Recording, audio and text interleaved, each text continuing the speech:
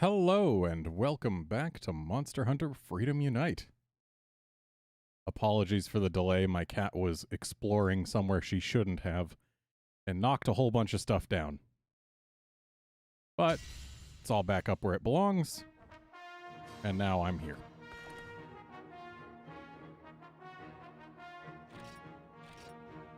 And we're gonna get started doing stuff.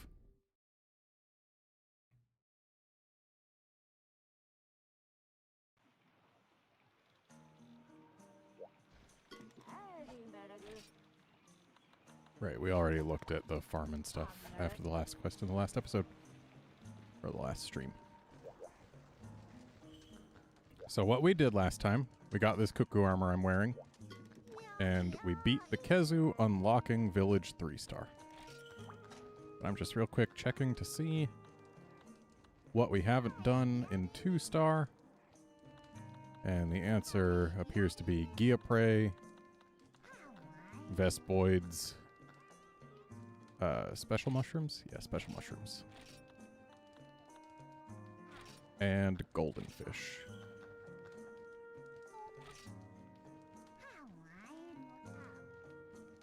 We'll do those eventually, but not right now.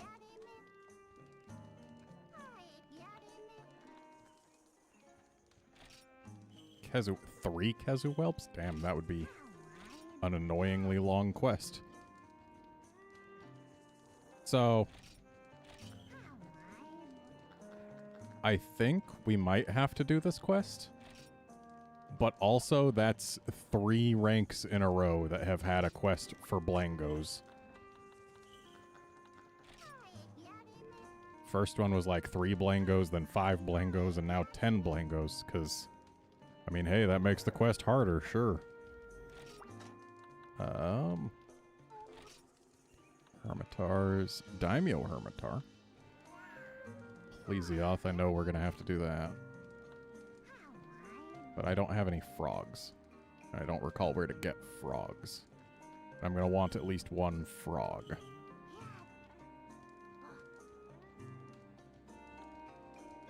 Gypsyros, Blue Cuckoo. Yet another cuckoo quest. And special mushrooms.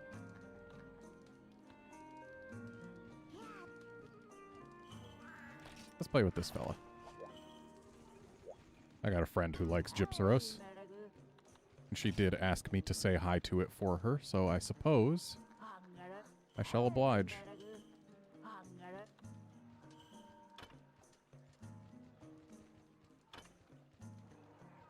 Nah, they'll give us antidotes. I don't need to bring antidote herbs.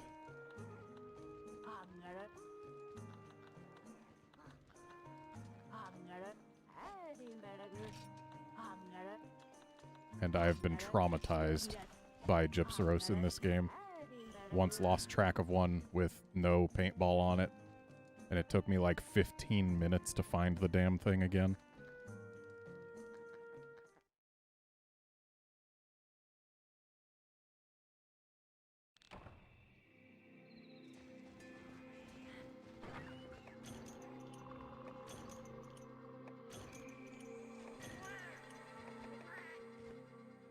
Oh. Uh-oh. I didn't put things away. Here's what I can do. I can take these rations and shove them in my mouth. And store them safely in there.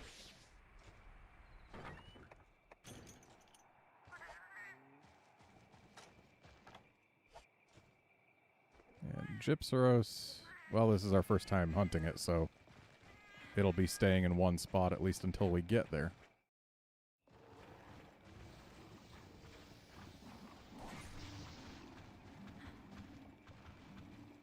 Actually, I forgot to check on something. Hang on.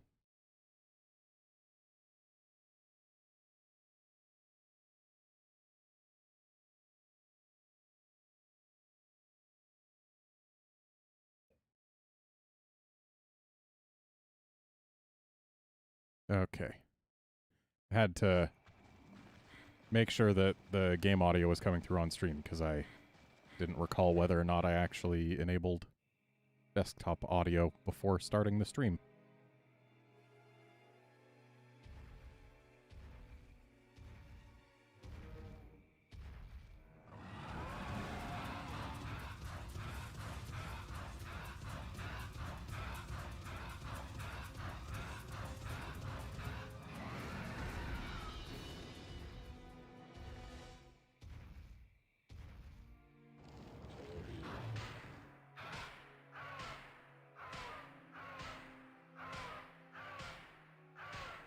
You gonna flash ever?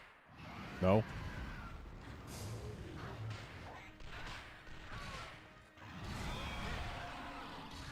Well, at least I'm not stunned. I'm just paralyzed.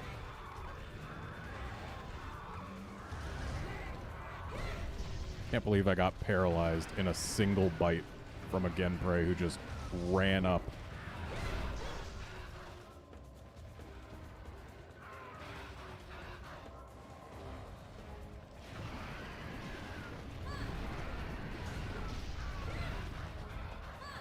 Is it just me, or is this Gypsaros kind of big?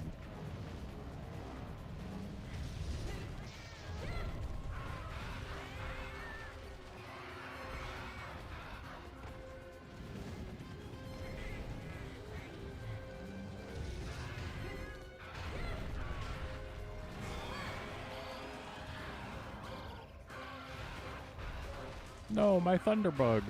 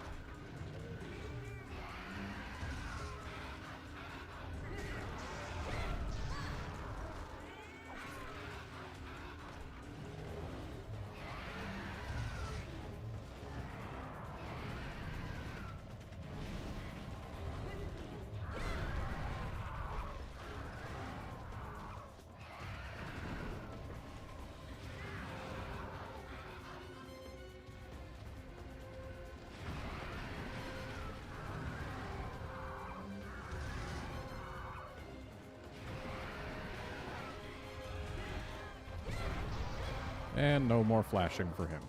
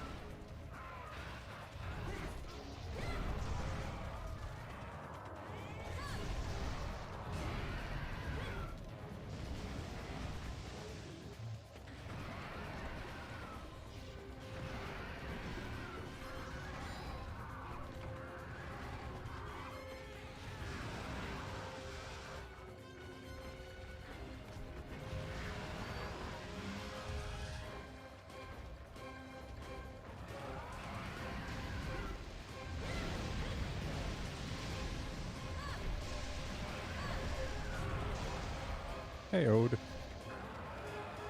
Get wrecked.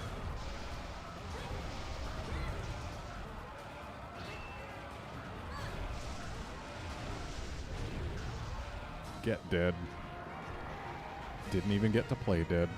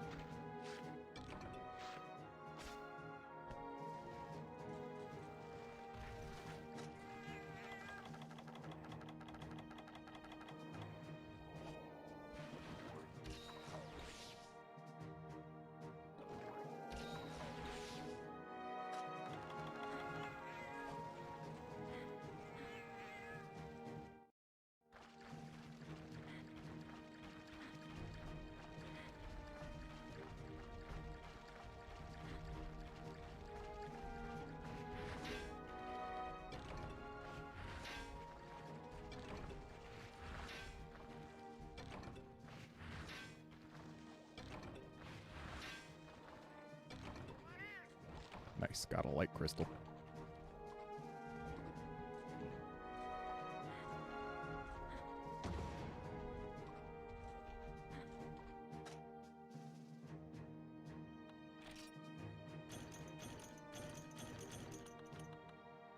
And 2 iron ore for breaking the flasher.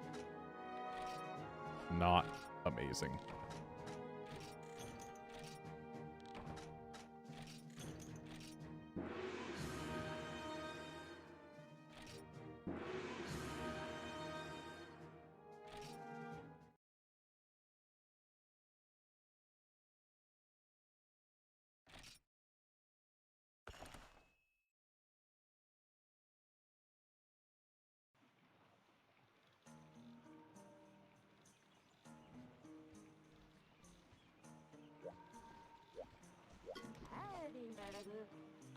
Come on, meet 3-star. Nope.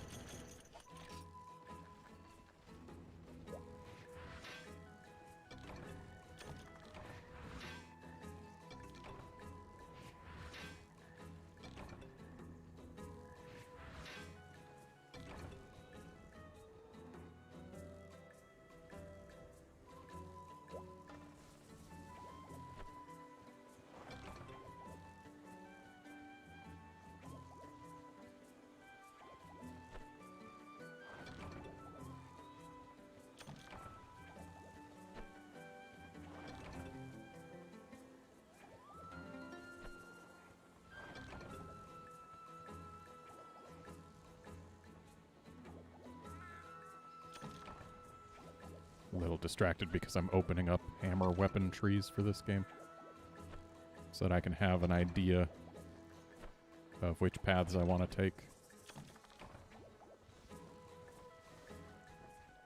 Oh, seems you didn't do so well.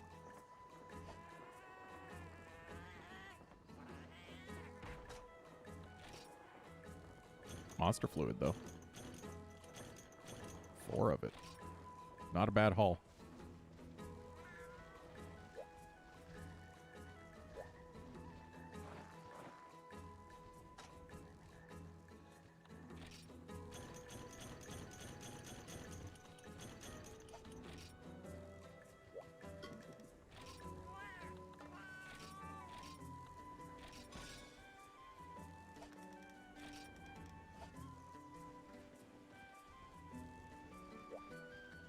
Now let's actually put things away.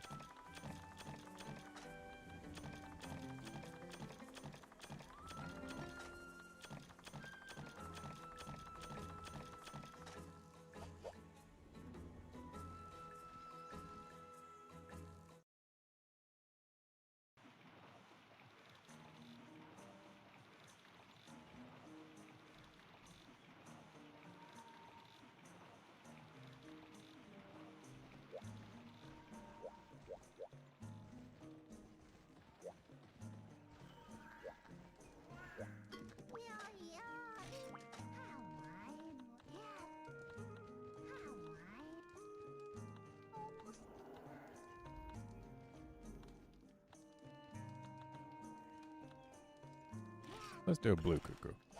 Might as well do our first subspecies. Also, the hammer trees I found were actually for freedom too, which, while they might have worked, I'm going to try and find something for Freedom Unite.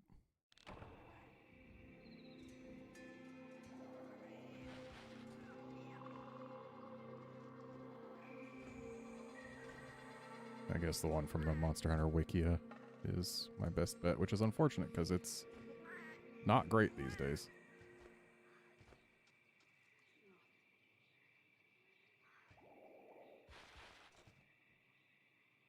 Not the most, not the prettiest of trees to look at.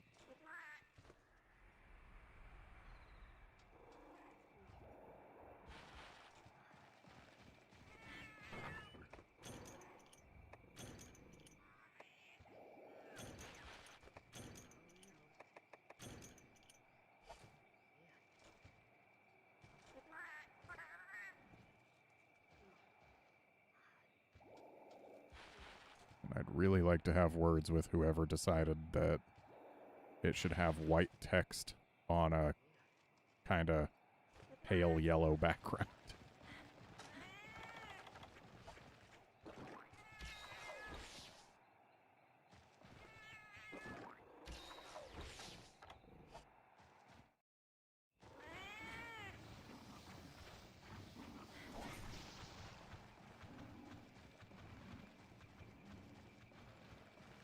There's a bunch of stuff I should be trying to grab here.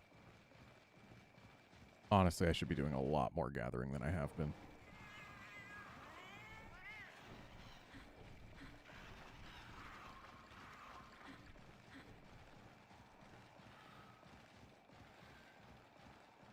I wish I knew where I could find frogs.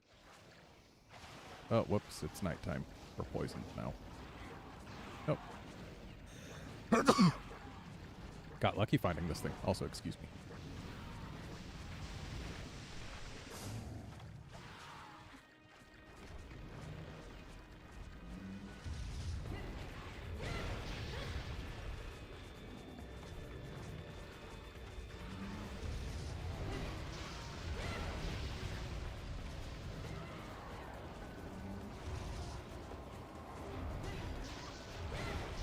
And I see the blue cuckoo is doing its world tour. Or, no, it's just leaving.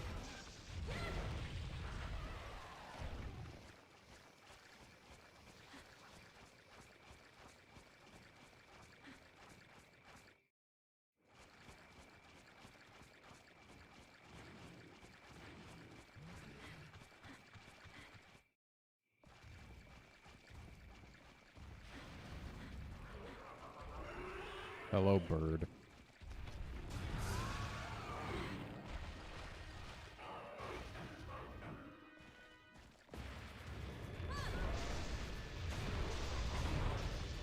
And there go the ears. We're now entitled to that 50% chance.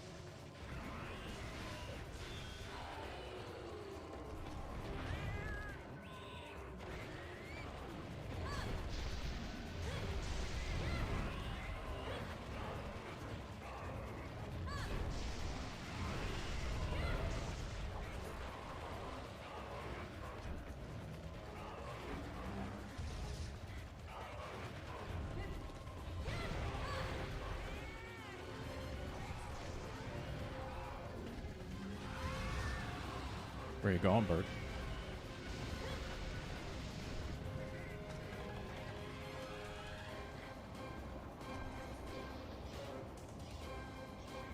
Easing out. Literally flying through that mountain.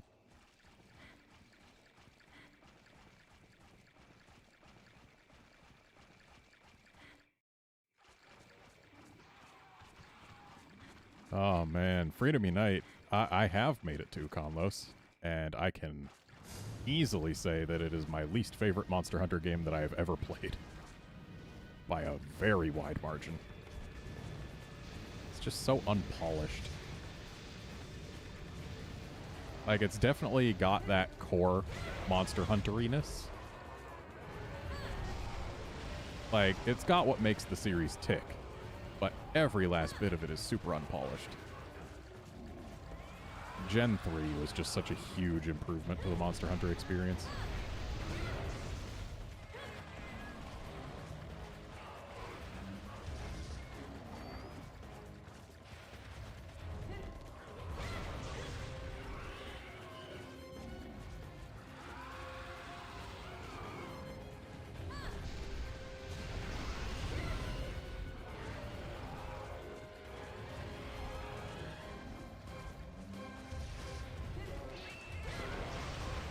KO'd. And it'll probably die KO'd. Or maybe not. This thing is actually kind of chunky. Wow. Regular cuckoo would be dead by now.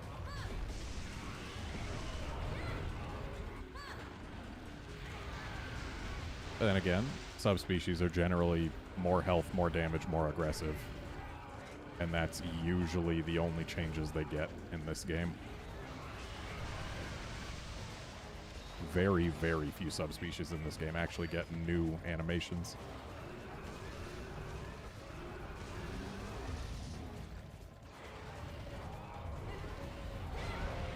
Also, Kratos, if you're going to follow along with me, that means that you are obligated to get...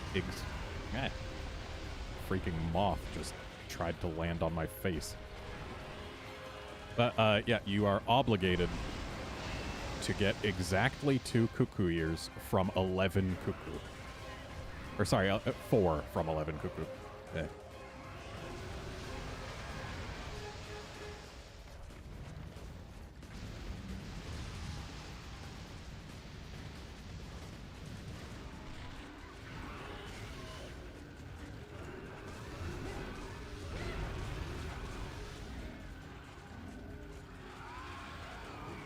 Kratos, I've got no plans to do Portable Third at the moment, because my Portable Third file still exists.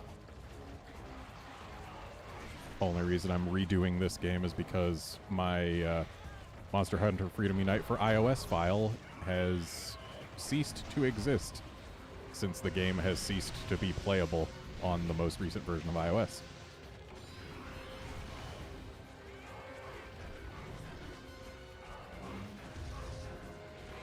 So I do really like Portable Third. It's a great game. But also, I have Portable Third on my PS3, and my PS3 is currently stored away. And pulling it out would be a bit of a pain.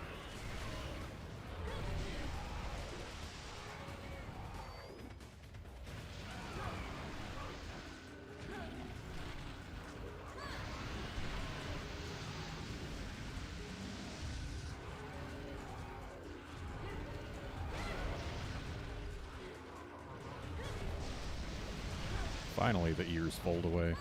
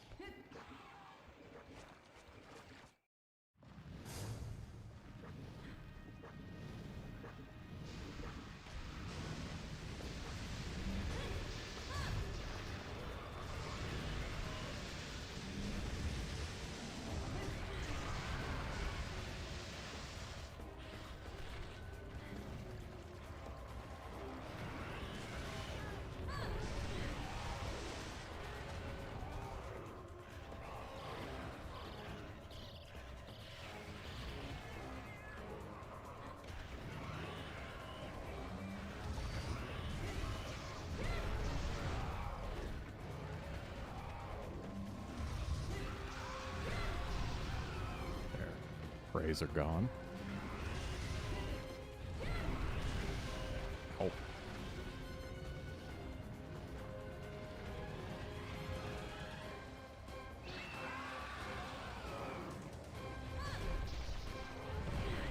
Kratos, you know where the gathering spot for frogs is? I'm pretty sure you can get them on this map, but I don't recall where.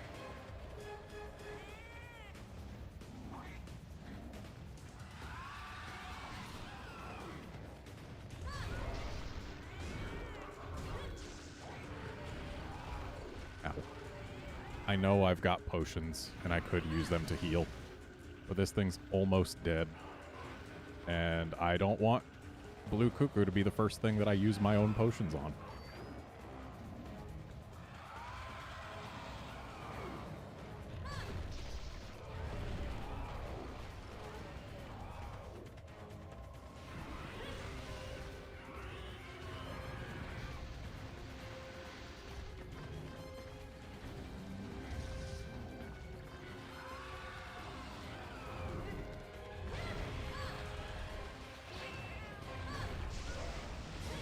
And I am vindicated in my refusal to heal.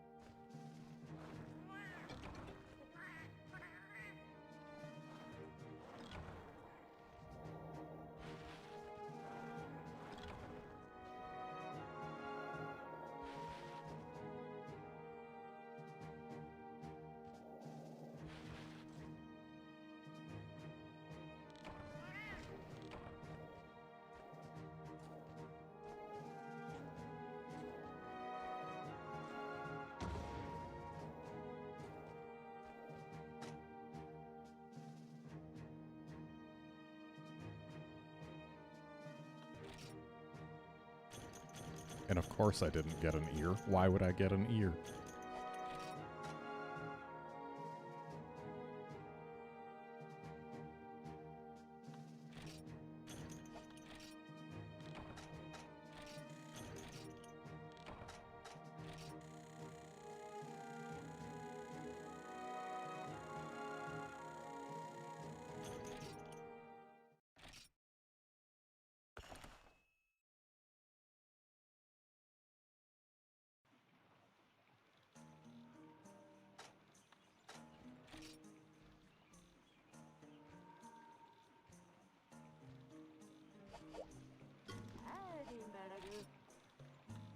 Come on. Why never the 3-star meat? Why never 3-star anything? Come on.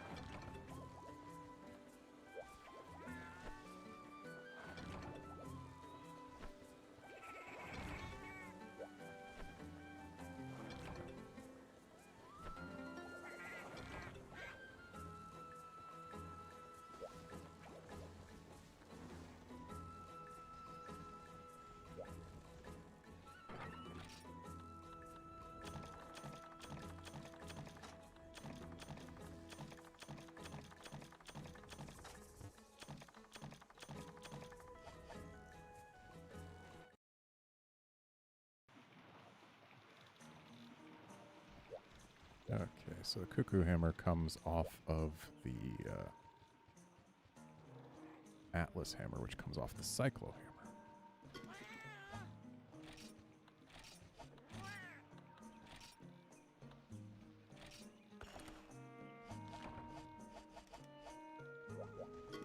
Yo.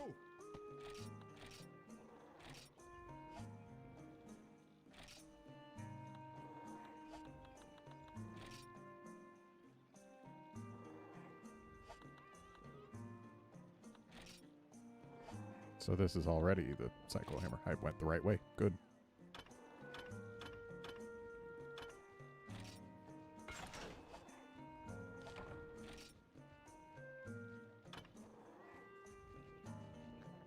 There we go.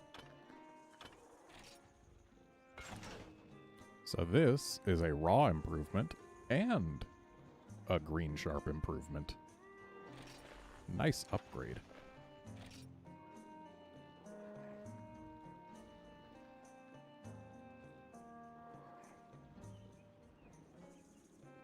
Now the problem here is if I go for Cuckoo Pick, then we go down a path that I'm not as much a fan of. Which is a shame, because Cuckoo Pick would be really, really good right now. And is also pretty much available, though. Unfortunately, those ears. Meanwhile, if I wait for Graven Torrent. If I wait for Raven Torrent, it's better. And, yeah, it's better.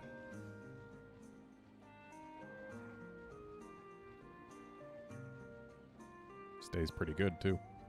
So we are definitely waiting for Raven Torrent. I didn't realize I'd gone for the right upgrade with this, so... Bought this for no reason. At least, no reason for now.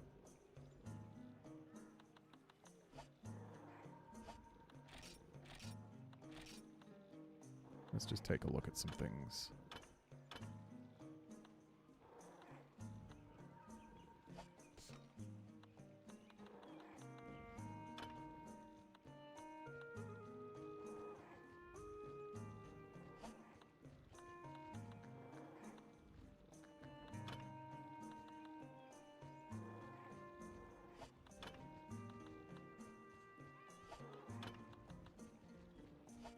Yeah, not really super interested in any of the new armors we've discovered.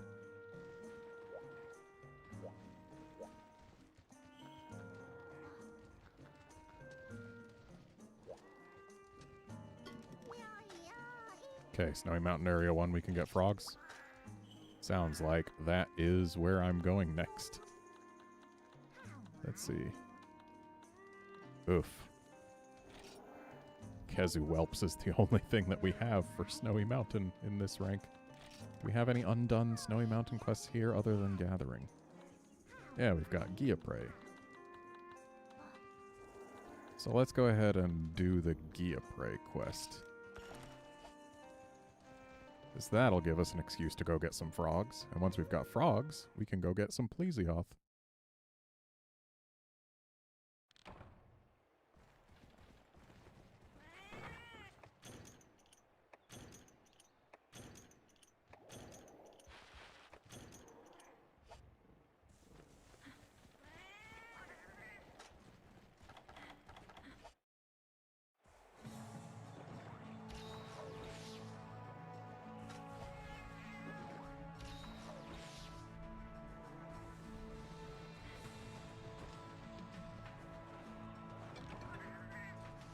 So this isn't where we get the frogs.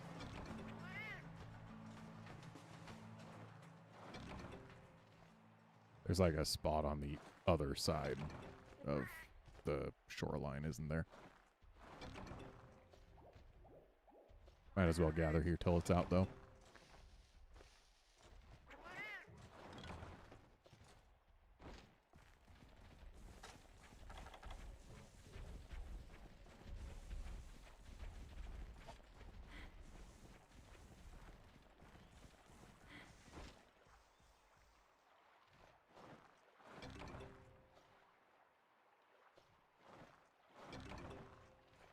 Okay, so this isn't it either.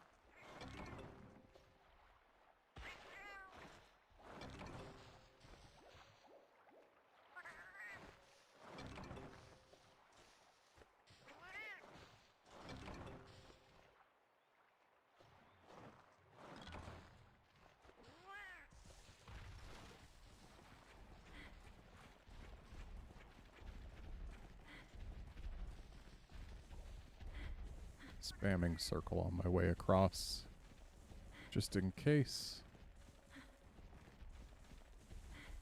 Is it like up on the first ledge or something? My cat's out for blood. This is it. Excuse me, I did nothing to you, Popo.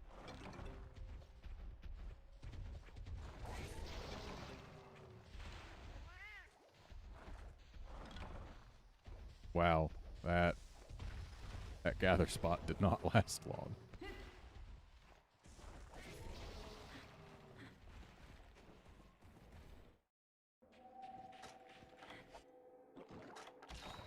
We got one whole frog.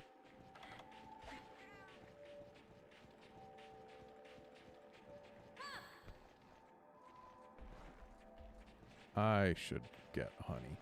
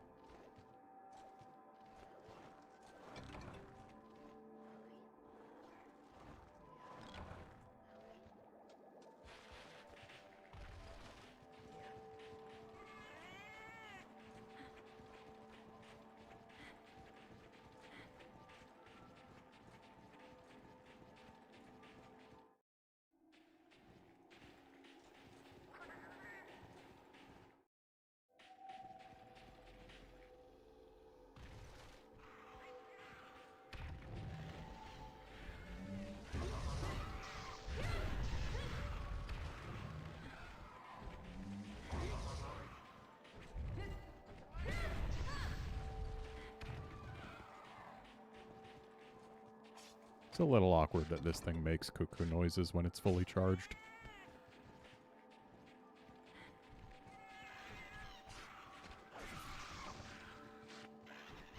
Don't you just love when things vanish while you're carving them?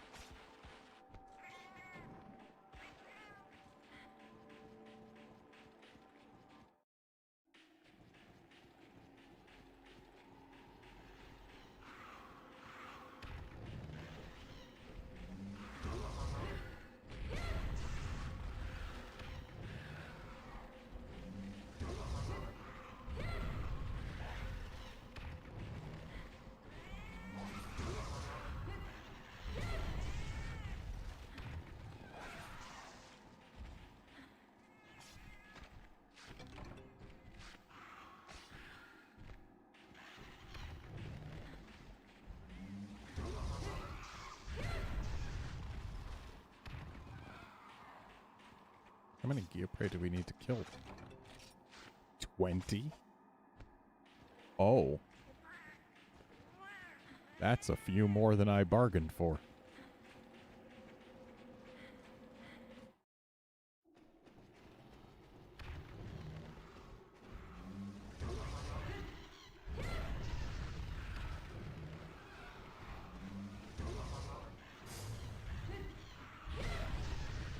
Oh no, there's a Geodrome. So dangerous.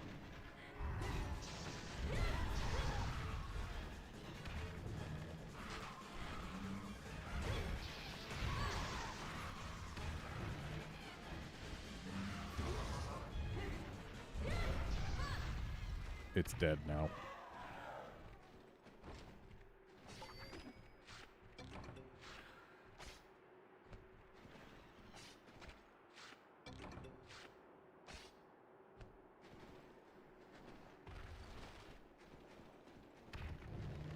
Is this Geoprey broken? It's not hopping around like an idiot.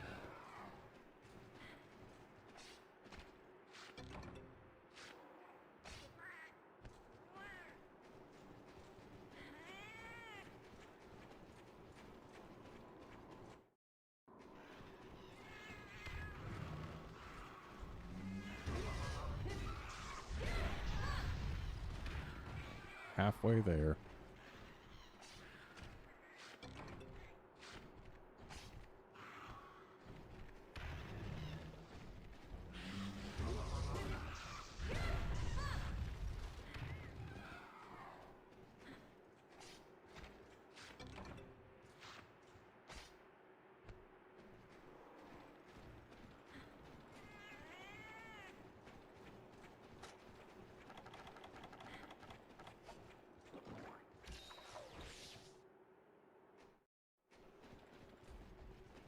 No praise up here, huh?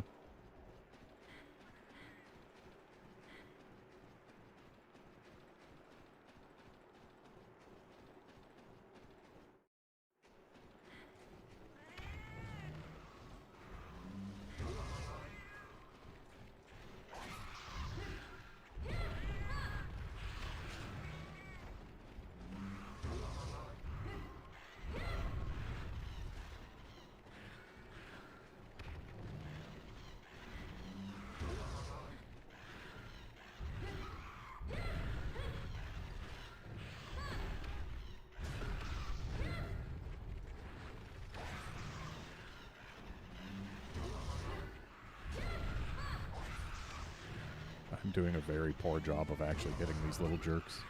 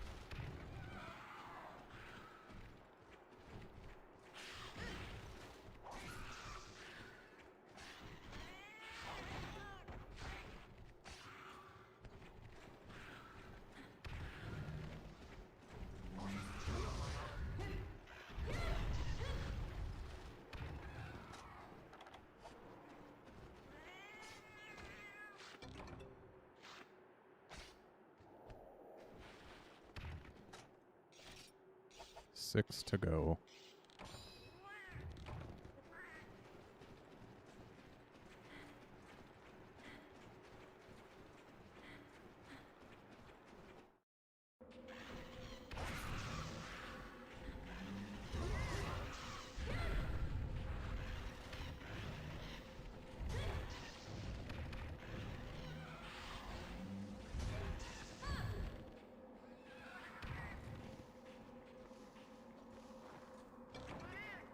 Okay, game, that's cool and all. I wanted to carve the prey, and now it's gone.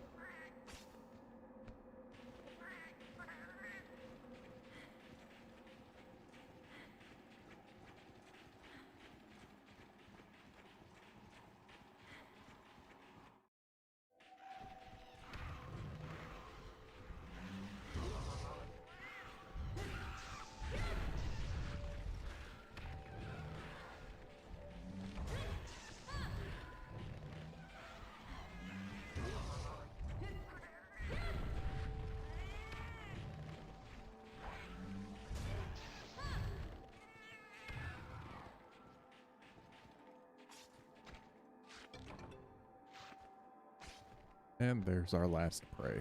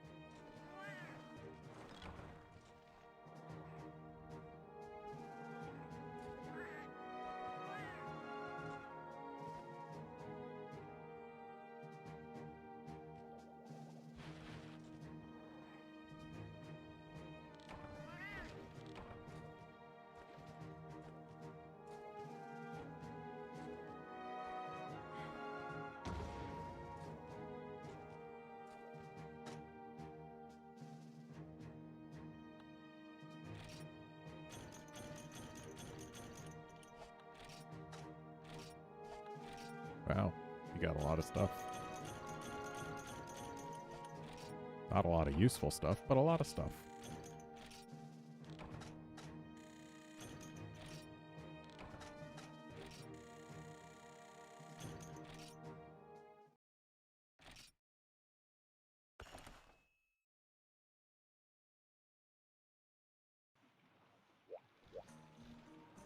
One frog should be enough for Plesioth. Should be. Because, like, unless I leave it alone long enough for it to completely drop combat, we wouldn't get to use a second. So yeah, one should be plenty.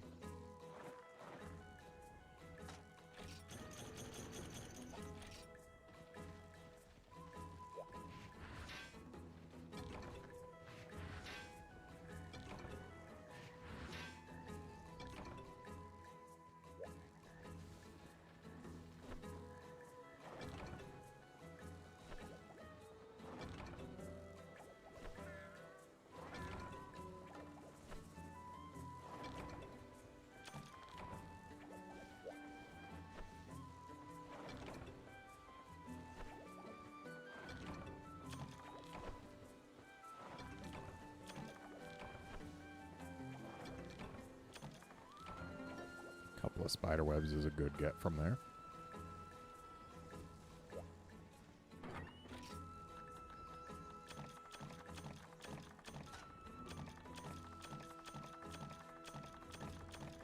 I need to take that frog back.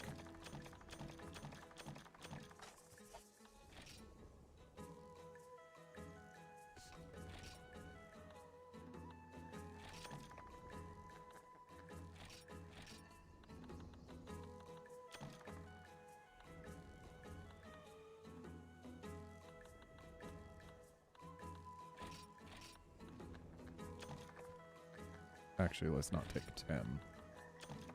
Because they're going to give us some.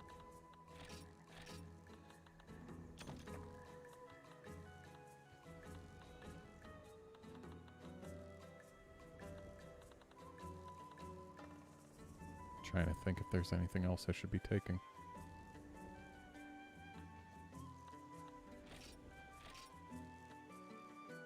If it's in the desert, we might end up wanting these.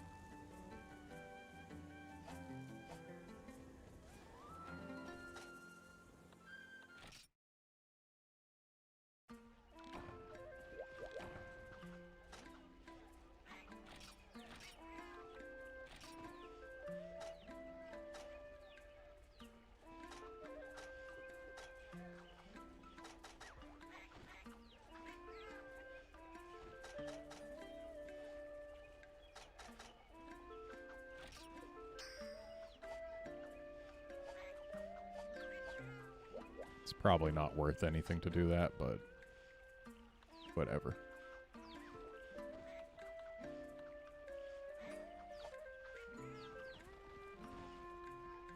And let's have our first meal.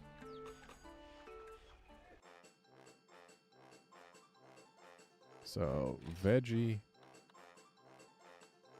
and meat is supposed to be good, but we don't appear to have meat. So, never mind.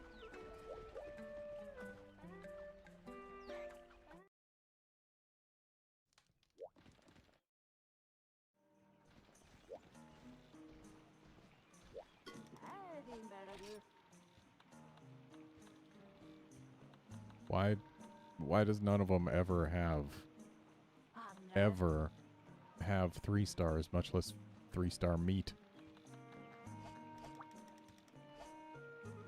I miss the DLC that makes cats show up over here sometimes. They usually have 2 or 3 stars in whatever.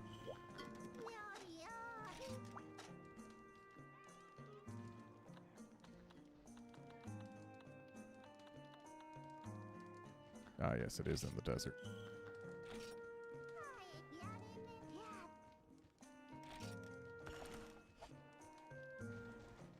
Time to go defeat a Plesioth.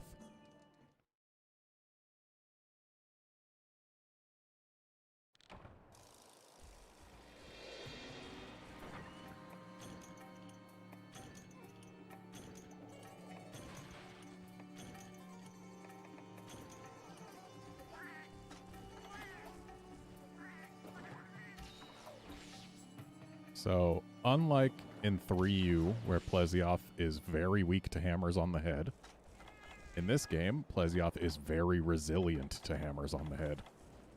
So what we're going to do is hammer his toes. And his belly, if we can reach it. And it looks like it's actually not in here, even though the quest said that they found the water wyvern in the desert. Or in the desert cave. But hey, it's in here.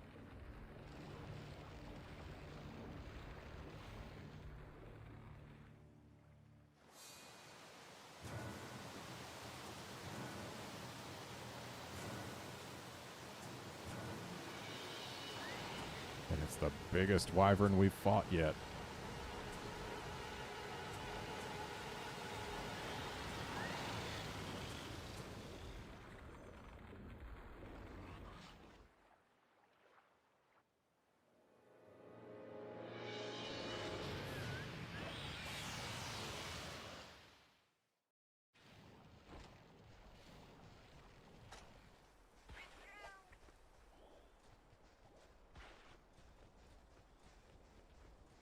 So we haven't yet been spotted, and we want to keep it that way until we can fish this thing out.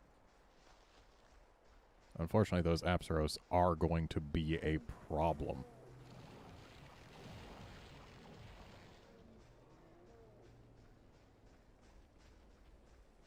Yep. Oh, wait, no, not yet. They haven't locked onto me yet. There's still hope.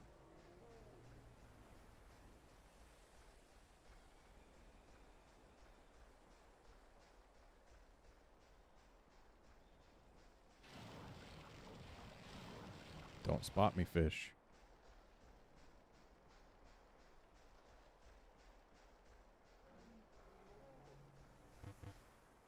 Do we not fish him out from over on this side in this game? Or is it because I'm crouching that I can't toss my frog in?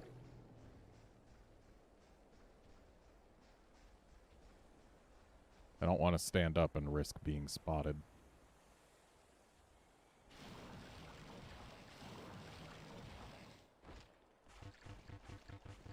I guess we have to toss the frog in where the fish are, which means where the Apsaros are, which means they're going to cause problems and the fish spotted me anyway. Well, if you're just going to come on out of the water, then I guess I didn't even need to bother with the frog.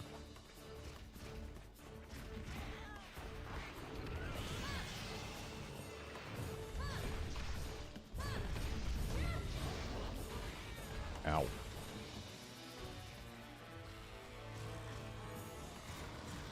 Oh, you're going back in the water? Yep, you sure are.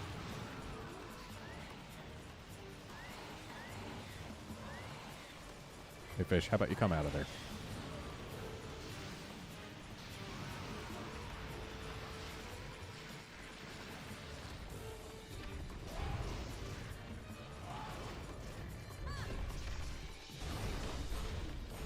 Ow.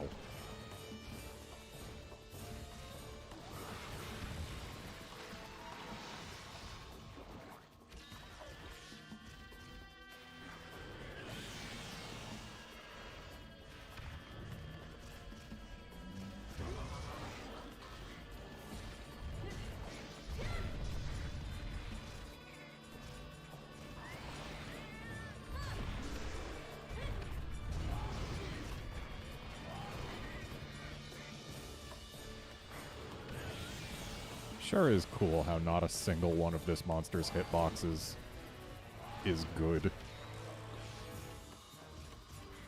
Pretty much every move this thing has, there's something about the hitbox that is super janky.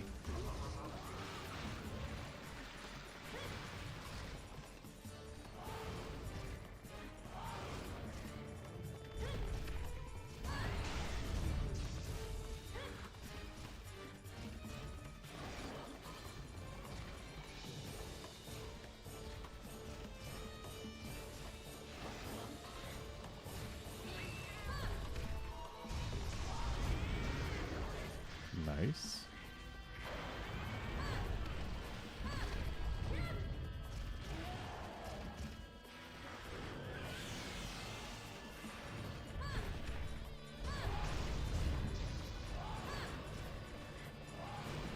Ow. Wow, that tail hurts.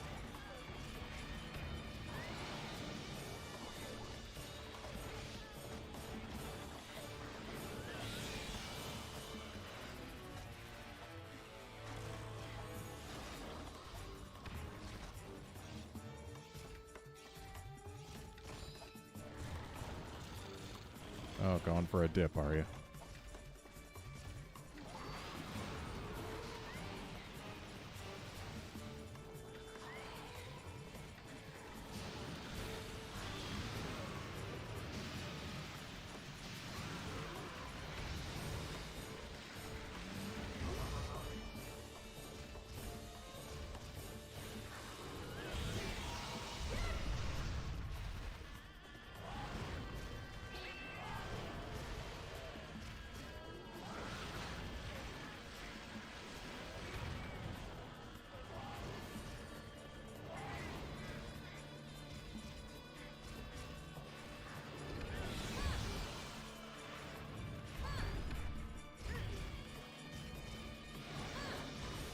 Ow.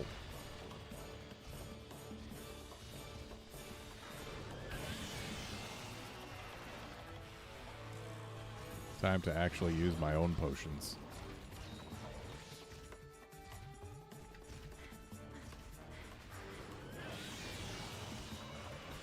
That Apsaros is coming for me.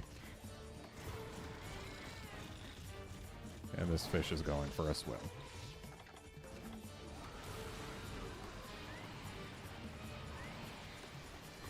And it's leaving.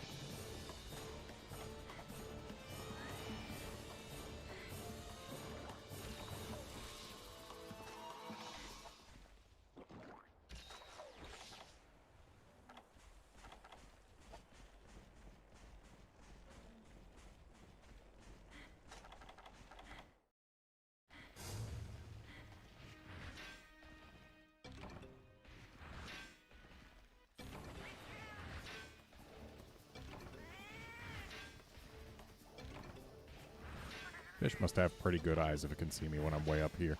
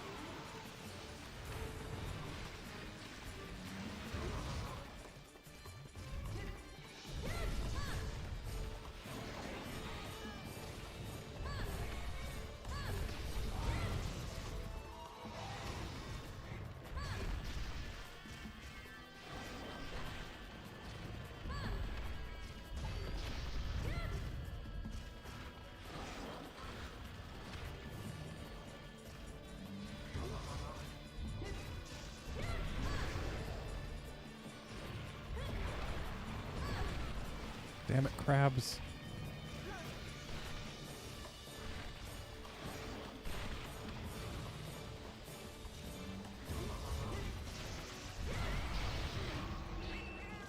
That bite hurts a lot.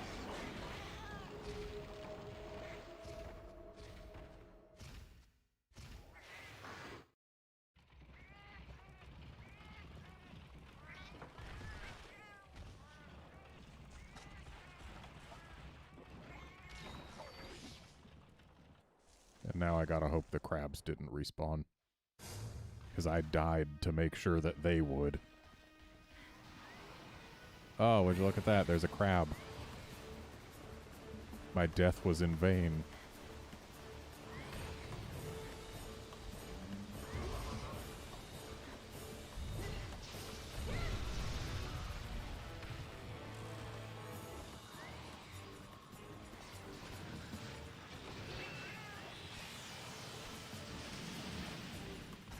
Nice try, fish, but you missed. Thanks for saving me a Sonic, though.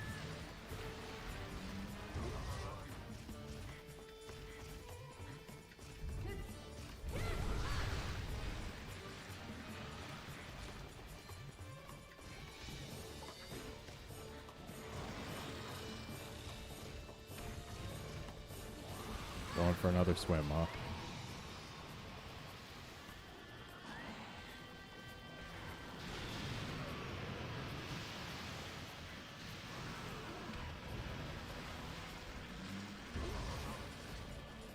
I swear this fish costs more Sonics than Diablos.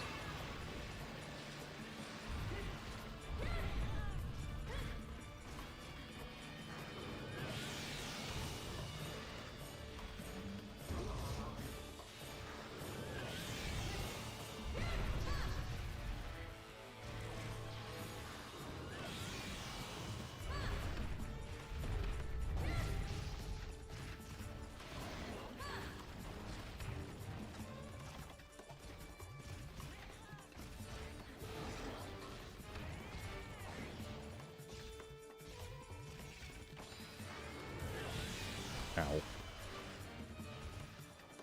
Well, that was pretty much exactly half of my health.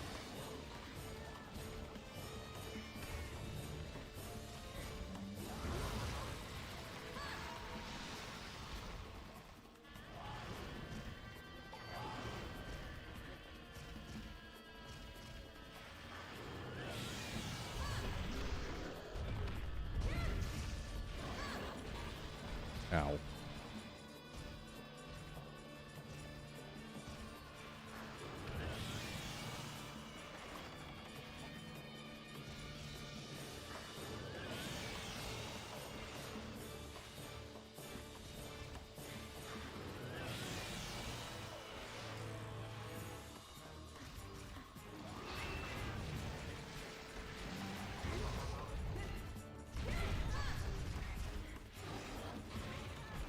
Ow. Damn tail.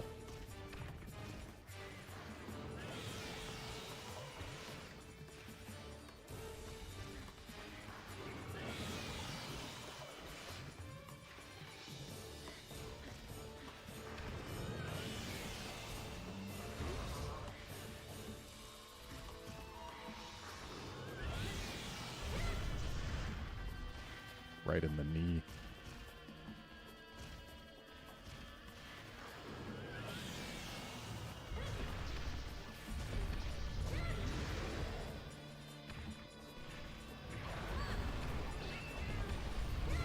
It's almost dead. Can tell because its fins are droopy.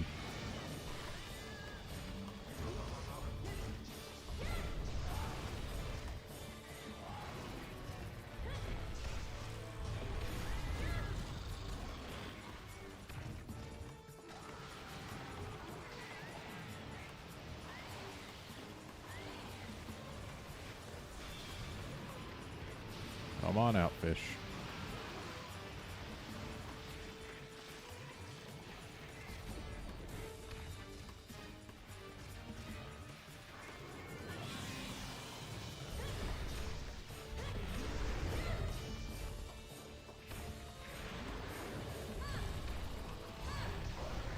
Gotcha.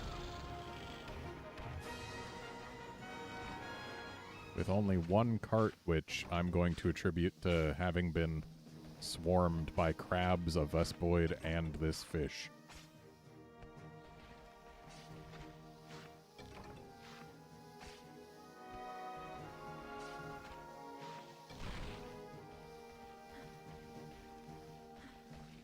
Didn't get any breaks, but breaks are secondary to clears.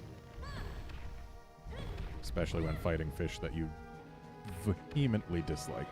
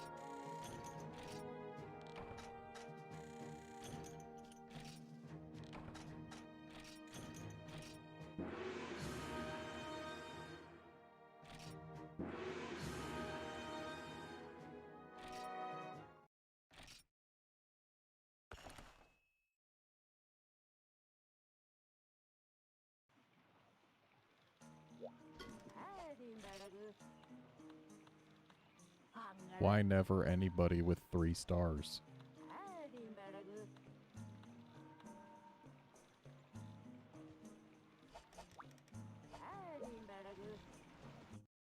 Also, to this day, I still don't know what info level is.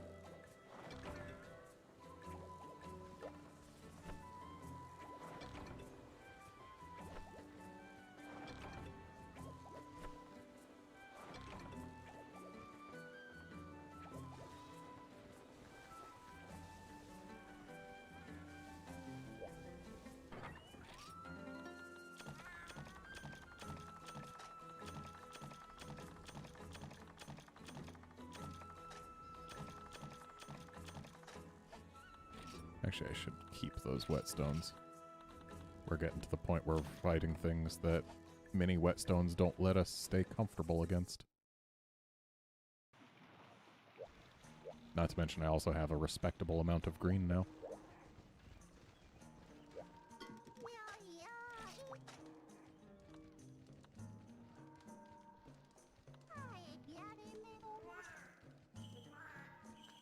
Wow, green Plesioth already? Purple Gypsaros.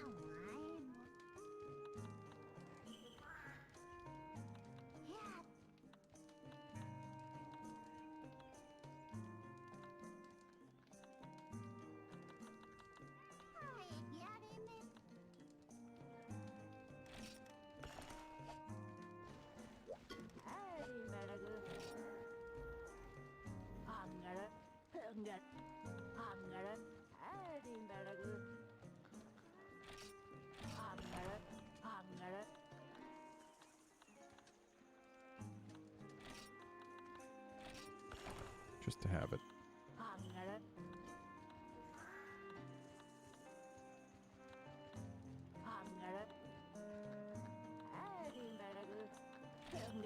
If I had more money, I would absolutely do this. But she has bomb materials pretty frequently. Though on the subject of having money,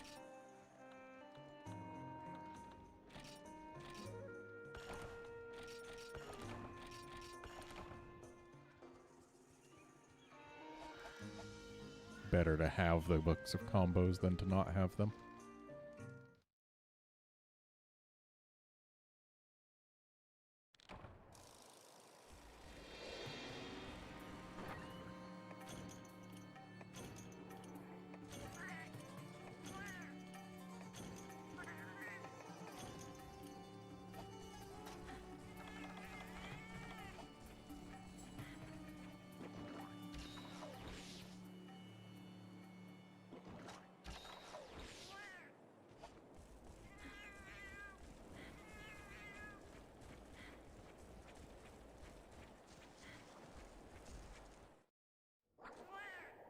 Now, I'm not certain where this crab starts, but I think it might be down here.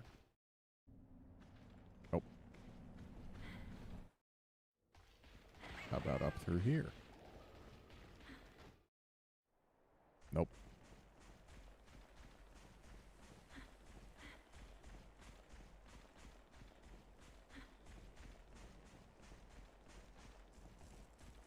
How about over here?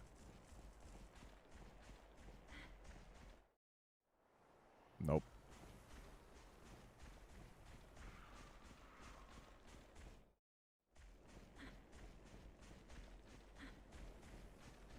In that case, I've got two ideas, and they're both off of the same place.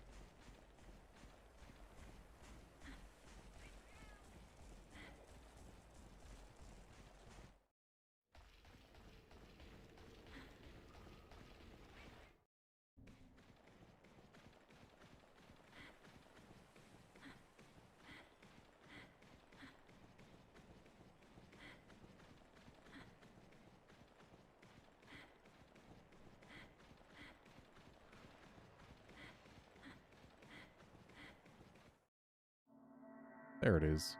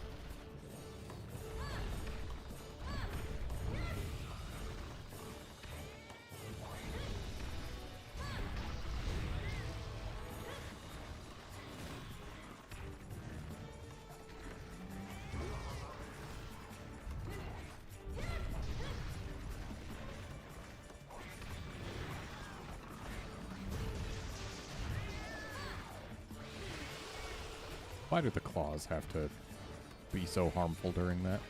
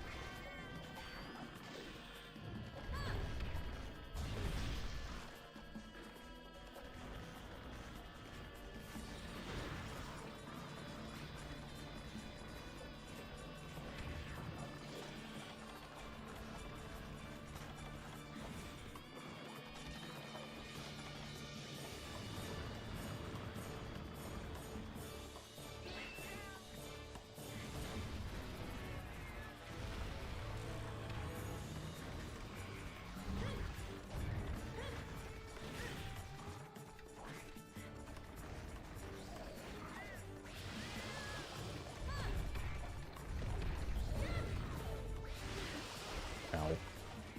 Couldn't quite get out of the way.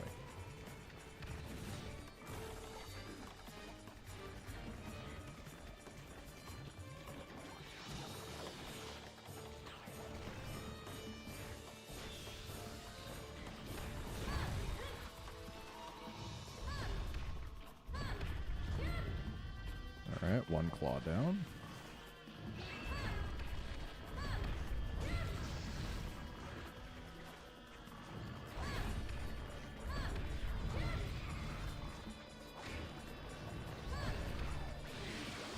Ow.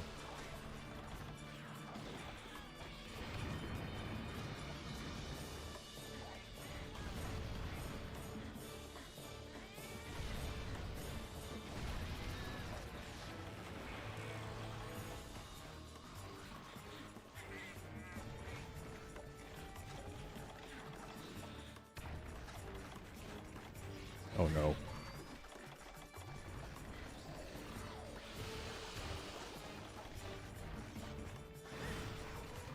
Buddy. Buddy.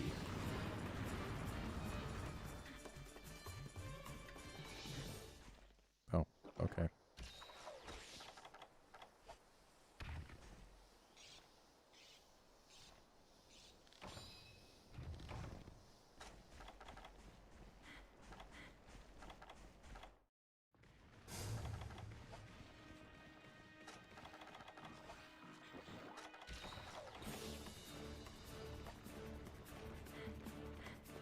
Nice little dance there, bud.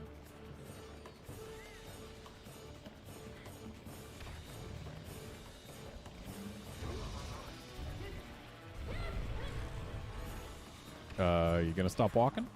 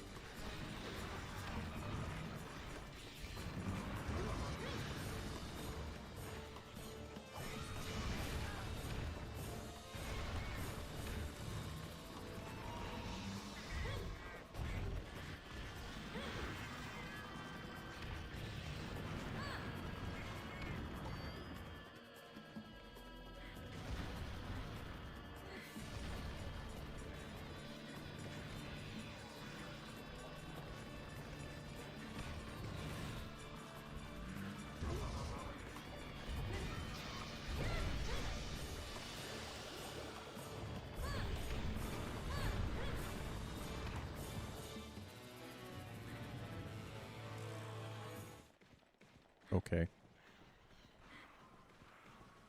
Did that put him right back in here? It sure did.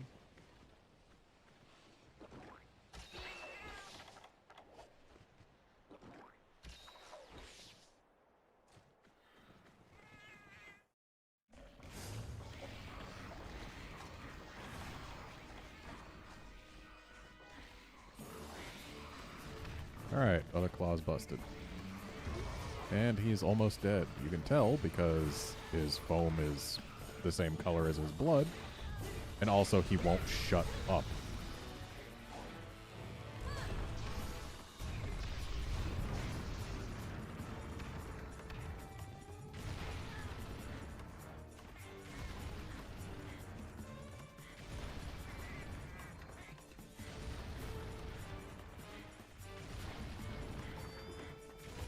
Oh, thanks for making a carvable Vespoid for me.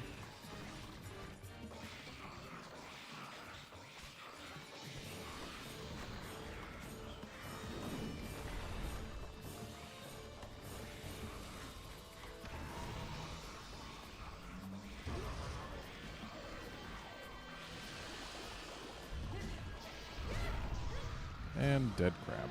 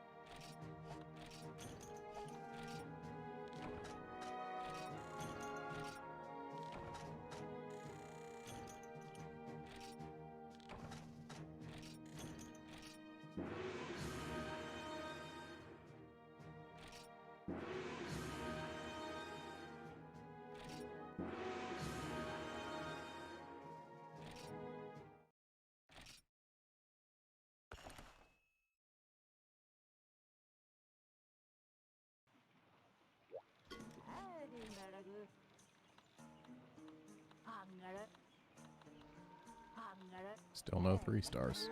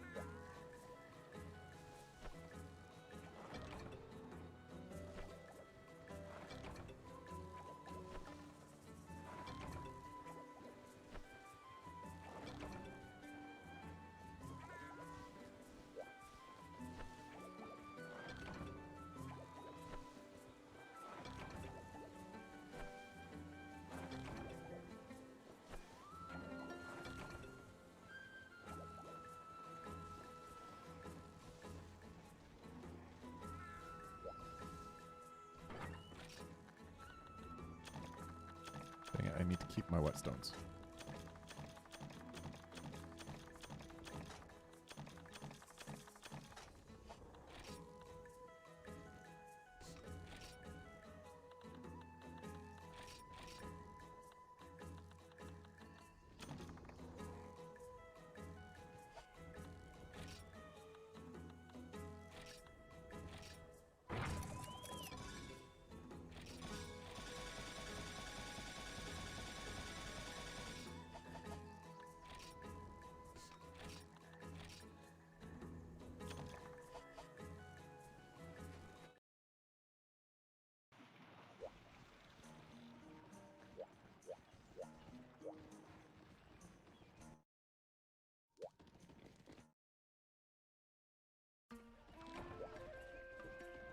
And that prompt is what we came in here for, because Cat doesn't learn it until you see the thing show up saying that it did.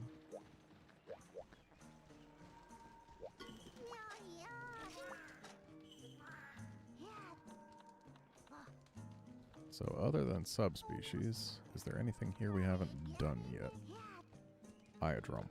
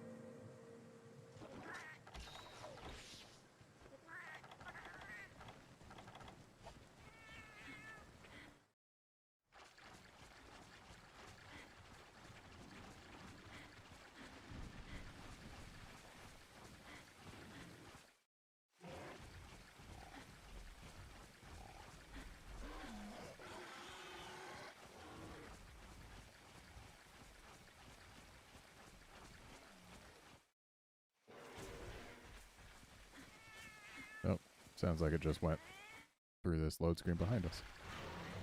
And sure enough, it did.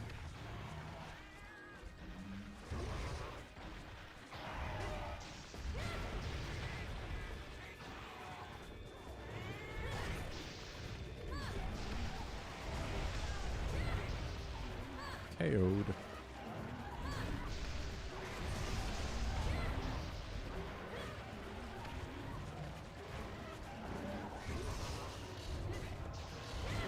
Nice para. Didn't expect my cat to ever actually get one.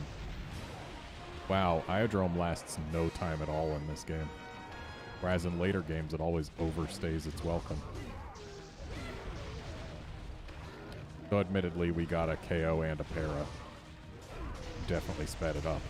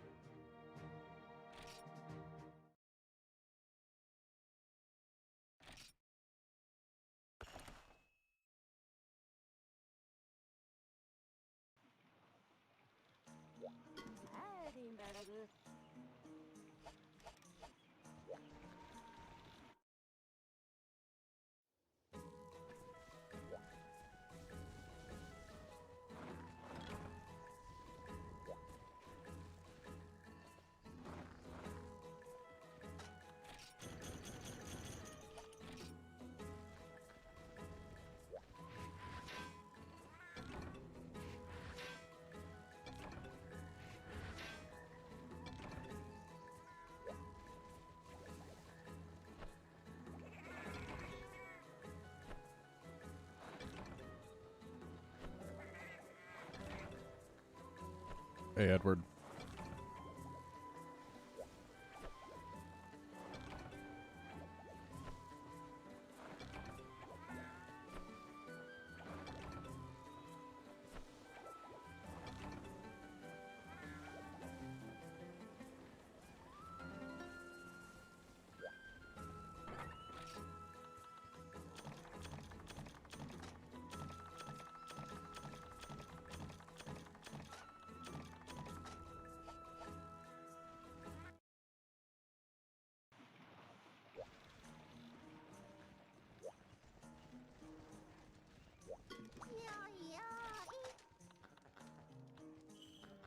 Pretty sure we have to do this Blango quest.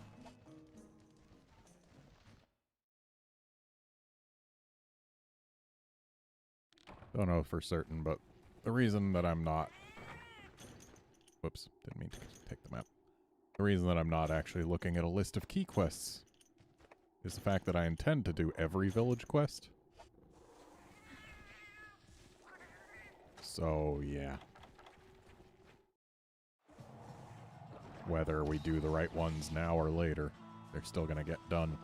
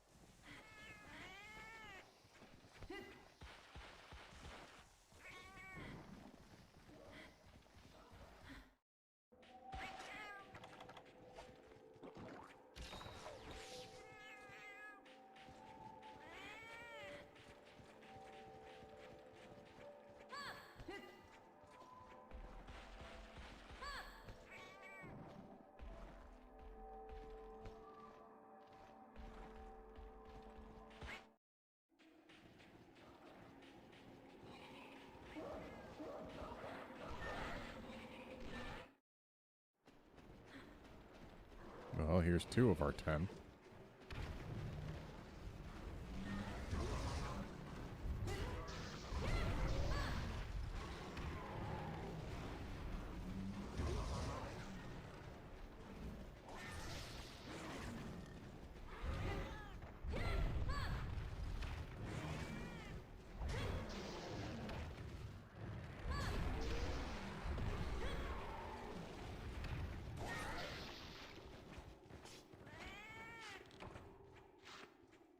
Excuse me?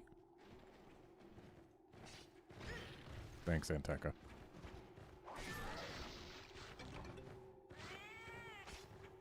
Apparently Blango corpses stick around a lot longer than Gia Prey corpses.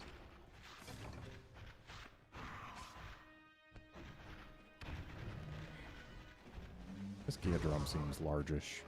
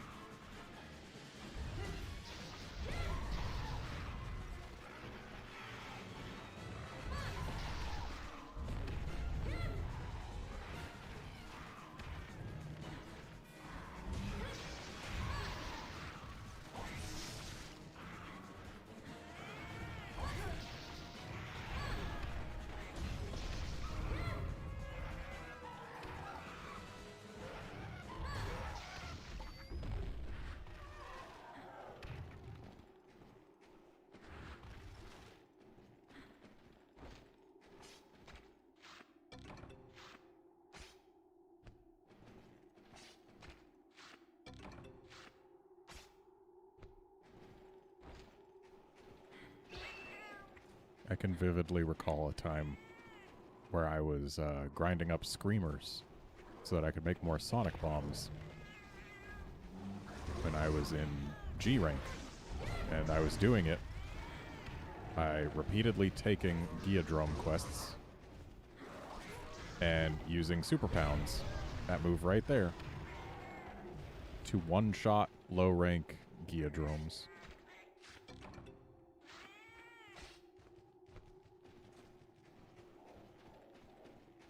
Because they can indeed be one-shot if you're using a G-rank hammer.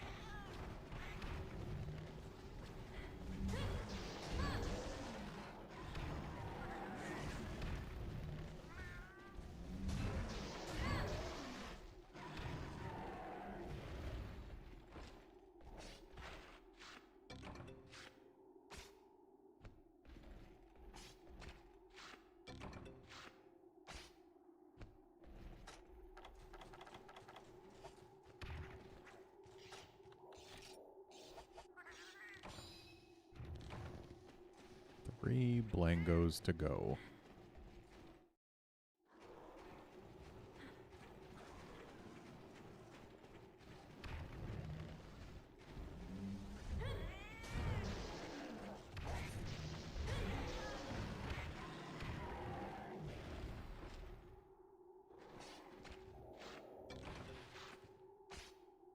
Hey, Dita Hurricane, thanks.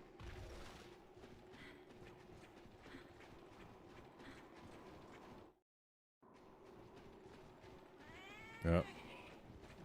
What, are they all going to be up in 8?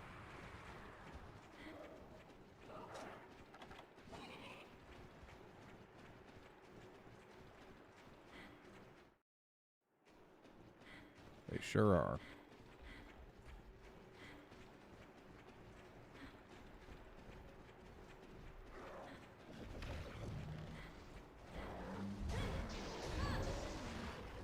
And that'll be our last Blango.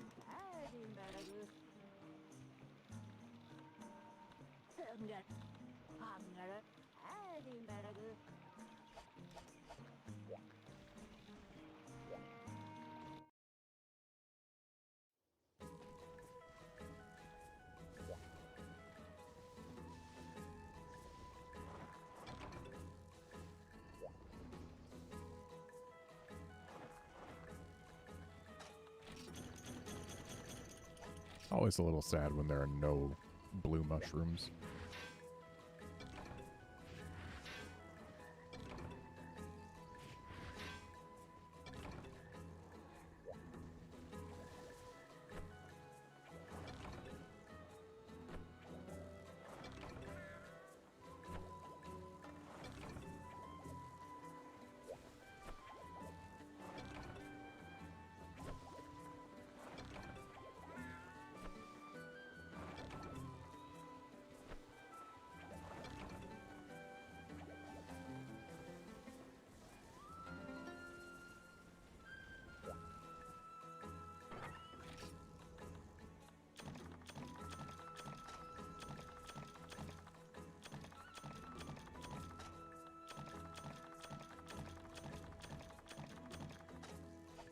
Keeping the frog for a reason.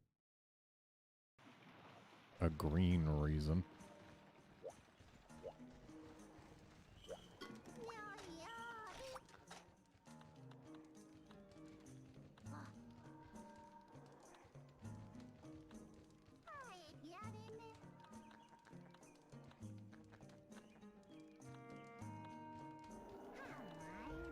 Yep, let's go after that green reason.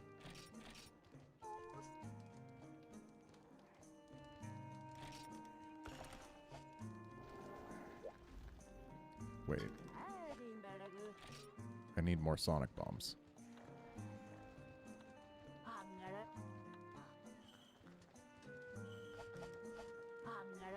Hang on.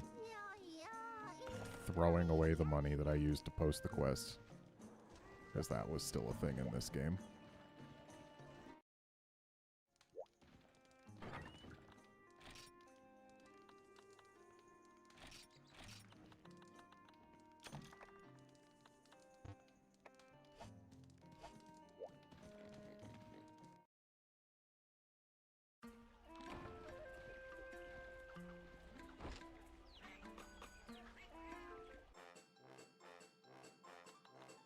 Alright, we've actually got meat this time.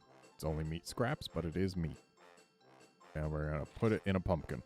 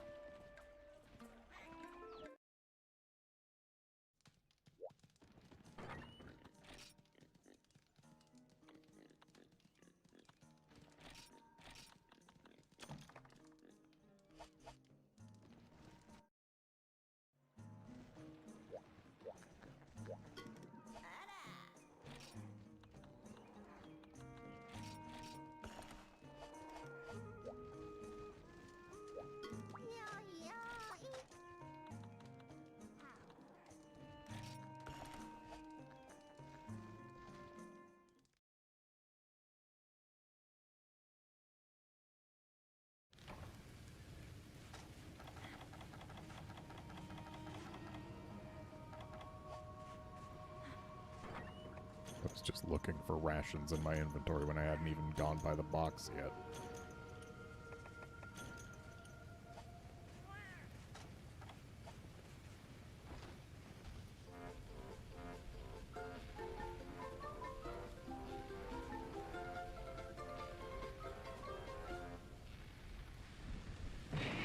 Okay, that was because I didn't know what button to press. I tried pressing square, it didn't work. I tried pressing circle, it didn't work. It is X.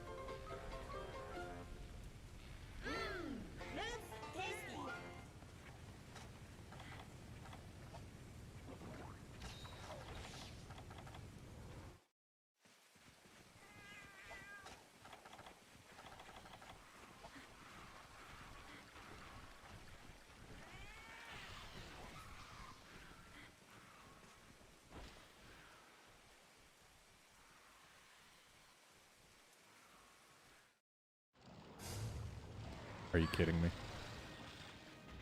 I guess we just don't get to fish this thing out.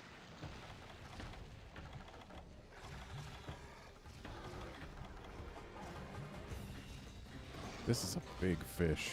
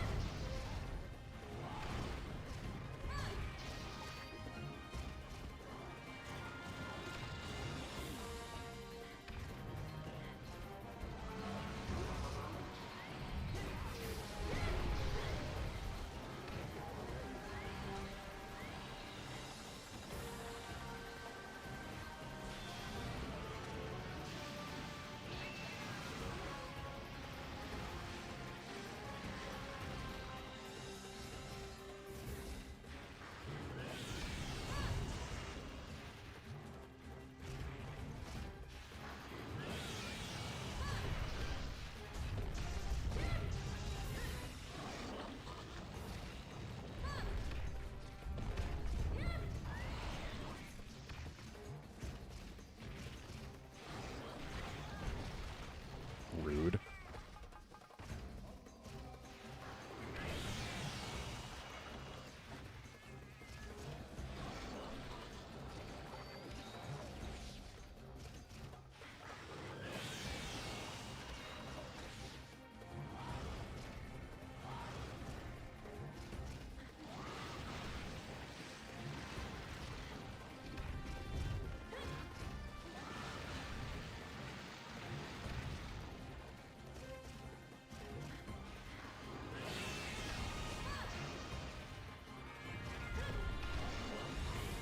Ow.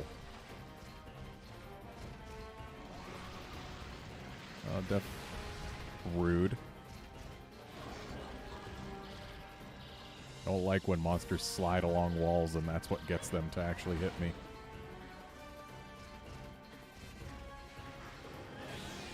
Don't do it, Vespoid. Damn it.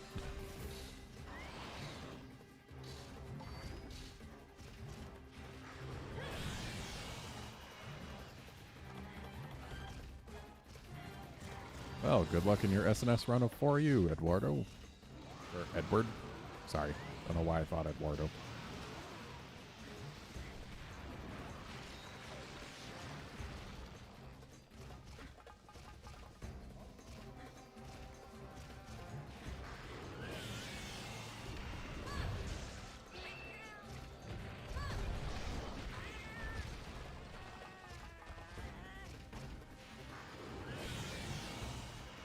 Problem with this thing hip checking is if you're under it, those hips are going to take you with it.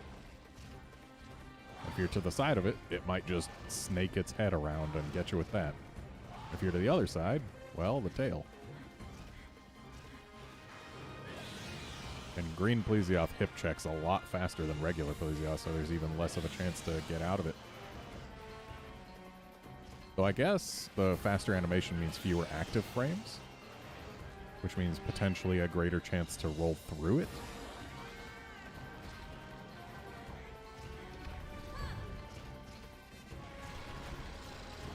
I just got run over by a fish.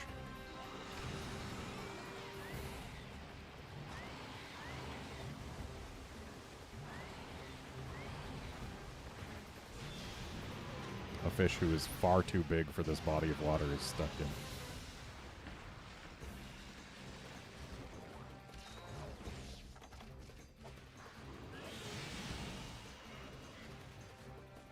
I should have brought Mega Potions.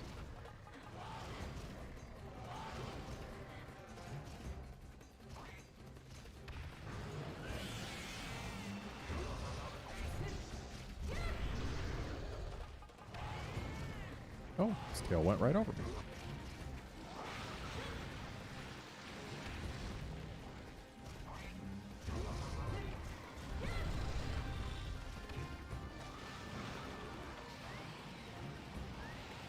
And it is leaving.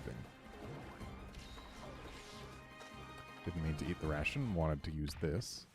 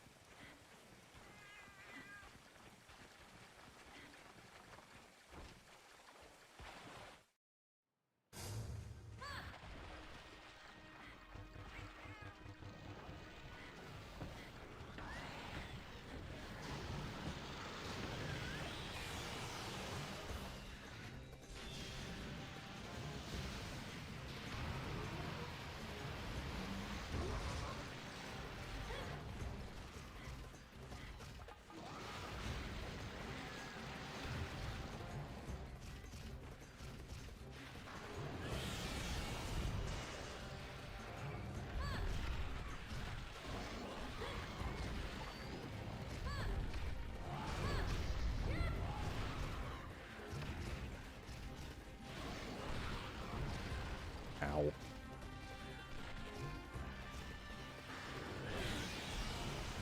Velociprey, please. That was the Velociprey's fault. That was literally the Velociprey's fault.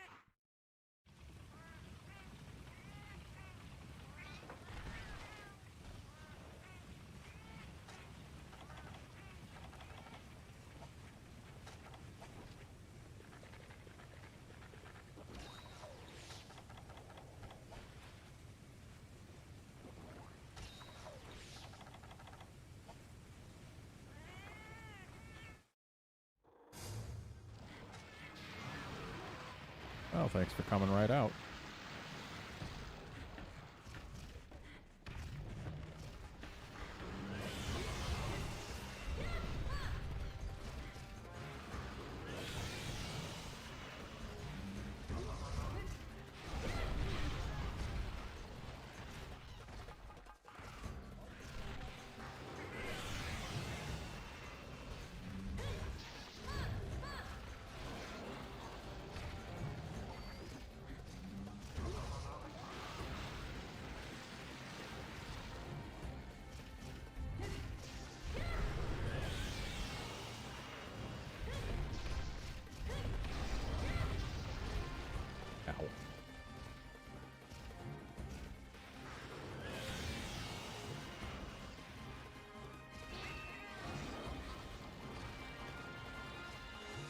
Just letting my health recover a bit. Because if we're at half health or higher, then we can survive a hip check. But unfortunately, we just took some foot damage, which brought us lower. I feel like rather than using our potion resources, we should use our time resources and this bed over here.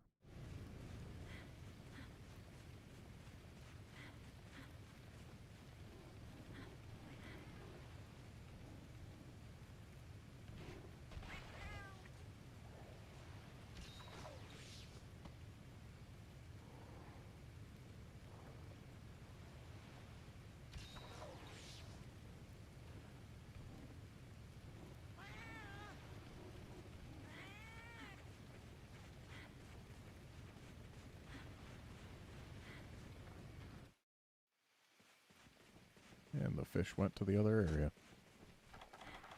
With luck, it won't spot us, but I think it hasn't been long enough for it to drop aggro. But I don't feel like waiting. Yeah. You aren't even looking at us, you jerk.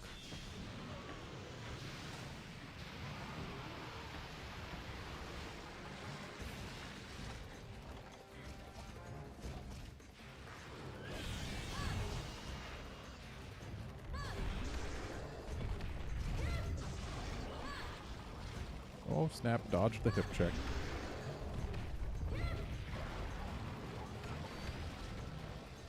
I wish those knockdowns knocked it down for longer. Because, like, you hit the feet enough that it falls over. And it falls down for almost long enough for one hammer combo if you're on top of things.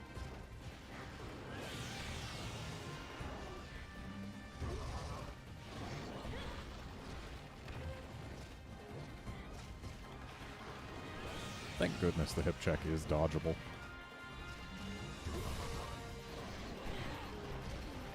Provided you see it coming in time. Honga? I swear if I die again because of small monsters. Wow. That's twice. Twice I got stunned by a small monster. And then killed because of the stun.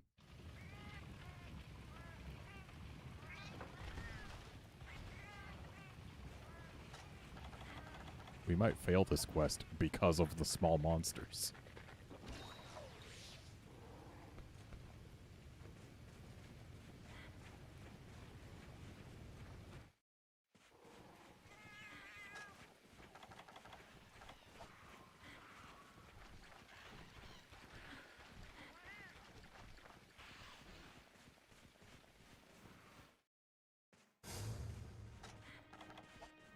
You know what, fish? You're allowed to stay in the water for now.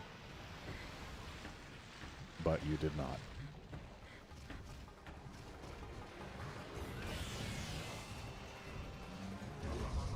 No.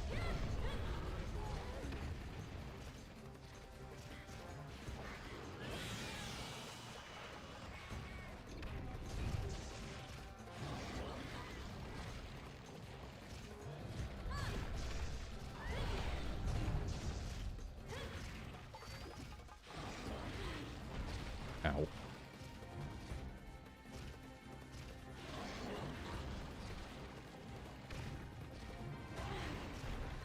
Rude. Thank you for not killing me. Though you sure as hell tried. And I think, rather than suck down every last one of my potions, I am going to base camp to sleep this off.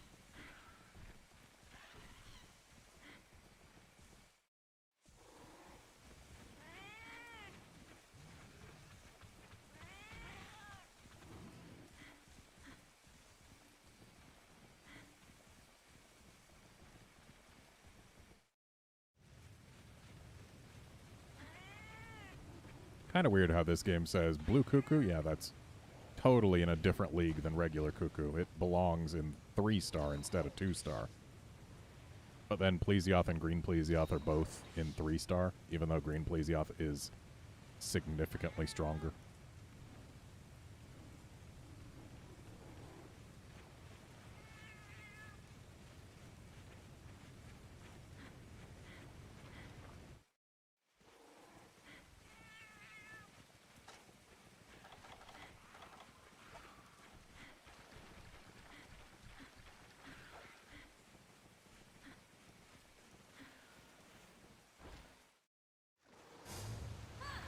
Course.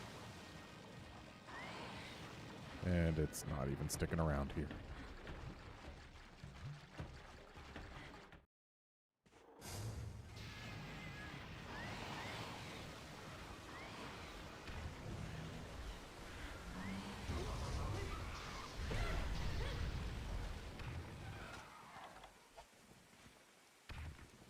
Wait, did it lose track of me? Oh, crap.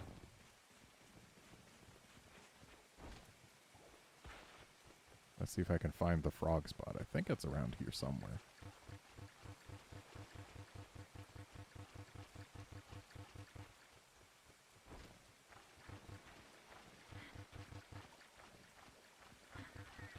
Wow, that thing's going deep.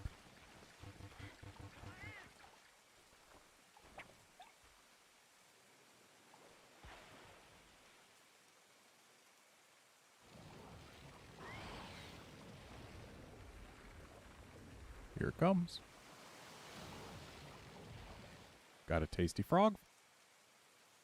Tasty, tasty froggy. I know you want it. I know you want it.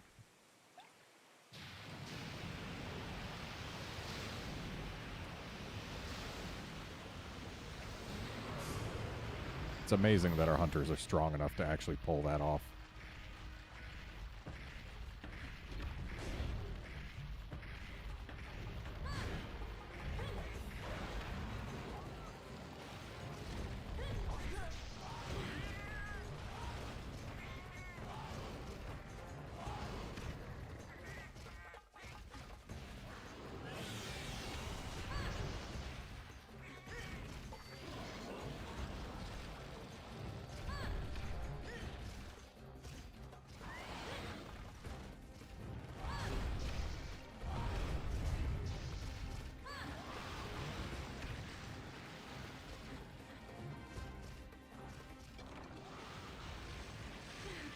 Ow.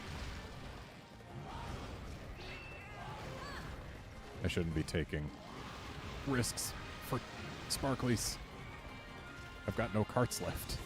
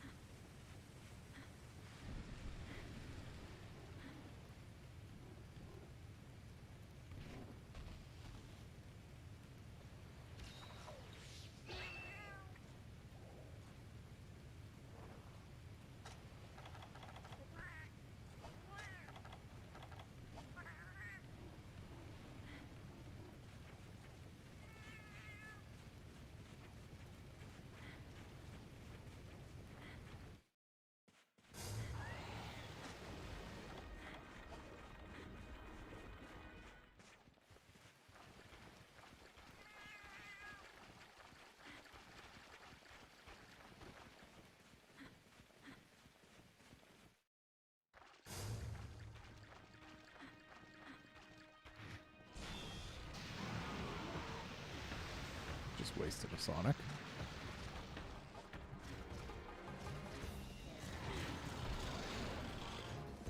Fish, why did you even jump out of the water? Huh?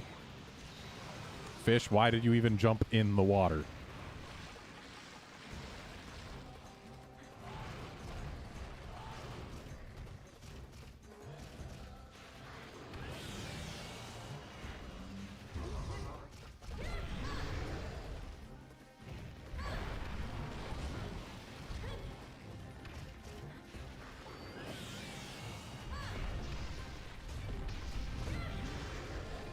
Nice double knockdown.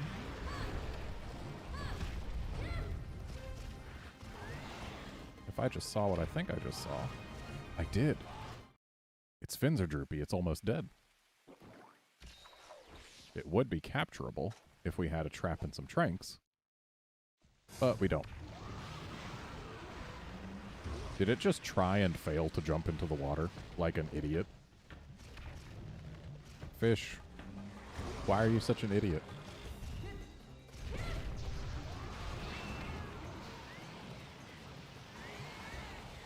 You gonna jump right out? No, you're gonna make me use a Sonic. Excuse you. Am I just not throwing the Sonics close enough? There.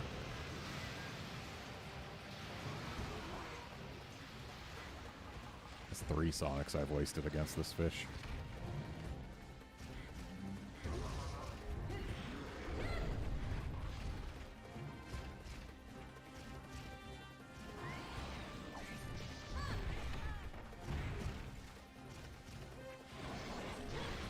I wish there was something that would keep the little steppies from flinching me.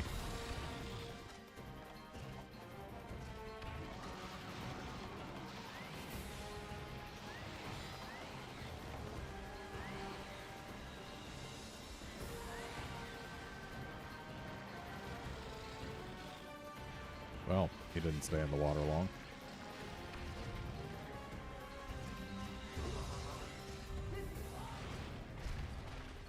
But of course the tail gets me now, even though earlier it was content to go way over my head.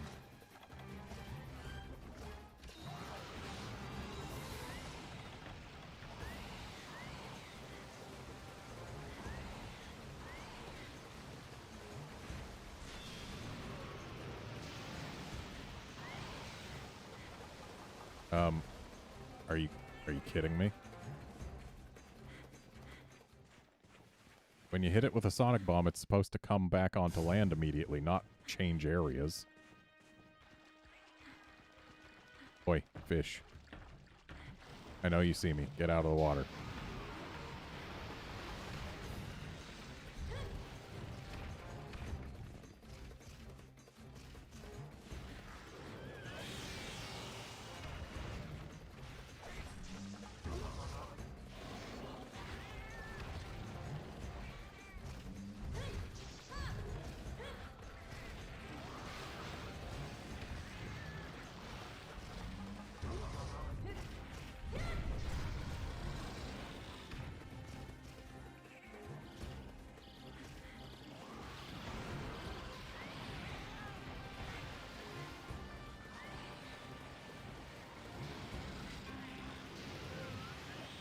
I'm gonna let this thing get out of the water on its own time. Saving this well, actually, no, because... Would that be a good idea? I was thinking I would save this last... Ow. Didn't realize that it would reach as far from the water as that. But my idea was save the last Sonic for waking it up in case it goes to sleep in the water. Because otherwise I have no choice but to just sit there and watch it. And that's not something I want to do, really, back in the water already.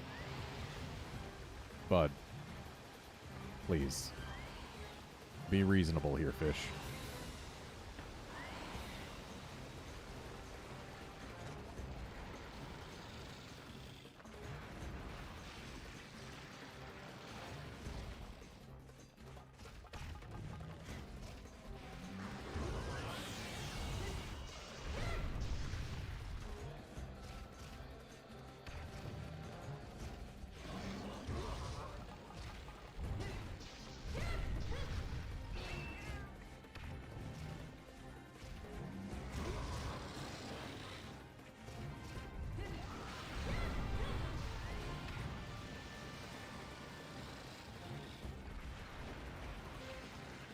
Didn't stay in the water long, did he?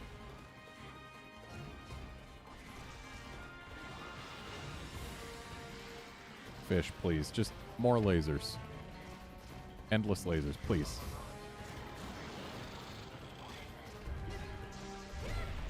Oh, or be dead. Being dead is also fine. Hooray. Small monsters didn't cause us to fail a quest. They just tried really hard.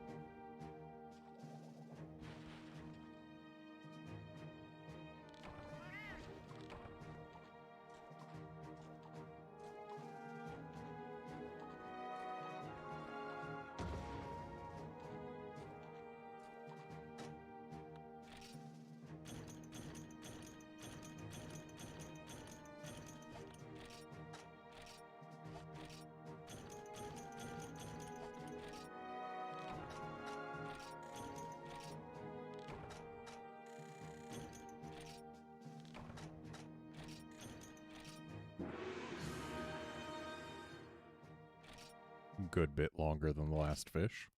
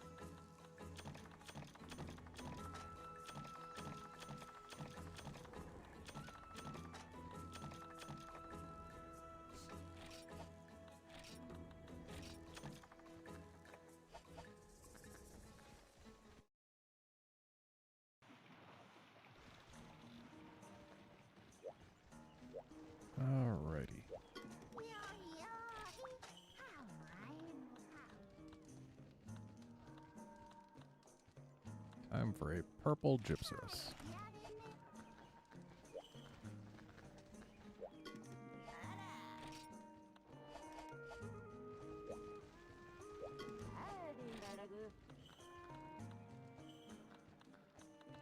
I know I've got 2 in my box, but it would actually cost me less money to just buy them here than to cancel the quest, grab them, and then post the quest again.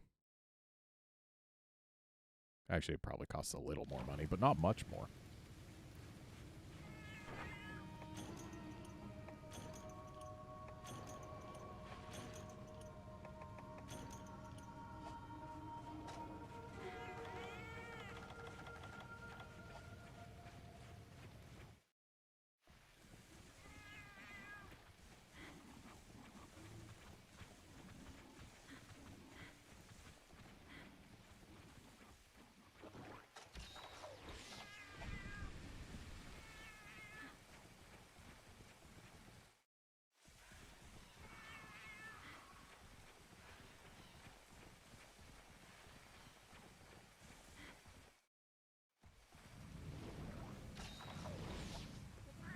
And look who we're here just in time for.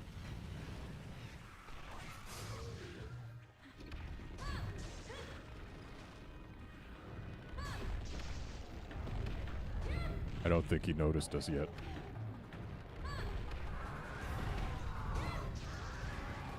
Wow, he did not hit us with either of us. You bastard. That was my only bug net.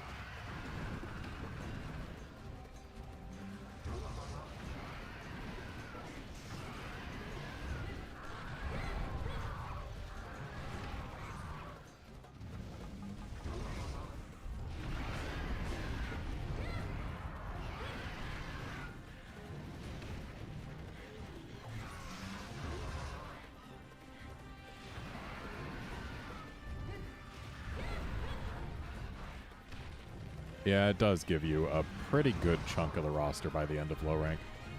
Though it does save a decent amount for high rank, it saves hardly any for G rank. So that's mostly on the fact that the game... Freedom 2, that one, already had the vast majority of the monsters that are in this game.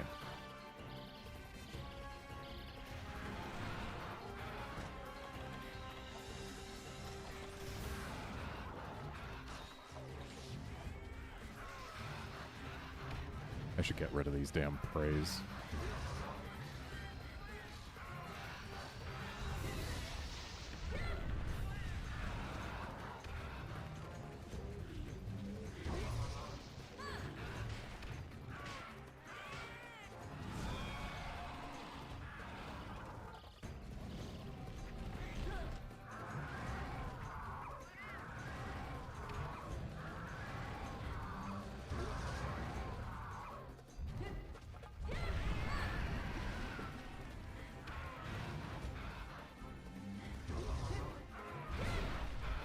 Also, at least they saved a bunch of maps for high rank in this game. So it's not like you're getting nothing new.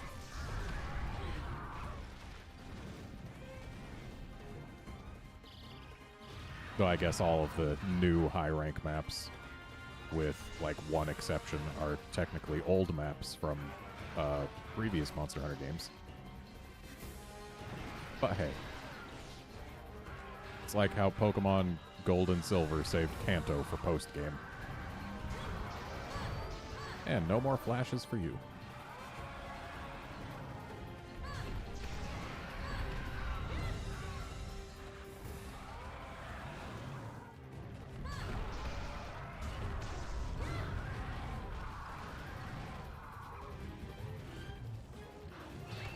So now we find out.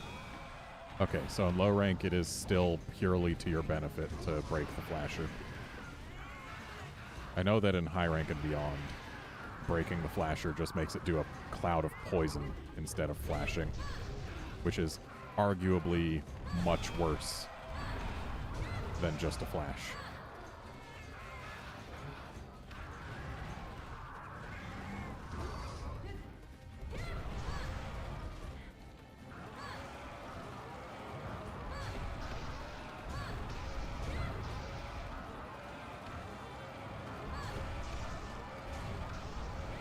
And that's the second Gypsaros I've killed without giving it a chance to play dead.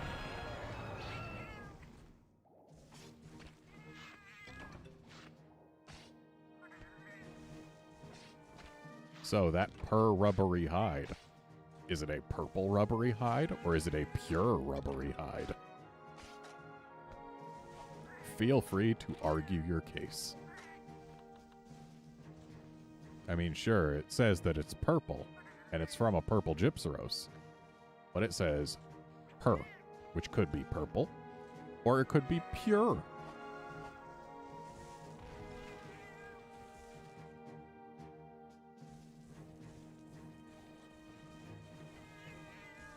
Honestly, if they're going to shorten purple down to 3 letters, I think they would be better off doing PRP.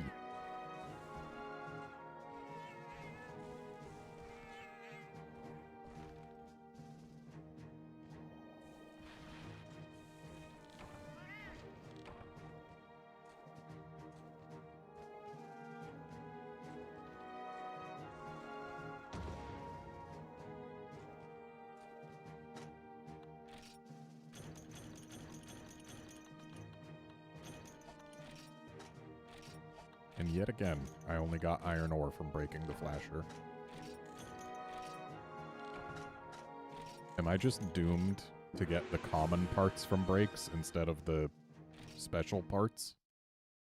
Because if so, this run is going to be hell.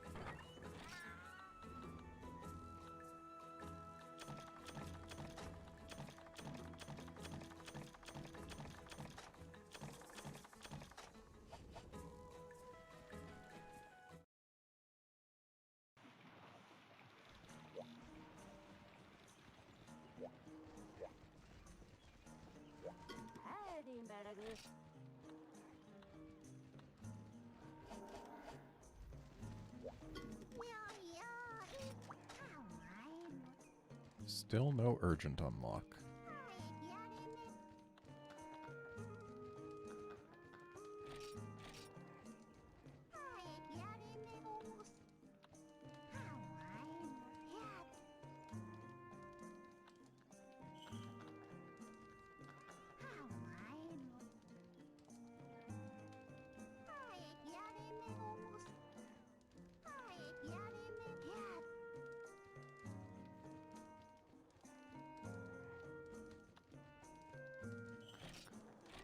Well, I guess let's do the Great Yankutku. After all, they say it's great.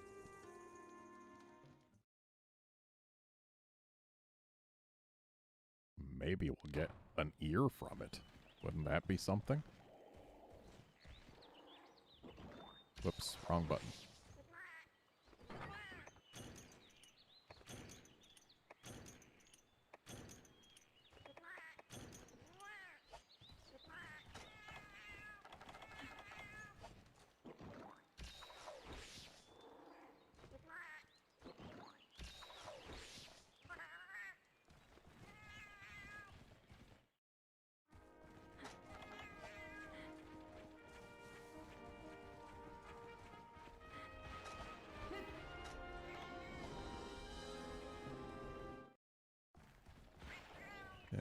cuckoo starts right through here. And there it is. Hi, bird.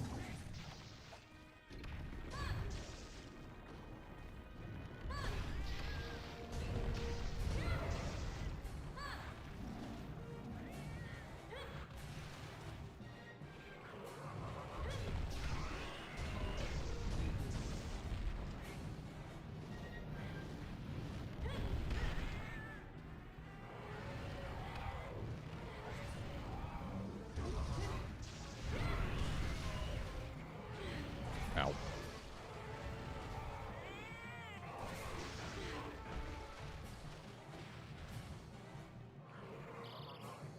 Really? KO'd already? Thanks, Cuckoo, for having a hitbox that was just barely good enough to not harm me there.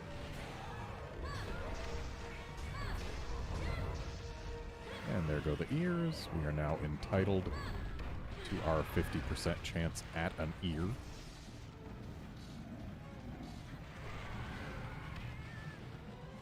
Let's not fight this thing inside the hallway.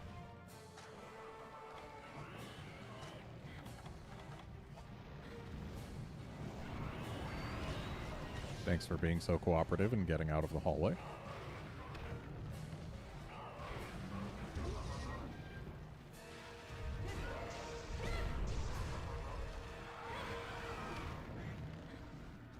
I'm honestly amazed that Mellinx didn't manage to steal something.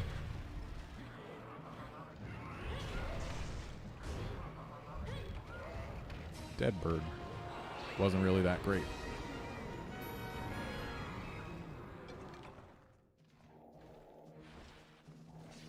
We didn't Sonic it for a 10% chance at an ear, but oh well.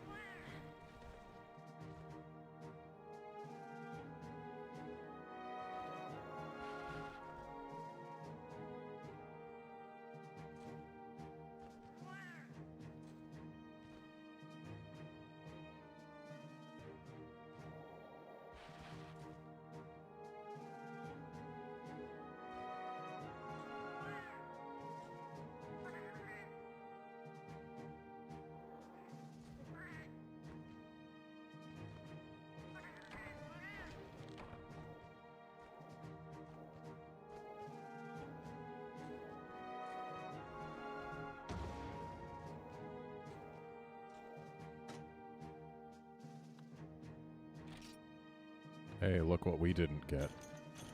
An ear. Because of course we wouldn't.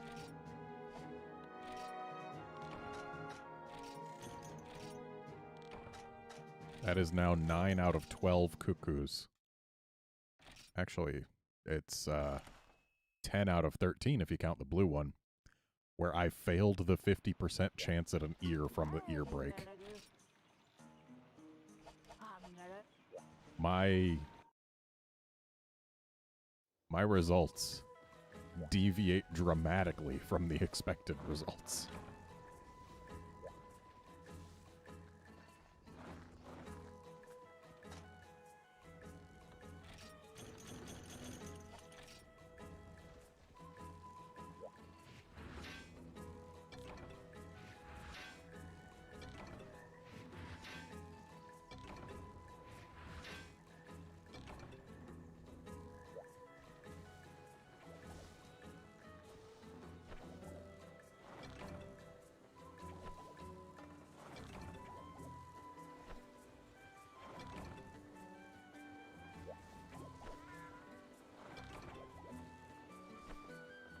Failed 10 out of the 13 coin flips that I have had with regards to young cuckoo ears.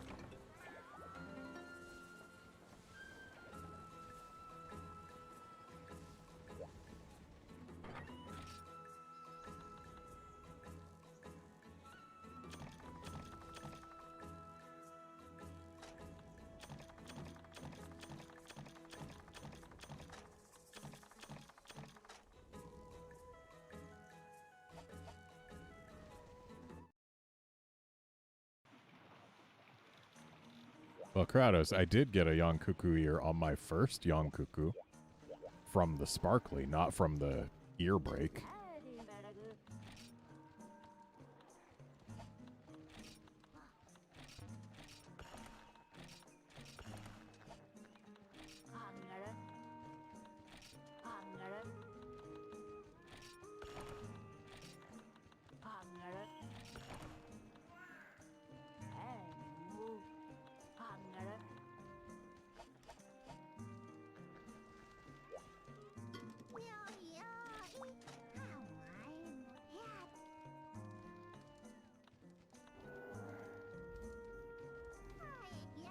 Does it really want us to do another Congalala? Or does it want us to do another Daimyo? Or maybe it wants us to do one of these small monster quests. Who knows? I don't.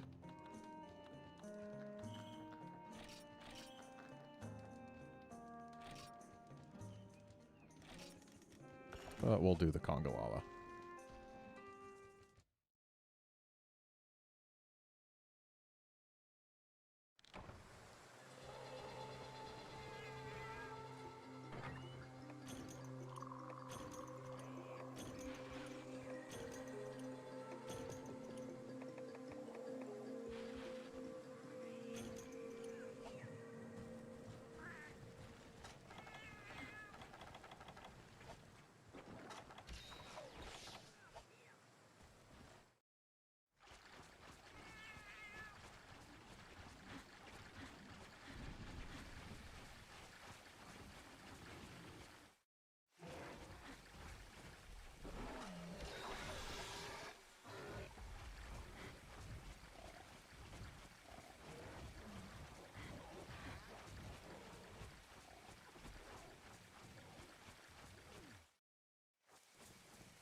And there's our Congalala.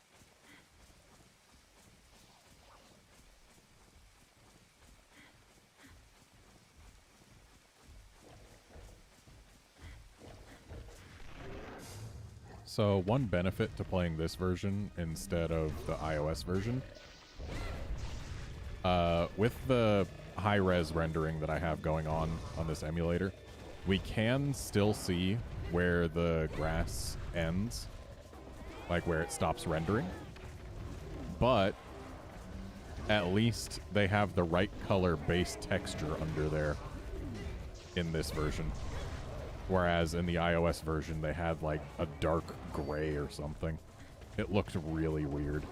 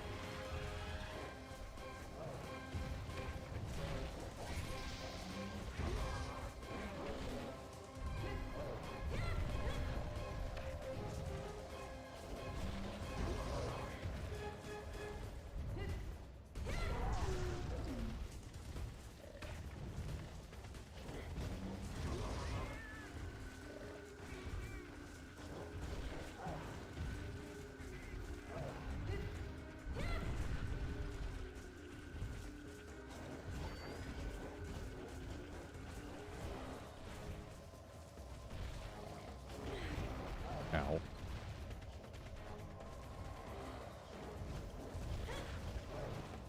Dude, claw swipes. The multiple claw swipes.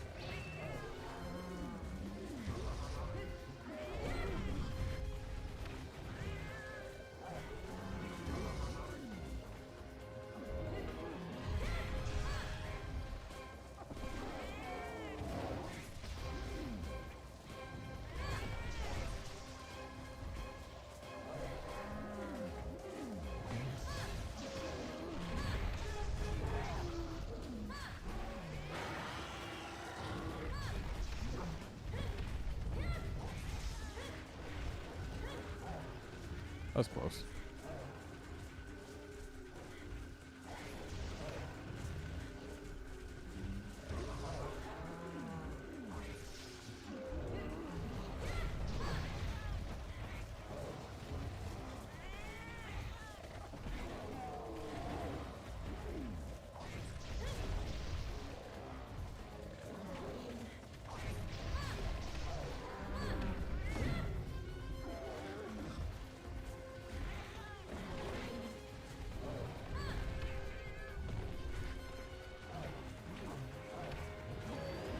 That's the move I want to see, but I want to see it when I'm on the other side of you so that I can actually hit your face after.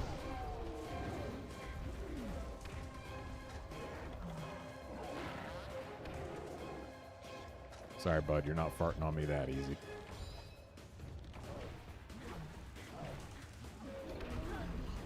Oops, a little too close. Forgot there's a tremor after it.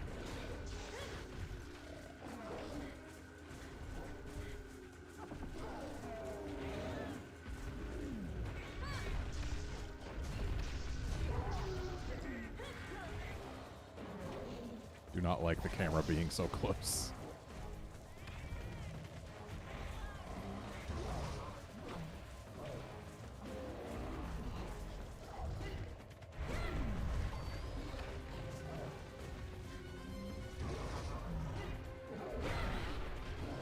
Well, I guess you got me that time. Not gonna bother cleansing it until I have to.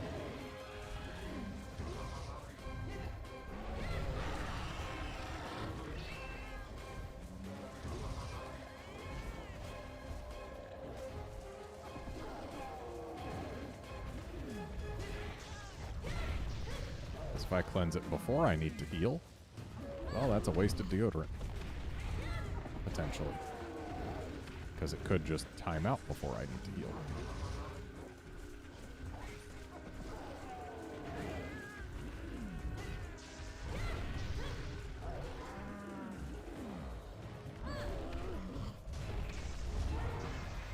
KO.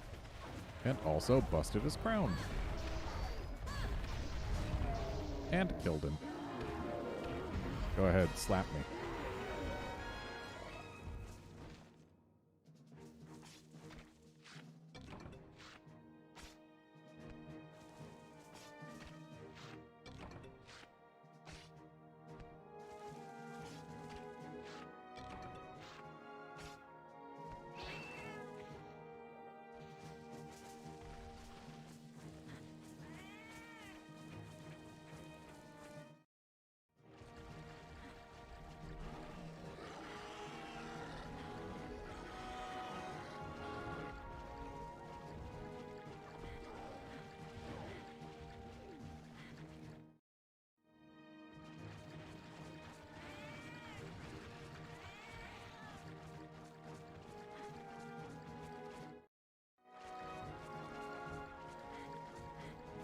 Just running around, not really looking for anything in particular.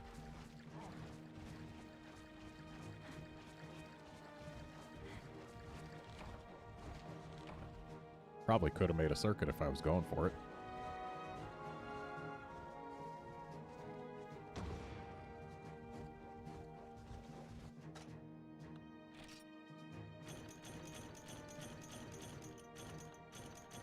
Nice, we got a vibrant pelt.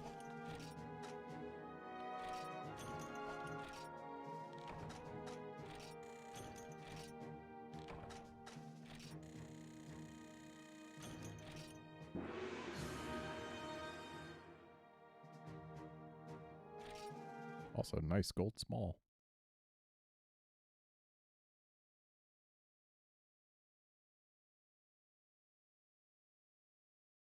It's our first crown.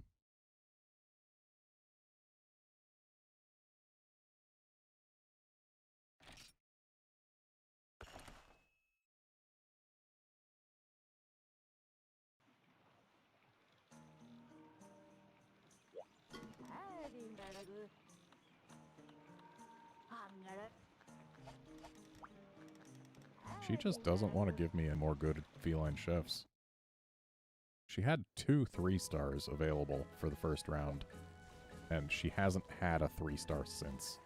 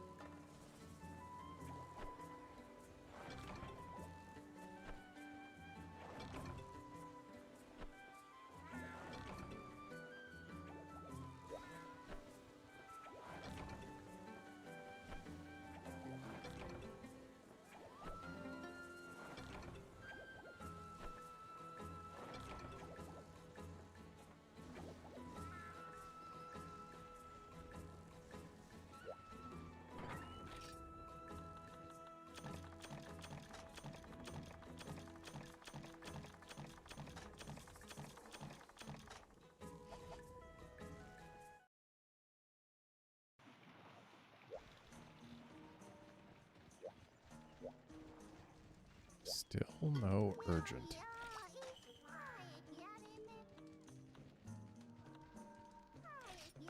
Maybe the jungle crab will unlock Plum Daimyo. Maybe we have to do that.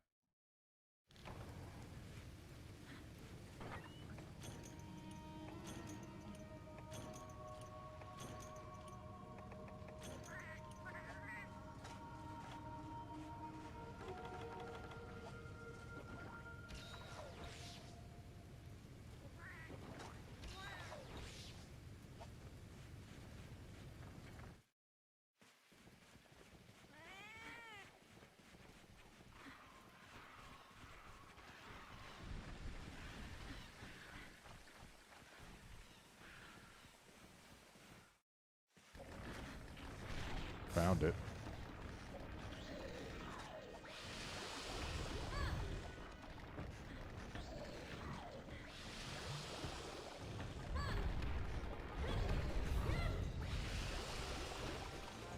Don't think I got any hits either. Just took a hit for nothing.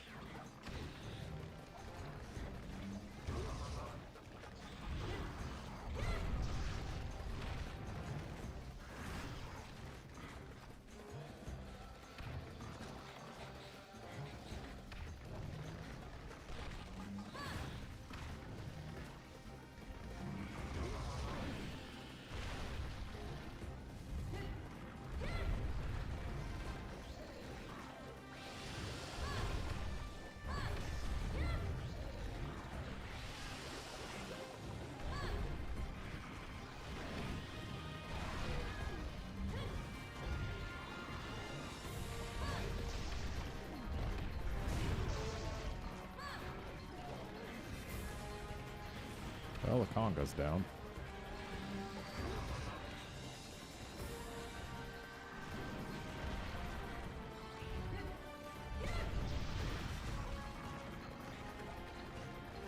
It's honestly kind of shocking how little damage that hook does.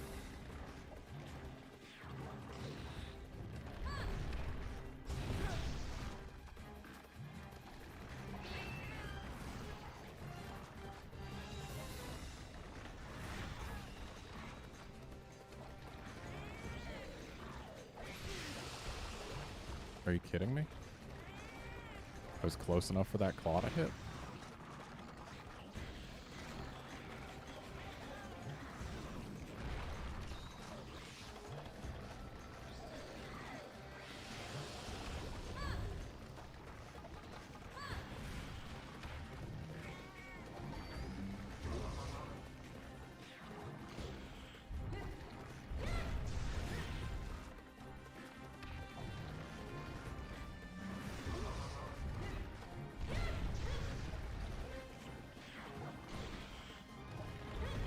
Crab's trying to push me into the cave.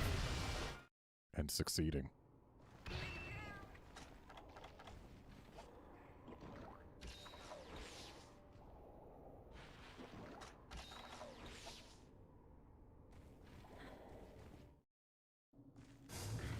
Bud. Having fun eating dirt?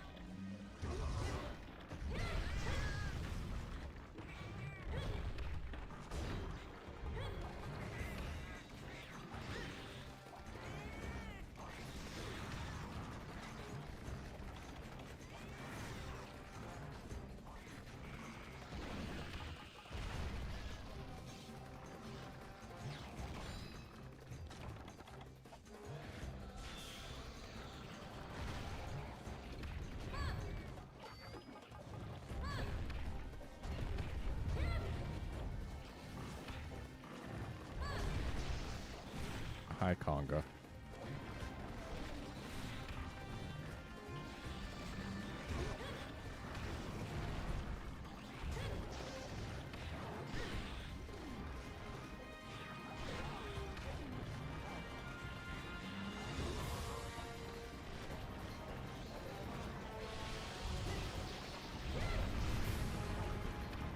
First time it's dug.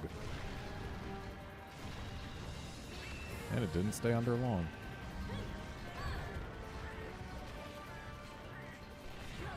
Conga.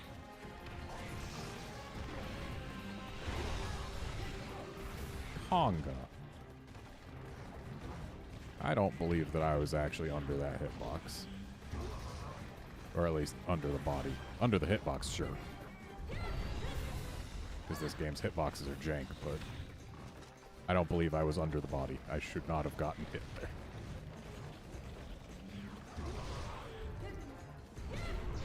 Okay, Conga is dead, can no longer cause issues.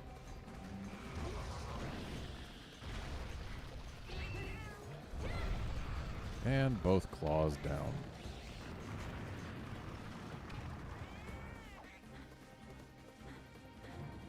And it's leaving.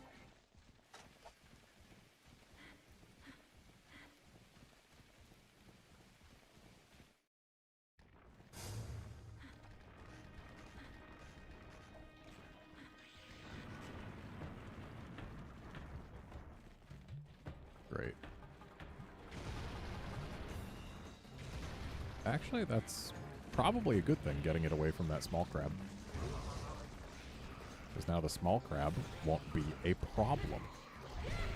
And this crab's almost dead. I can tell because it's making noises. And now that I get a look at its face, I can tell even better.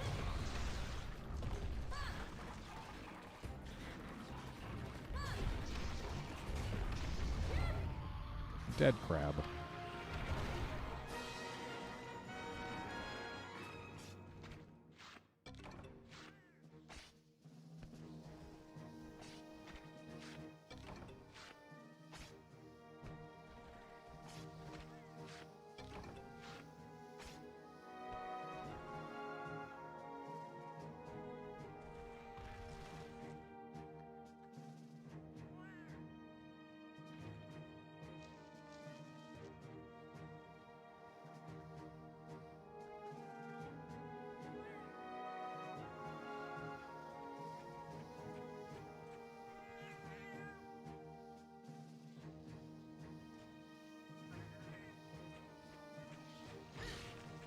Thanks, Vespoid.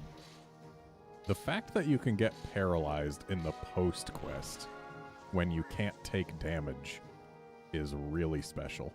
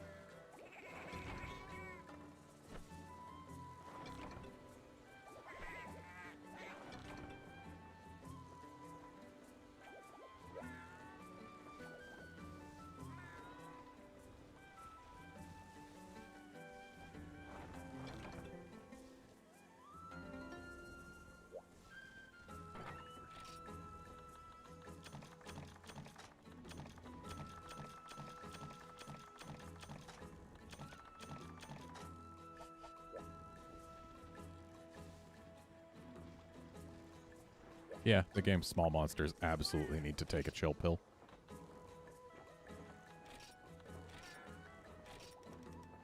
Sending Trenya off because there's a rainbow. he's got a higher chance to bring back good stuff if there's a rainbow.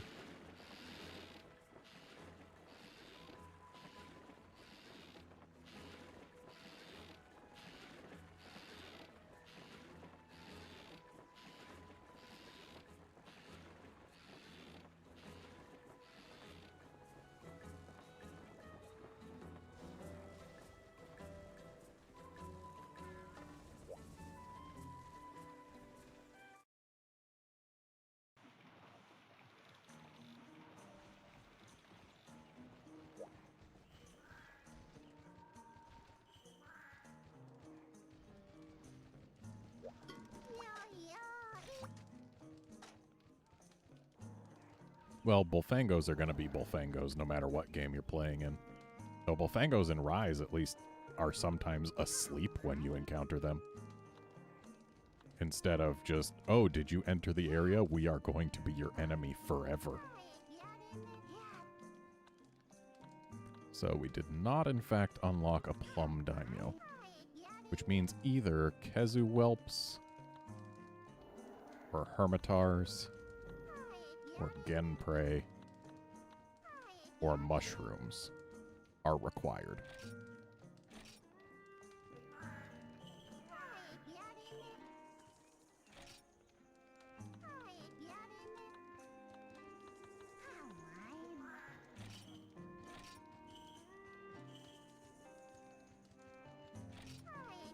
I hope this... Well, actually, I hope this is required since we're going on it. I was about to say I hope this isn't required, but I'll do it anyway. Yeah. I do plan to eventually do all of the quests that she offers, so... Gotta get this one out of the way at some point.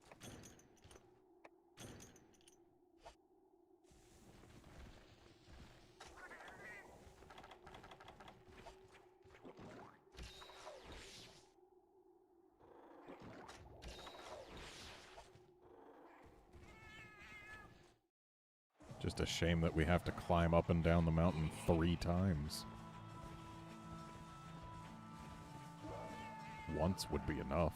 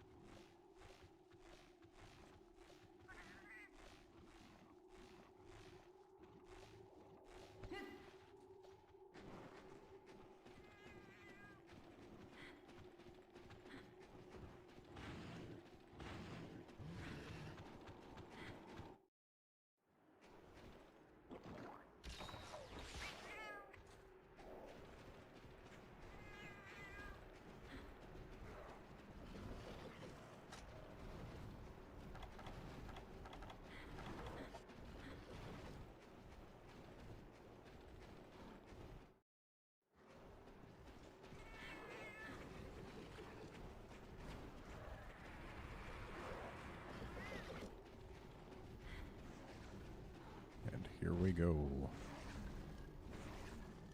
Kezuwhelp 1 will be through here. Let's actually grab some mountain herbs. It's free points in Zenny. They're right here.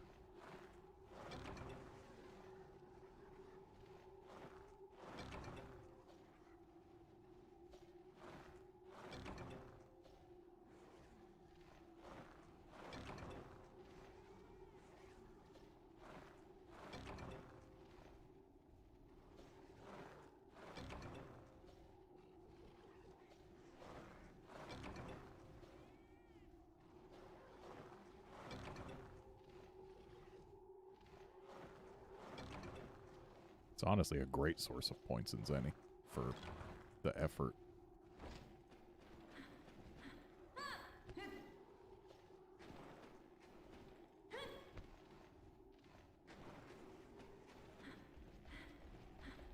unlike these Kezu whelps.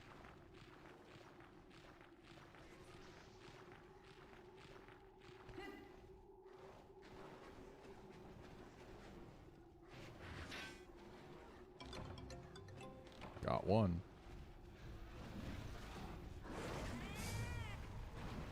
Oh no, a Geodrome.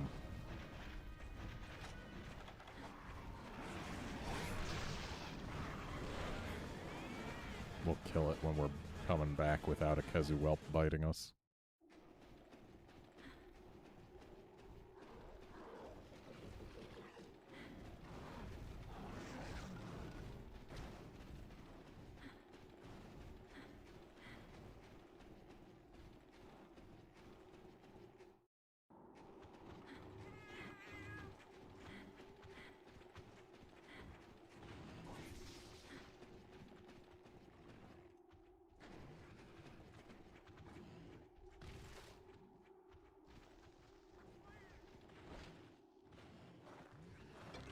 Honey is worth it.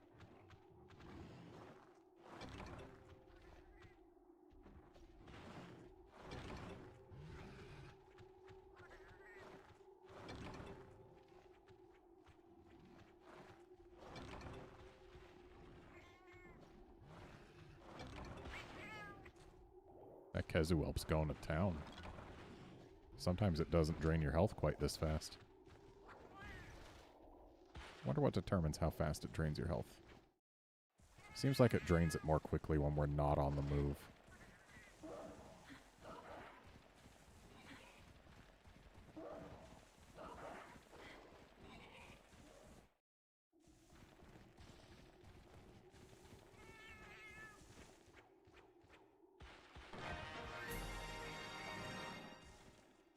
That's one.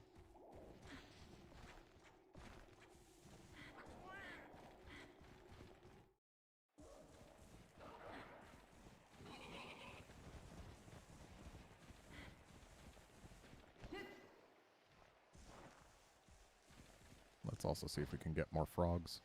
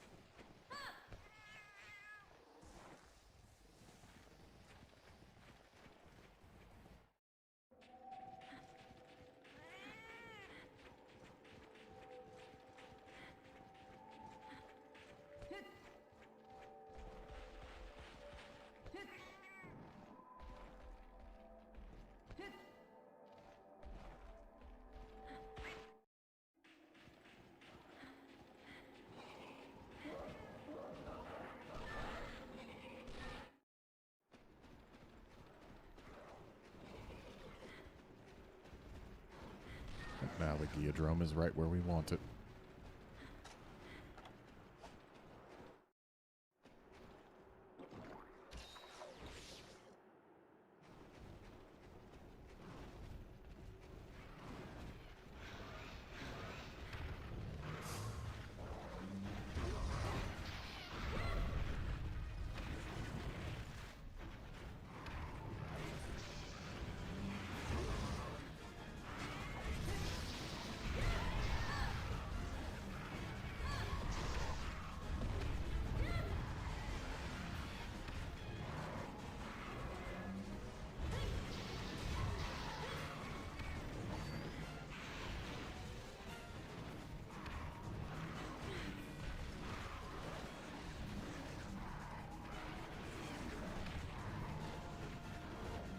Geodrome and his 3 monkey friends.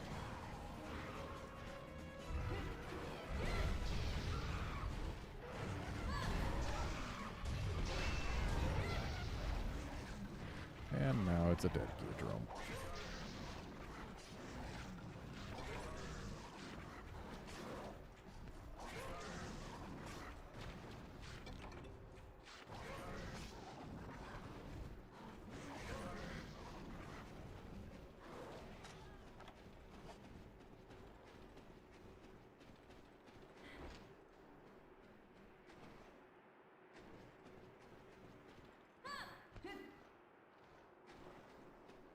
Hey, Noel. What's up is I'm getting Kezu whelps.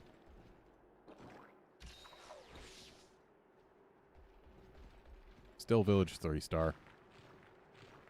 Blindly flailing around, trying to find key quests.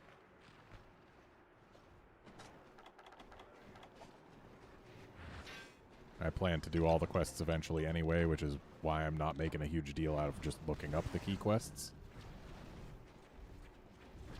So yeah, just clearing quests that look like they could theoretically be keys.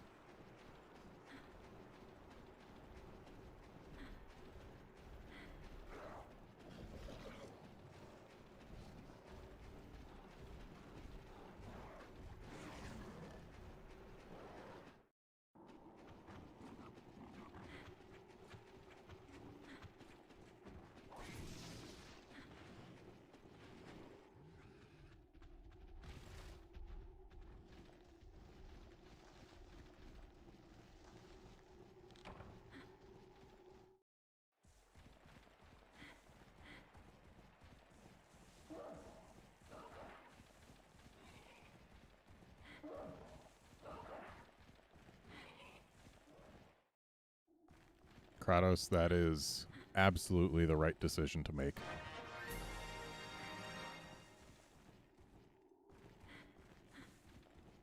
If I wasn't doing this for a reason, I wouldn't be doing it at all, honestly.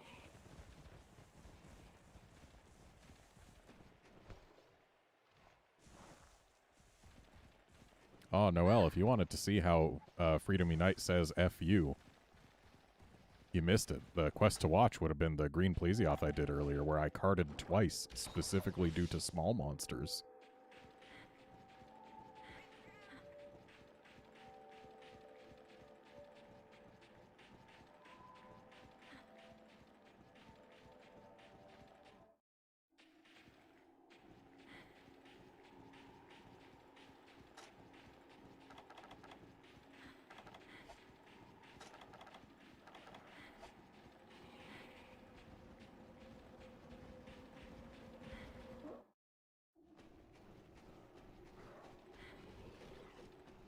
Yeah, the first cart, there was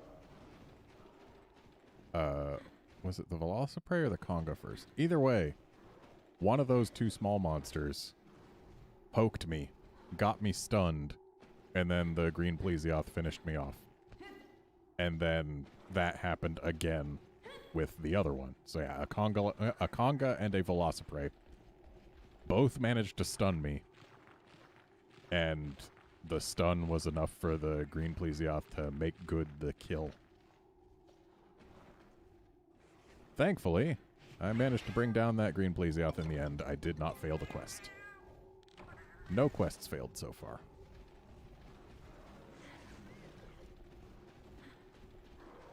But that was the first quest where I carded more than once.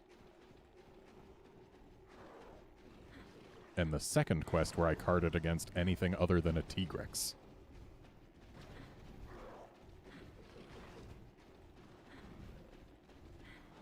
Yep, green plesioth in Village 3-star.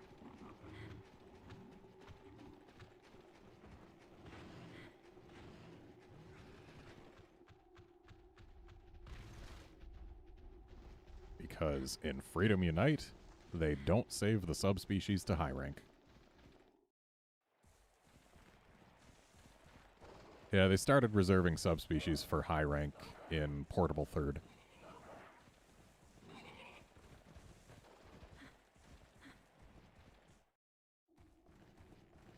It was the Tigrex that invades quests early on, and they tell you, oh, you better not fight it. And I decided, hey, I'll play around with it until either its face breaks or I do. And the first time, I broke. But then the second time it showed up, I broke its face and then peaced out.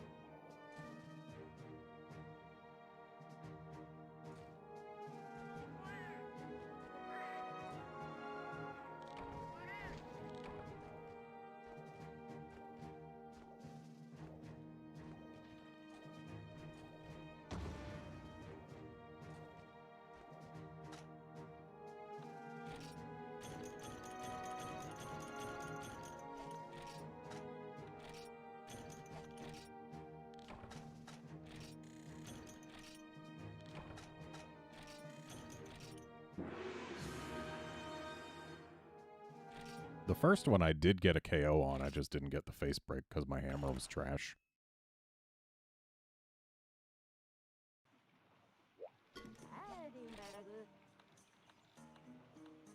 And this granny here absolutely refuses to bring me cats with 3 stars.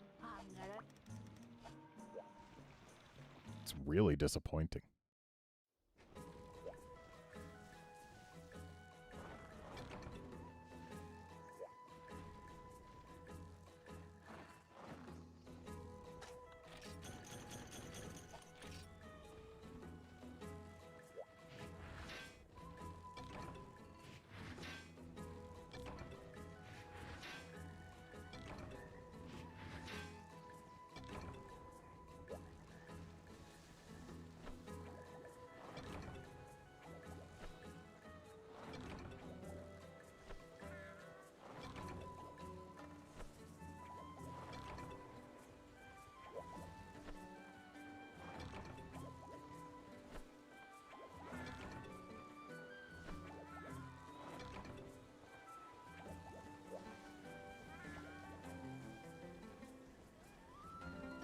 Yeah, tries laggy, and thus also 3U's laggy, did in fact have its HP stop decreasing at 1.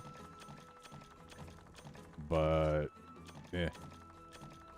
They throw the Tigrex at you so early in this game that it would not be possible to kill it unless you went to the guild hall and got some gear there first.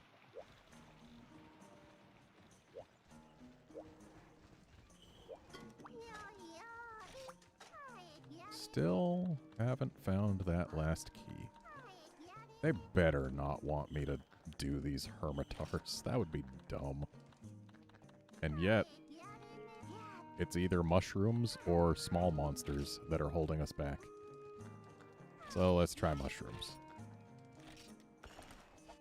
And we can kill the cuckoo while we're there and probably fail another coin flip.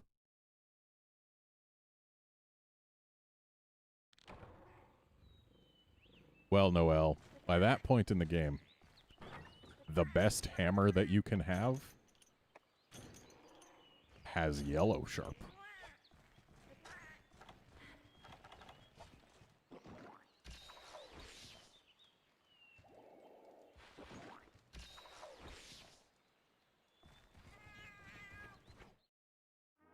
Also, the quest has a time limit of 20 minutes. The 20-minute time limit is what really does it.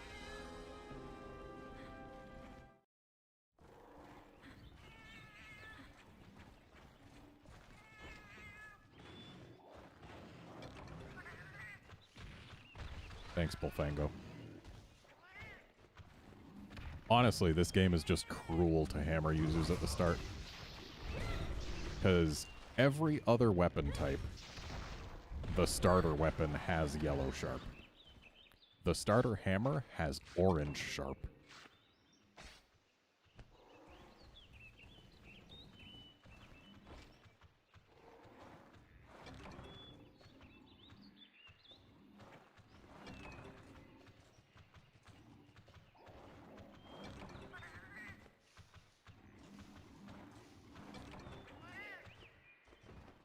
Well, time to get bowled over by another Bullfango.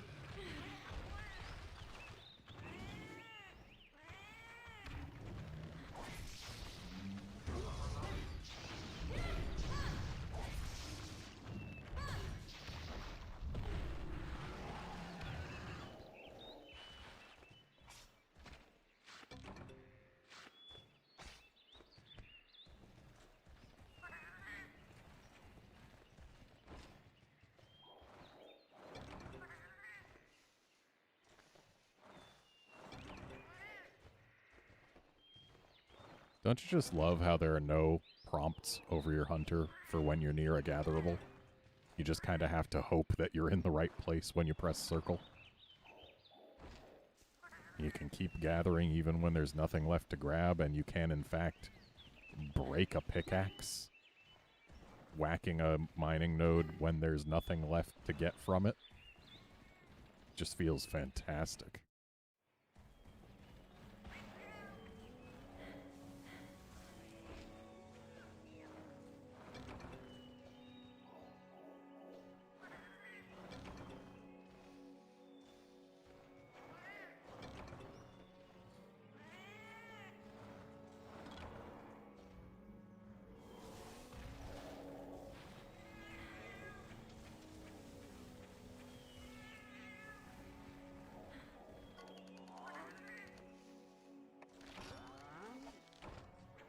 Ooh, he gives special mushrooms for insect husks. That helps, because I need special mushrooms. And he gives them for scatter nuts too, apparently. What is my cat gathering? What are you gathering over here? Oh. Well, thanks for showing me.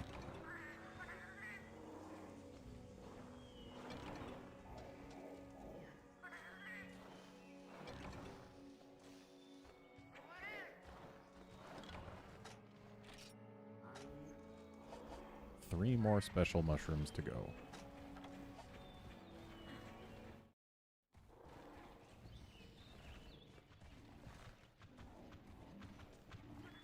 Wonder where the cuckoo is by now. Probably should have gone for the cuckoo first. Before any mushrooms. Because I know where it starts. But as soon as it leaves where it starts, I have no idea where it goes. Because it could be basically anywhere. Wow, way to paralyze a pig, cat.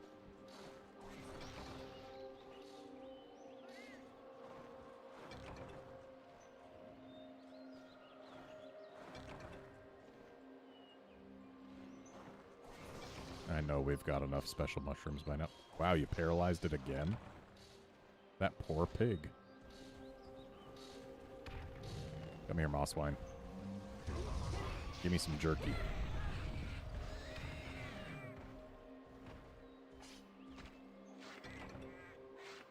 And I know they can't give me jerky in this game, but still, Mosswine jerky is a thing in universe. And for a brief moment, it was a thing out of universe, too. I once went to a convention, and at their booth, Capcom was selling Devil Joe pickles and Mosswine jerky. And I bought some Mosswine jerky and ate it, and it was quite tasty. Ooh, the dragon seer's here. We can find out where the cuckoo is.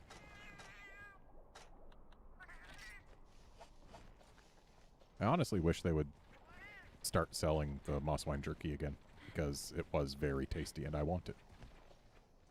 I mean, I'm sure I could probably get the same exact type of jerky cheaper without it being called Mosswine jerky.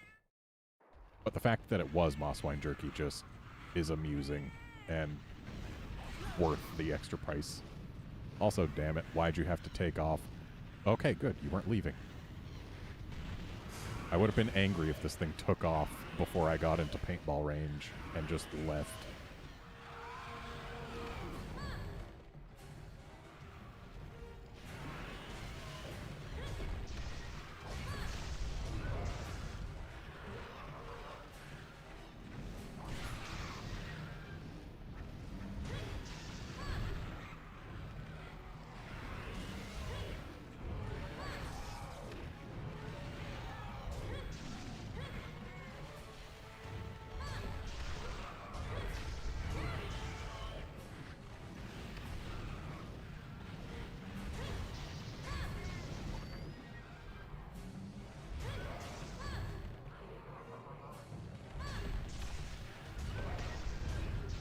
Like this thing wants to die, taunting so much. Well, we don't often get actual KOs on these things. Dead now, though.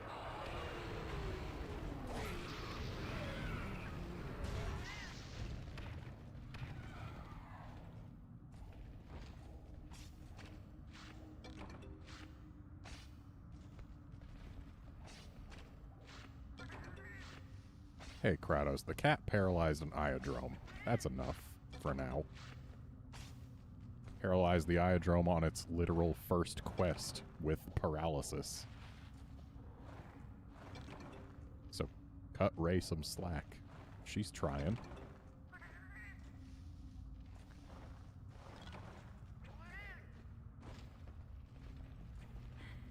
Let's bring an egg home with us. Why not?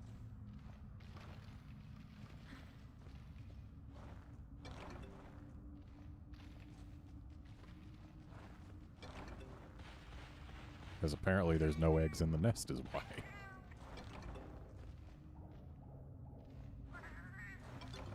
There's one.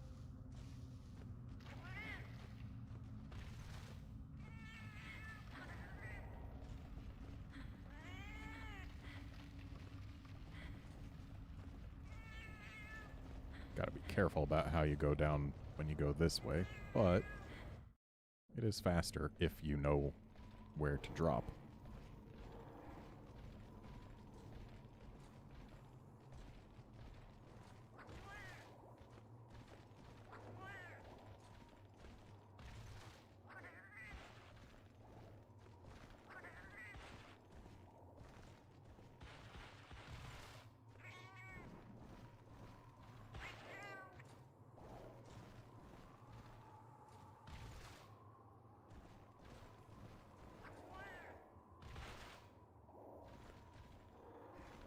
It's also much safer because while Rathalos actually can come in here in this game, it doesn't do it very often, and it can't really get you when you're up on those ledges. It's still a very small path to get out here. Then I don't believe we can actually climb down, but right, there's a ledge over there. Oh well. Sucks to be the Wyvern Edge. Wyvern Edge? Wyvern Egg.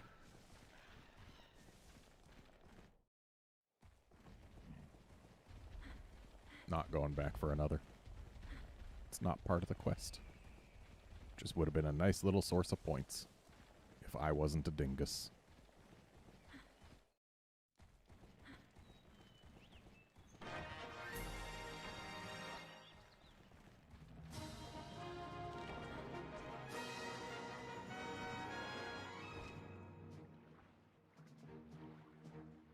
So, I get that this game was for the PSP, and they couldn't really do water physics or anything like that, but please, try to explain to me which direction the current is flowing in this pond. Because, I see water going in at least 4 different directions here. Hey, look, we didn't get an ear again. Apparently, if you ever want to make a lot of money, just bet against me in a coin flipping contest. Because I am losing so many coin flips with these cuckoos.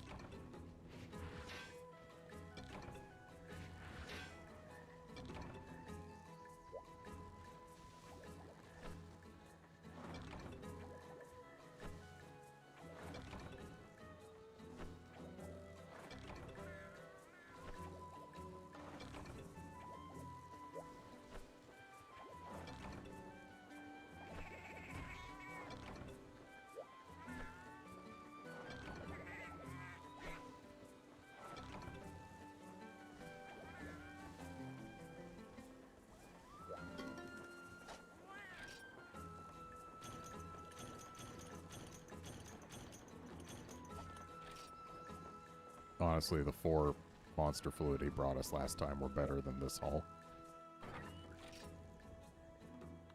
There is another rainbow, though. So I think I'm going to send him back out.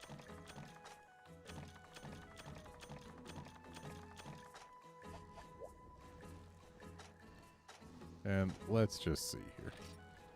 Monster list. Where's my young cuckoo? There it is.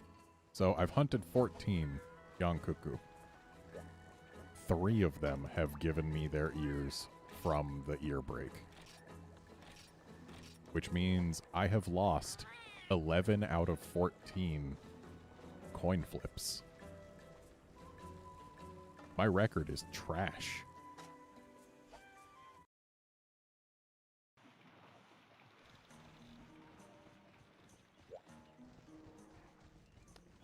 Wow, that was a key quest. We had to get mushrooms. in 3-star. It seems you're becoming quite strong, which is good because it seems like our old friend is back. A long time ago, a Blangonga nested in the snowy mountains. It was a rowdy beast, but a previous generation of hunters drove it away. Now the Blangonga has returned. It must have learned that the old guard of hunters had retired. The Blangonga itself is an extremely powerful beast, but it also leads a pack of Blangos, so you can't let your guard down for even a second. You might not be able to drive it away, but I think you can still hold your own against the beast. The village is counting on you.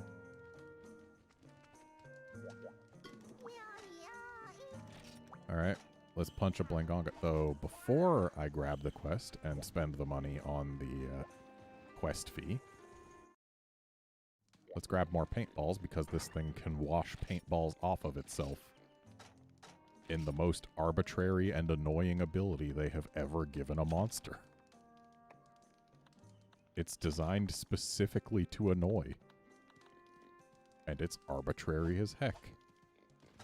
Like, oh, Blangonga's smart enough so it knows how to wipe paint off itself. Let's also grab another couple hot drinks. Just in case.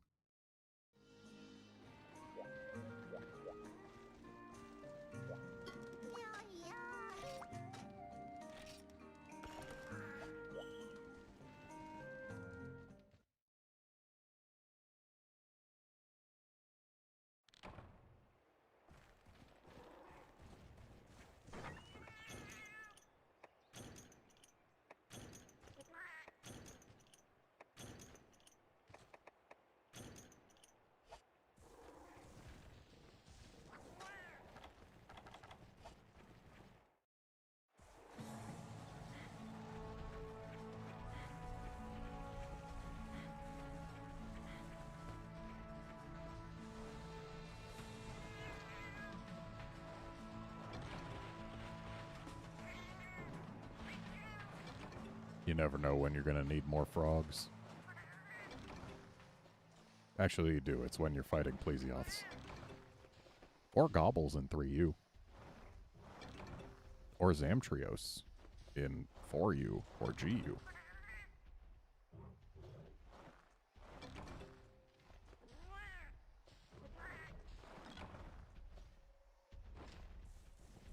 Is there anything else you can fish up with a frog? Is there anything else that swims? I suppose is the better question to ask.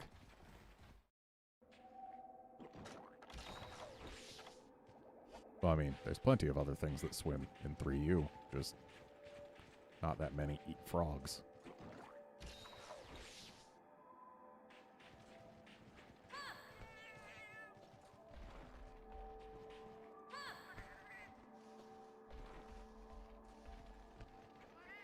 No worries, Noel. I'm not here to monopolize anybody's time.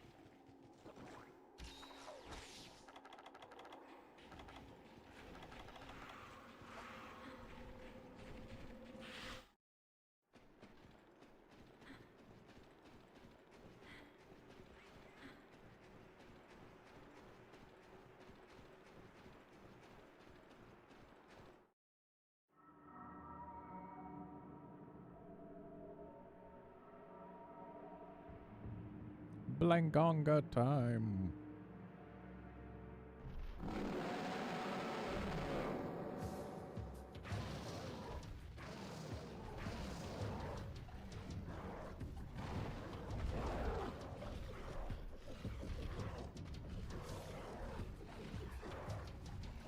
Yeah, the thing about low-rank Trigen Moran is A, its health is scaled for 4 players, and B, being an... Well, actually, no, that one was an urgent, wasn't it?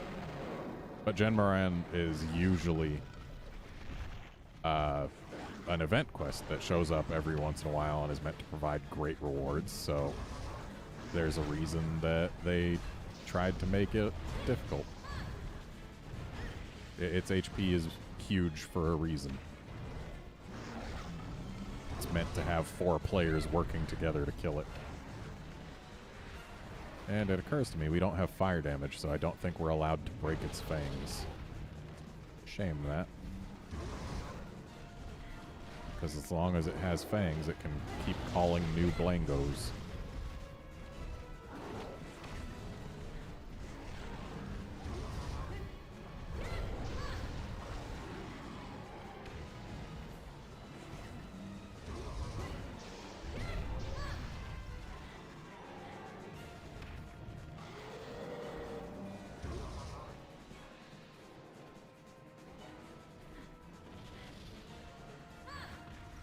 Hey, bud, you want to get out of there? Thanks. Would have been nice for you to do it when I wasn't putting my weapon away, though. Like when I had the ability to dodge, would have been great.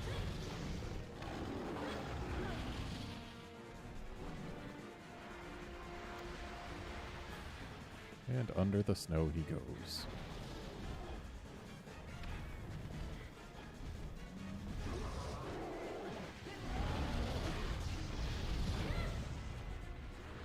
Did not mean to do the spin, but kind of worked out.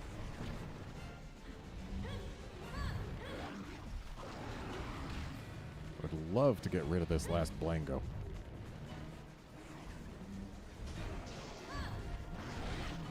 Ow. Of course, taking my eyes off the Blangonga to do it isn't the smartest plan.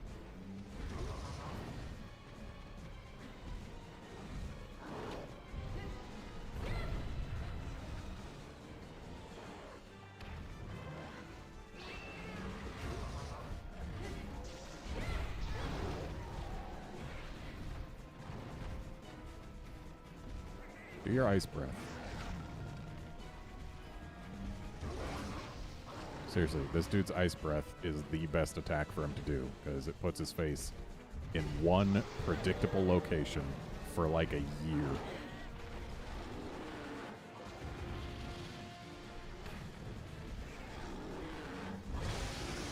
And of course he does it when I'm going for this little jerk. Whatever. Blango's gone. And also, of course, he did his ice breath twice in a row. Oops. Did not mean to do the spin. Thankfully, not punished for it. At least not punished hard. Lost a tiny little sliver of health. Having fun over there, bud? What are you doing? You leaving?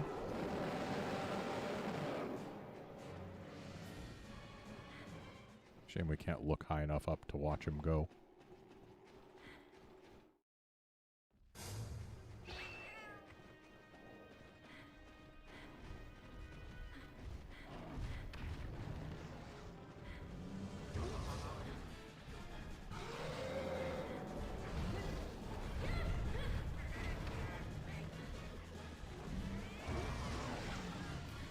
It's honestly surprising how much more chill Blangonga has in this game than he had in Generations.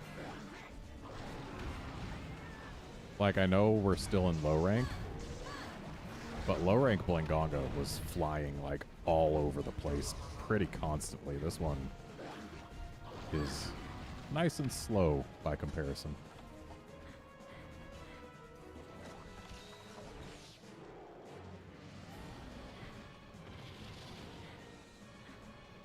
Bud, you want to get out of the load zone?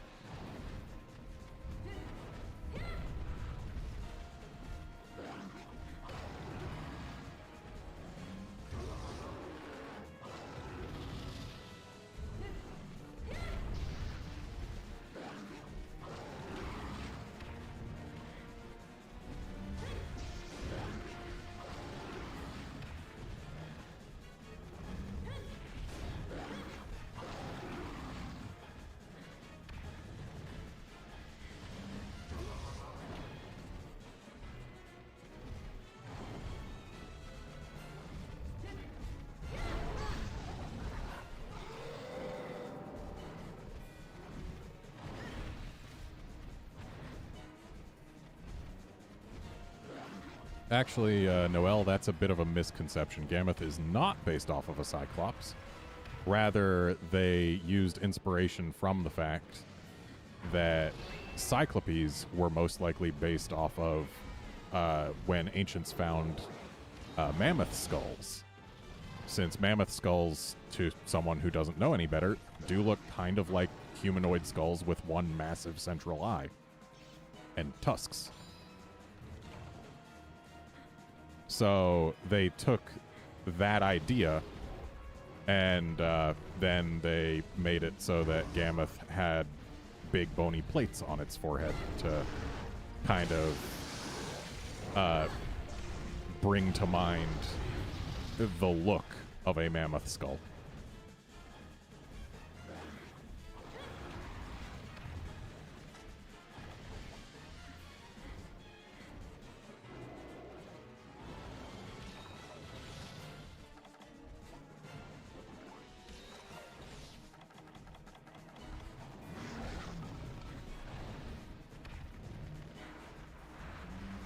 I'm amazed this guy hasn't wiped off the paint yet.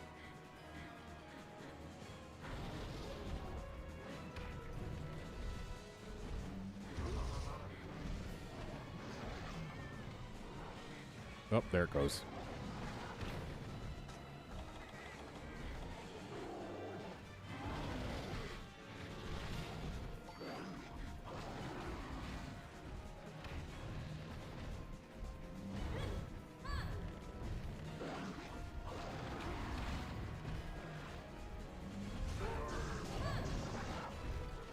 Yeah, Generations did have a pretty solid crop of new monsters.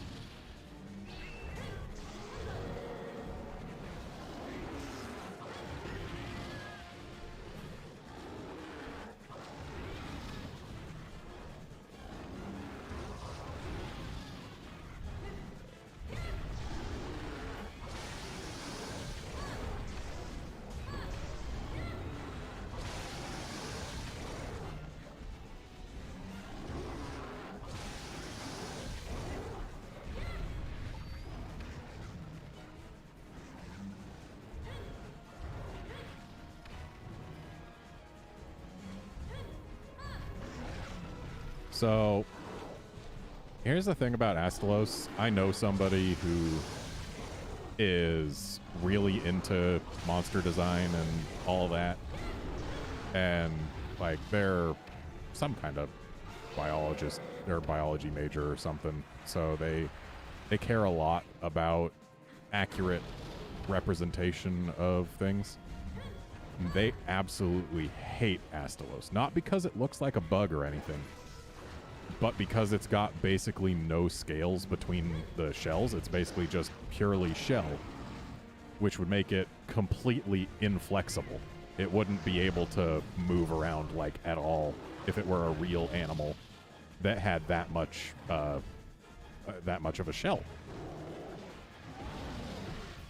And, like, as a biologist, Astalos in particular just offends them.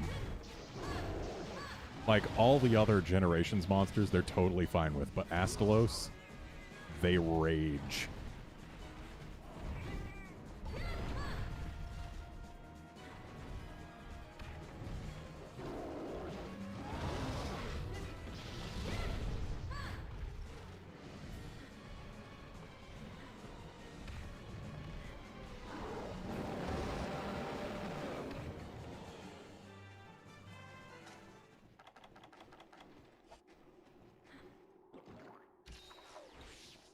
Another interesting thing about Glavenus's localized name. In Japanese, Dino Barudo, the Barudo is from halberd. So it's Dino Halberd.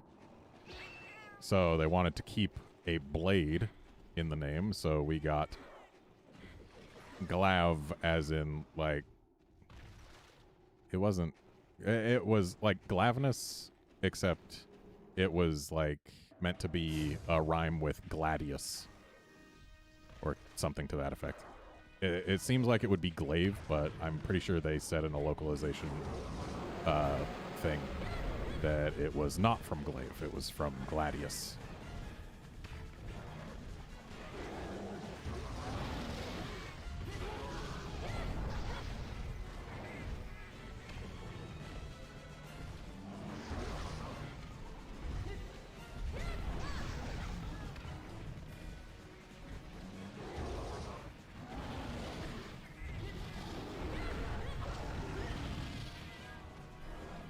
because a gladius is a type of sword, and glavenus has a sword tail.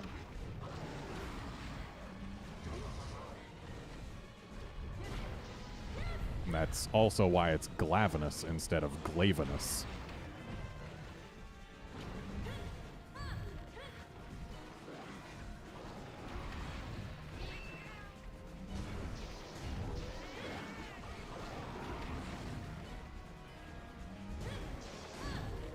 Alright, little guys are gone. Did I seriously just bounce on a Blango at yellow sharp?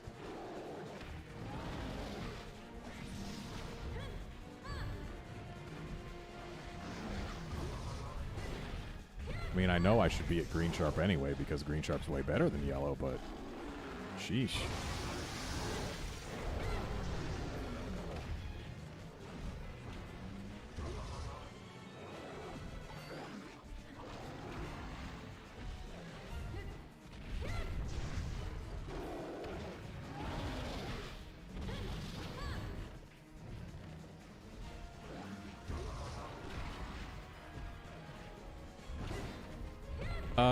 The Monster Hunter Rise monsters, their designs are hit and miss for me. Magnum Hollow, I'm not the hugest fan of how it looks.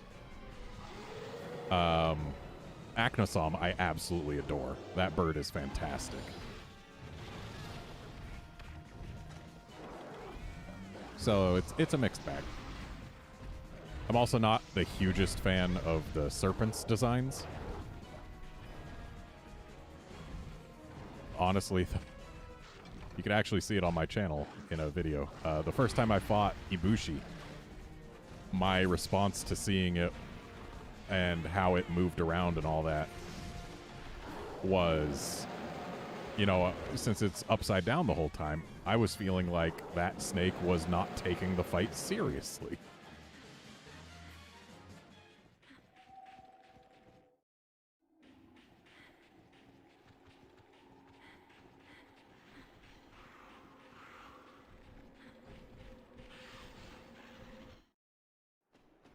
I'm probably going all this way for nothing, because that thing's just going right back down there. Because down there is where it sleeps.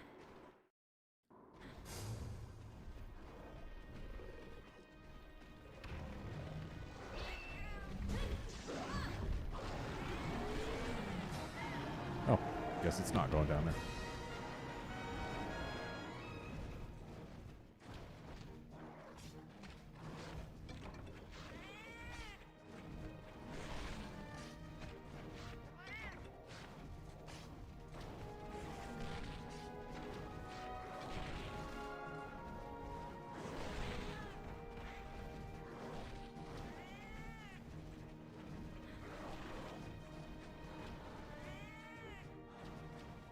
I mean, there's also the fact that Ibushi and Narwa, they float around. Like, sure, they've got the little air sacs on their arms and bellies and backs that are supposed to keep them aloft. I guess also Ibushi's tail. Yeah, those are supposed to keep them aloft. But, like, they're not big enough to make me believe that they can keep such a large monster aloft. Like Amatsu Magatsuchi, or I guess Amatsu, as it's known these days. Amatsu, it floats around in similar fashion, but it does it with massive membrane sails on its back that catch the wind. Like, sure, they're also too small for me to believe that they could absolutely hold that thing up in real life, but, like, they're at least more substantial than what the serpents have to keep them afloat.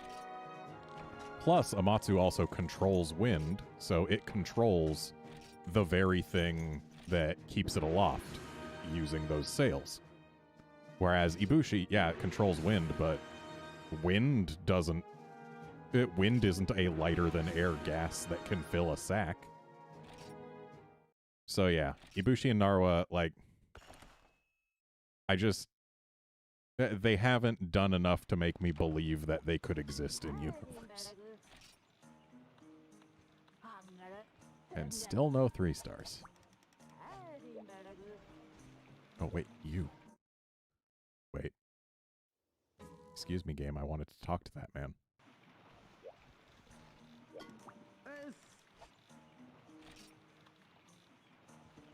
Type beehive is super important. And so is mining point +1. But beehive comes first.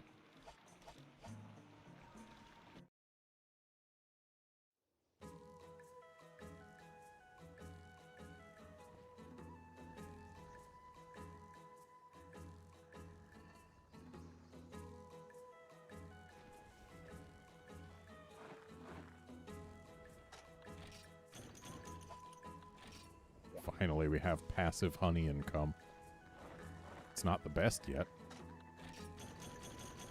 but it's gonna get better.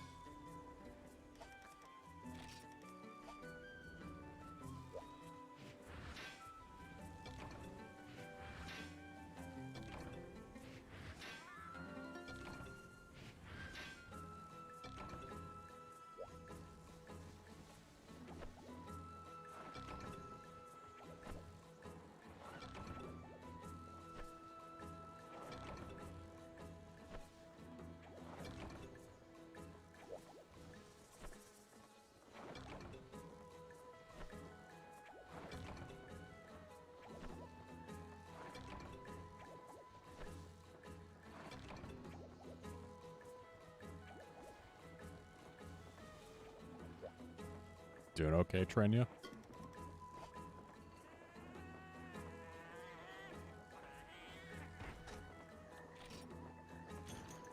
Oh. Well, I guess that explains why he's so wiped out. Came back covered in fire wyvern fluid. He found a Rathalos and/or Rathian out there. Given it was the jungle, it was definitely a Rathian.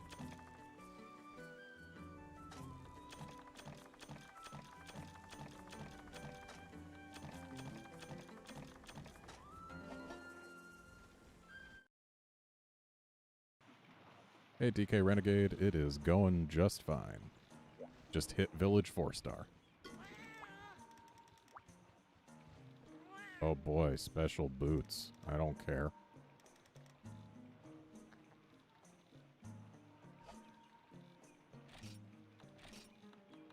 I mean, I might as well have a look.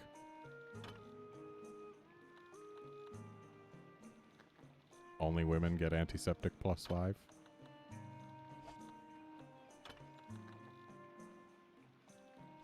Wow. So sexist.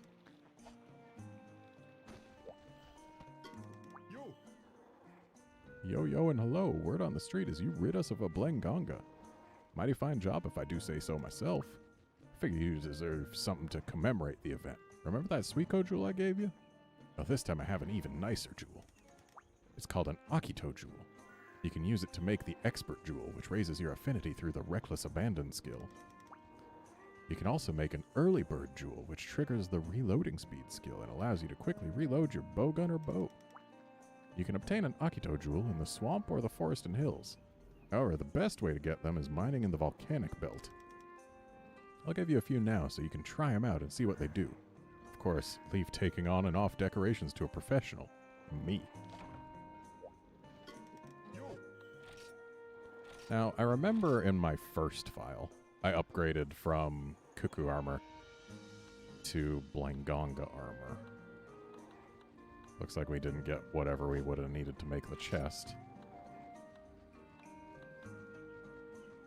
But I'm just wondering what the Blenganga armor has other than 12 more defense. Snow res, cold res, quake res. I mean, the quake res is useful for Shengaaren, that's for sure. But the snow res and cold res are pretty worthless.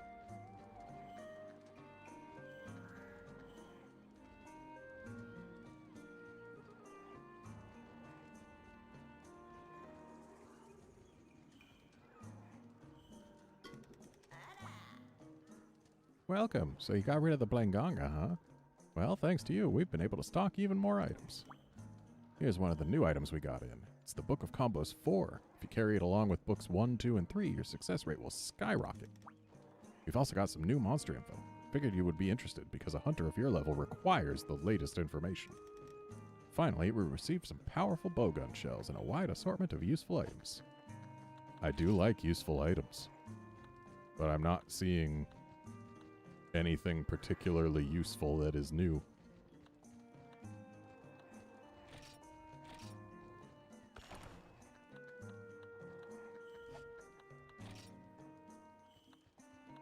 Might as well get our Garuga info, our crab info, and our Kushala info. It's amazing how early they make this organizer guide available, because I'm pretty sure we haven't gone past page 2 out of 8 yet, but we could already expand our item box to more than 8 pages.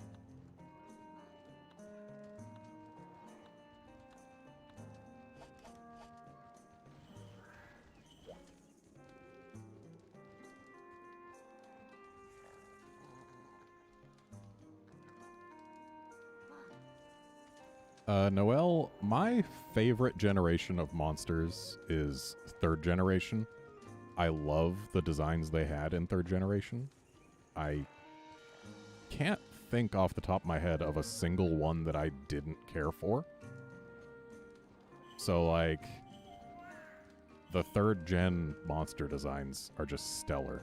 I love how they look. That said, I still love a lot of what comes out in 5th gen. Like, Thulgur Anjanath is aesthetically my favorite Brute Wyvern, and that's 5th gen. So it really just depends. Like, almost every gen has its hits and misses for me. It's just 3rd gen was on point the whole damn time.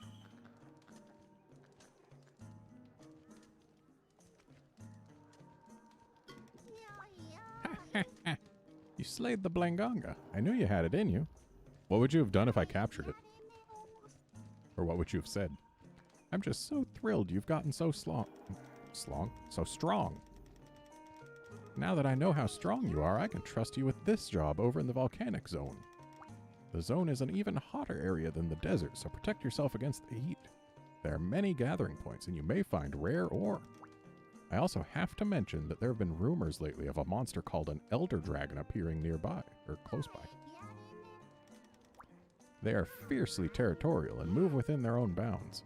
You can't always fight them, but you may come across one someday.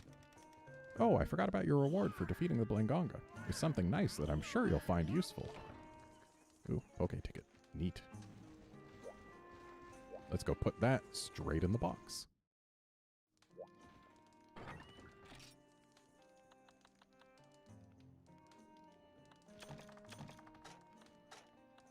And let's also put these paintballs away. And the whetstones too. Because now that we have the volcano open, the first thing we're doing is we're going mining. Which means I can also put the bug nets away, honestly. While the bug nets could get us some useful bugs too, we're basically going to fill our inventory with ore. I'm even going to buy some old pickaxes to help me do it.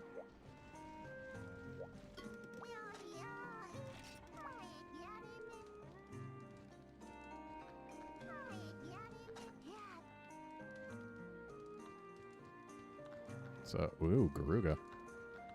Definitely going to have to do some Garuga. Also, definitely going to have to do some Ceanataur. Gonna have to do more than my fair share of Ceanataur, honestly. Hey, look, Kushala Daora. One thing that always feels incredibly weird about Freedom Unite is that you can fight Kushala Daora before you can fight Rathian or Rathalos. Rathian and Rathalos both first show up in 5-star, but Kushala Daora and Chameleos and Kieran, I believe, show up in 4-star. What the hell, Freedom Unite? What the hell?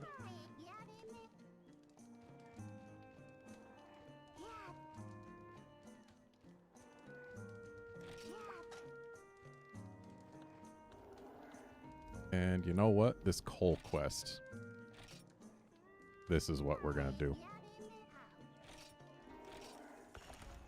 Because that way, we're not doing just the Gathering quest, and there's a Shogun Scimitar there that we can kill for its parts.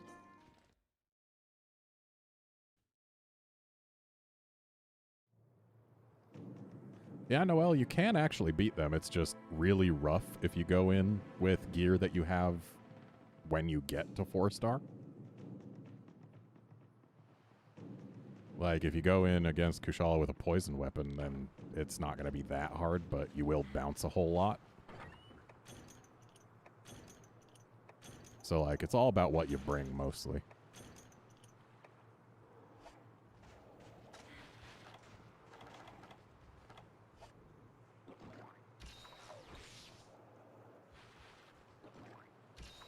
And you also have to remember that you can repel them in this game.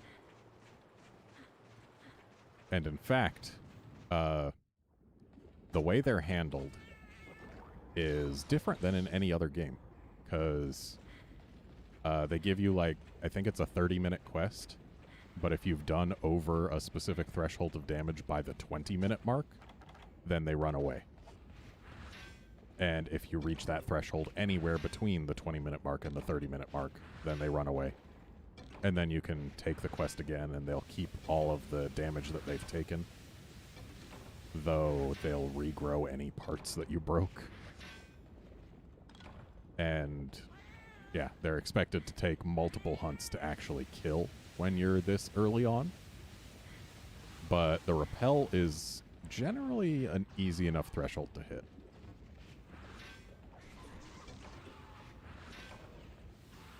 It always bugged me, though, that they would run away when there's still 10 minutes on the clock. Because, like, there's still 10 minutes on the clock. I want to keep on fighting them and try to defeat them. Make them run away when the timer runs all the way down.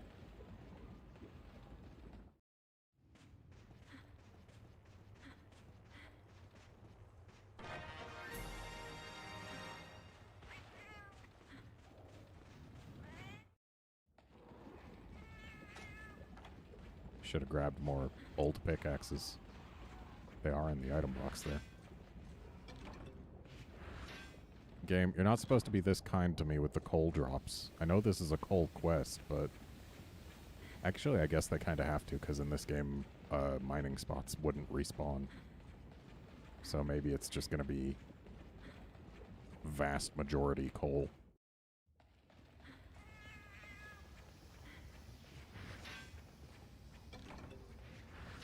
Yeah, this might have been a bad plan if I wanted to come here for Dragonite ore.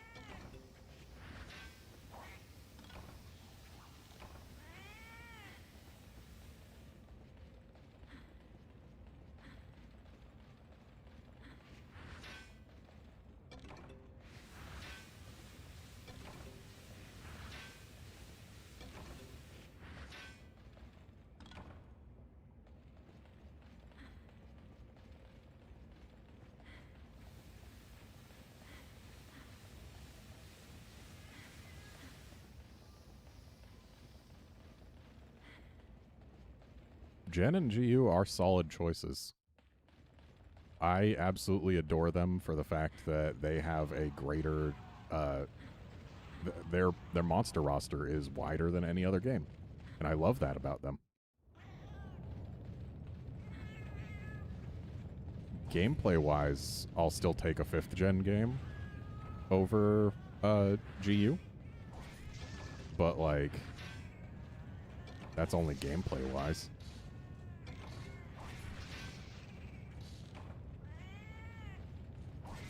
So yeah, it looks like everything in this quest is coal.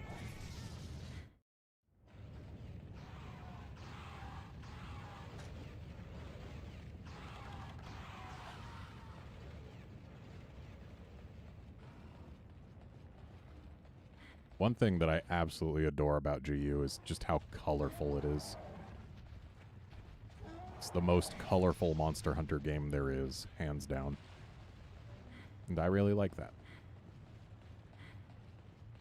That said, 3U isn't far behind, and just in terms of its roster, how wide the roster is. Like, it's not or I'm not sure that's the right word to use, but where GU's roster is incredibly vast, 3U's roster is more limited, but, and this is a big important but in my eyes, what it does with the roster is more varied for its size. There's a lot less, a lot fewer monsters in 3U feel like they're basically the same thing.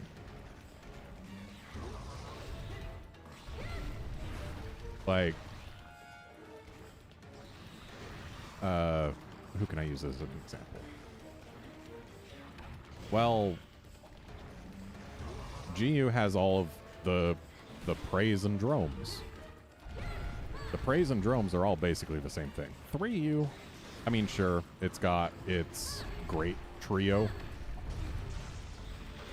but they're more different from each other than, say, Geodrome is from Velocidrome.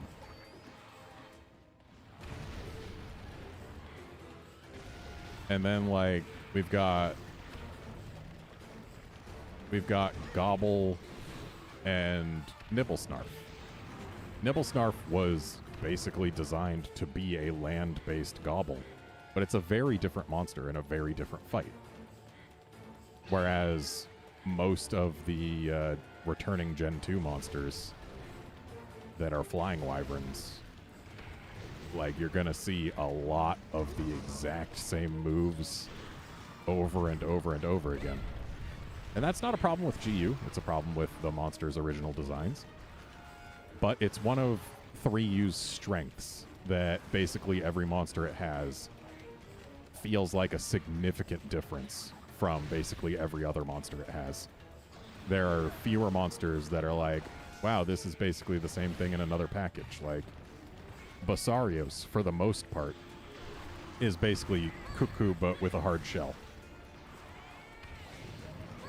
But then, like, a Cantor is nothing like Royal Ladroth.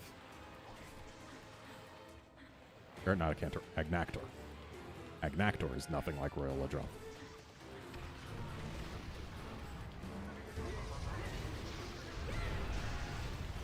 That's something I'll always love 3U for. And yes, GU actually does have most of the monsters that 3U introduced.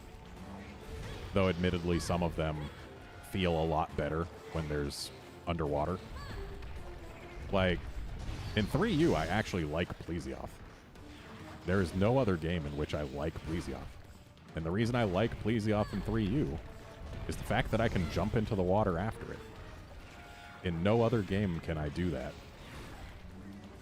Which is a shame, because being able to do that makes it so that the worst part of the fight is now just a change in how you fight it instead of a change in whether you can fight it. So, like, yeah, give me a Plesioth I can jump in after any day.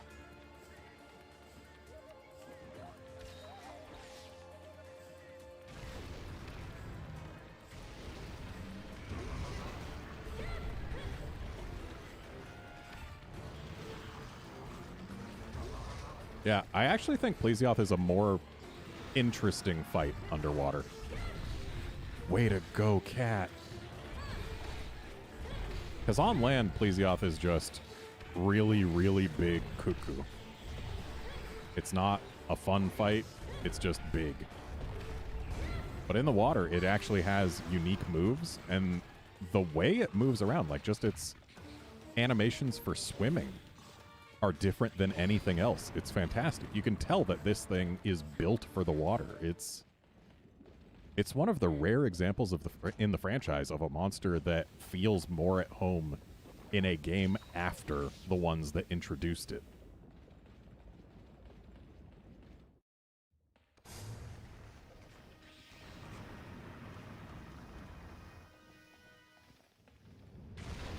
Well there, bud.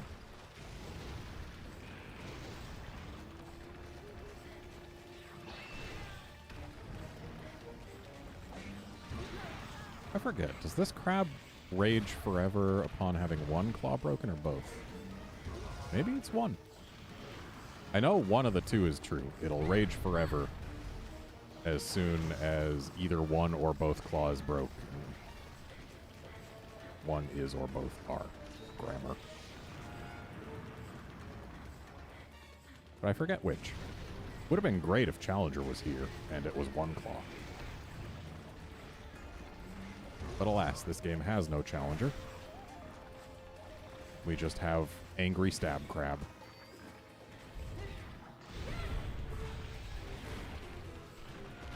And I have been stabbed by Stab Crab. Hello, Carvable Vespoid. Ow. I just got punched by a broken claw. And my cool drink's gone. I don't think we're going to get this Vespoid carved because my health is too low for me to risk carving just yet. Jerk. Give me that Spoid. Was really hoping for some fluid.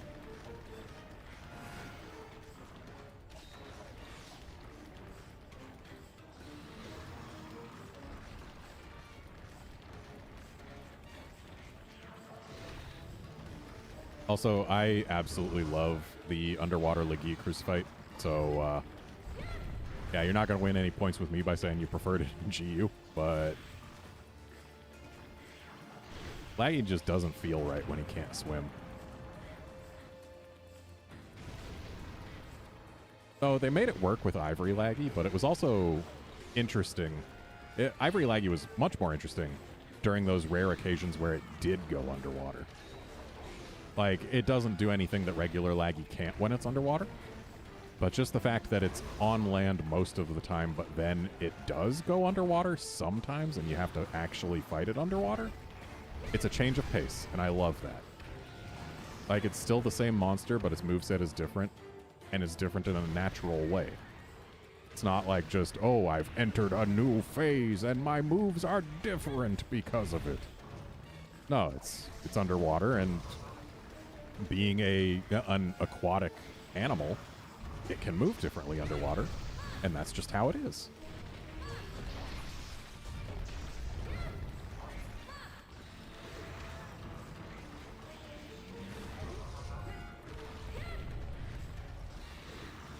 Also, I love the Abyssal Laggy fight. It's great. I miss the thing. I also miss Lucent Narga Kuga. I'm honestly shocked that Lucent Narga has never come back.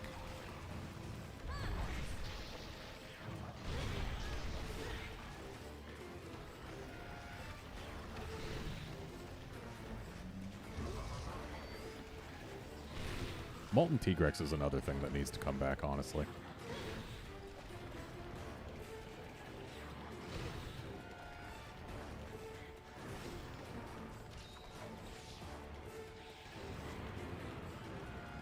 Ivory is my favorite Legiacrus, just purely from aesthetics. I love the look. It looks great in white with the fact that it's got little bits of blue edging in at the corners of its white scales. It's a beautiful animal.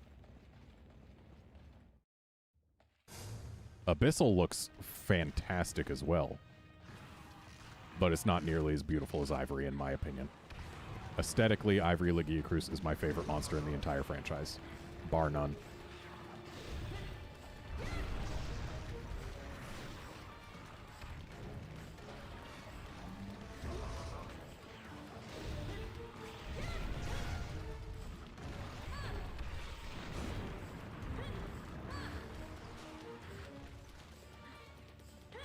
Taking a quick retreat here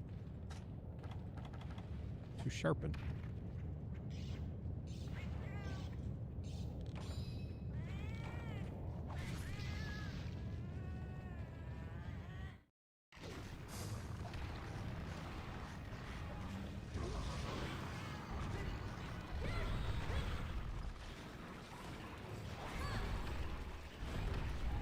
There we go, both claws down.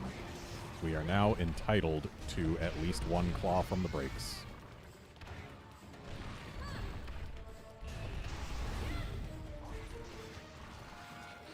honestly kind of shocked this thing isn't nearing death already. Must have been really focusing my damage on those claws, which, on the one hand, great, because the claws are by far the most important thing to get. But on the other hand, I kind of want this stab crab to be dead.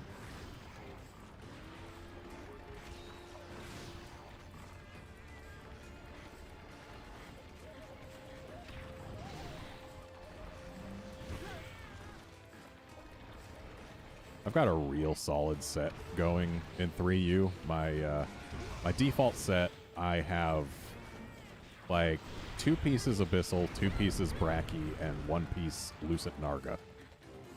And thanks to my charm, I have Sharp 1, Challenger 2, or no, not Sharp 1. I have Edgemaster, Challenger 2, and like room for anything you can fit in with 5 slots, or maybe some other attack skill or something. I don't quite recall, but it's a real good set, thanks to a real good charm.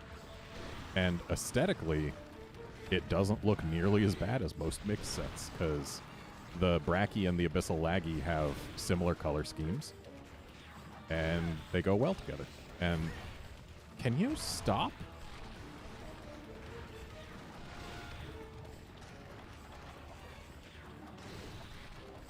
I have nothing left to heal myself with, other than the bed back at base camp.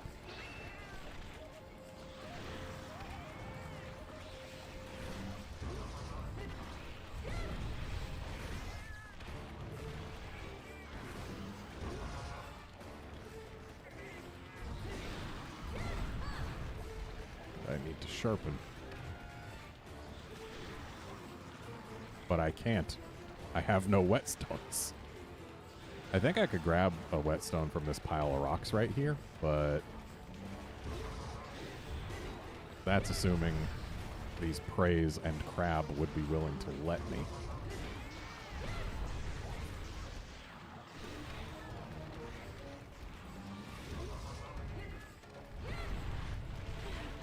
Ah, the hug attack.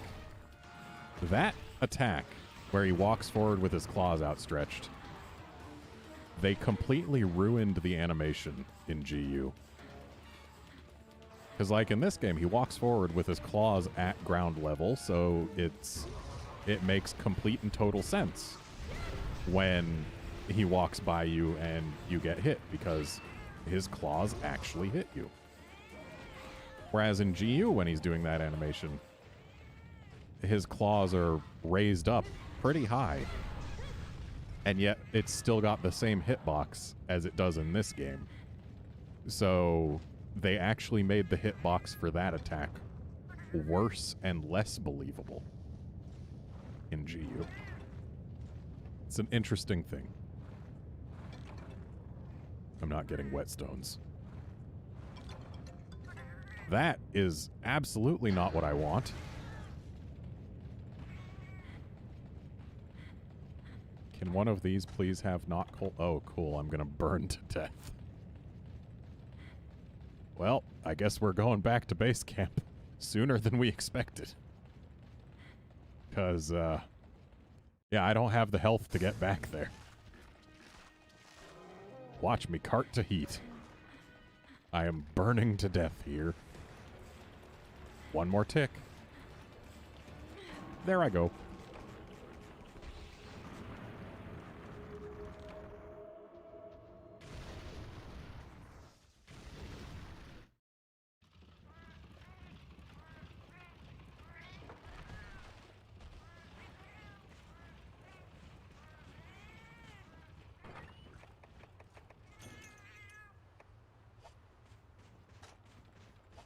Now, what I could do is I could turn in my coal and be done with this quest. But what else I could do is try to kill this crab before my health reaches 0.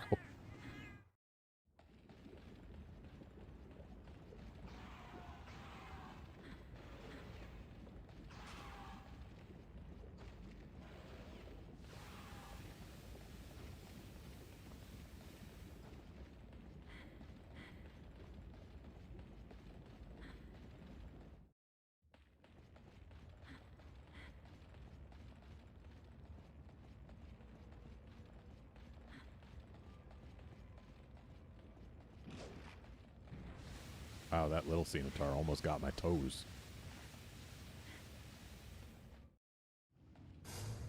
Alright, crap. Oh.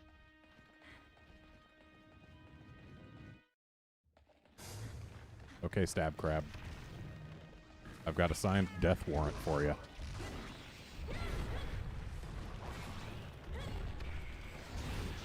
And this is where I remember that I do not have whetstones and cannot sharpen. Ooh, but he's almost dead. I can tell because he's spewing blood from his mouth and making lots of noises.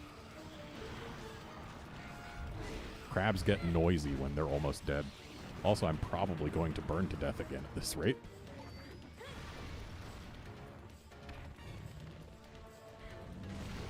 Whoa there, crab. Hey, little crab, I don't need this in my life right now.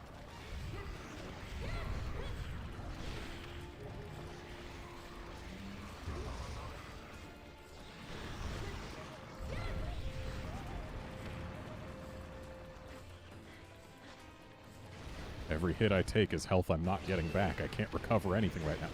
You little bastard.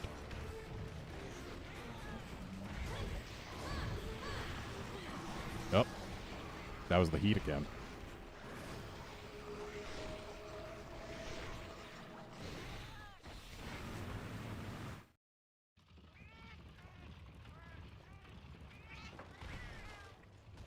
Now, knowing that the big crab is almost dead, I think it might be worth risking.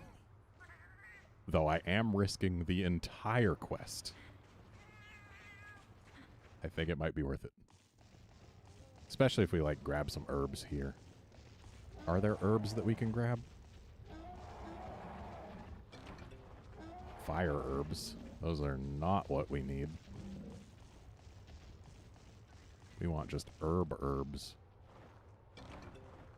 Hot peppers are also decidedly not what we need. They are literally the opposite of what we would need here.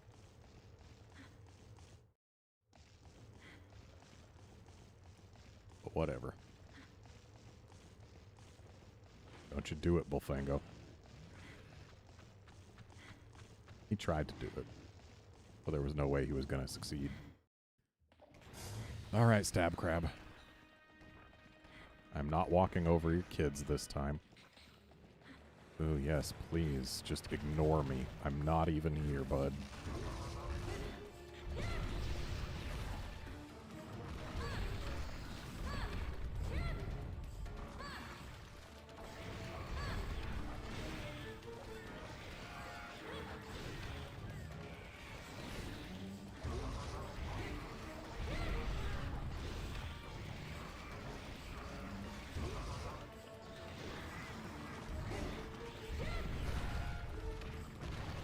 Almost dodged into that. Okay, he's going for the cat. Oh, hey, little crab's dead. It's one less thing to worry about. Should not have tried charging there. Didn't have the stamina for it. Crab, get down. I know, you're trying to stab me. No, you can't piss out of that shell. I know you want to, but it's not a Gravios shell. You're not allowed to do lasers with it. Come on down, bud. You're just wasting my health here. Which, I mean, hey, good strategy. But I don't like it.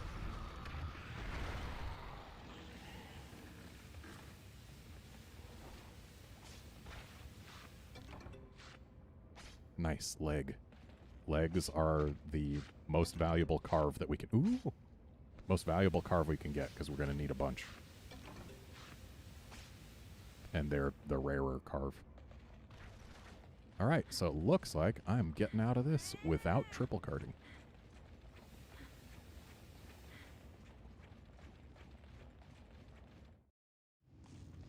Because now I am not in a hot area, and I can recover health. And the most dangerous thing between me and the base camp is that Bullfango.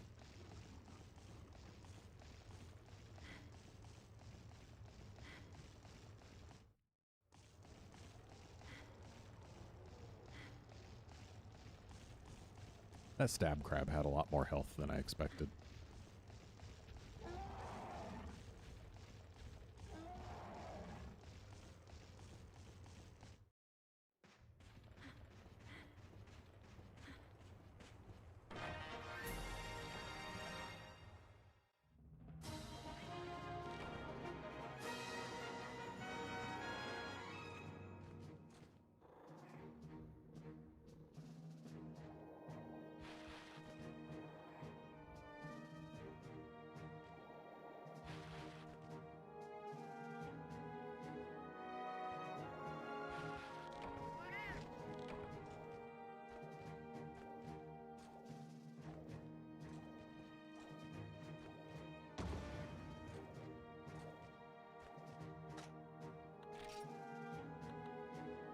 one pincer.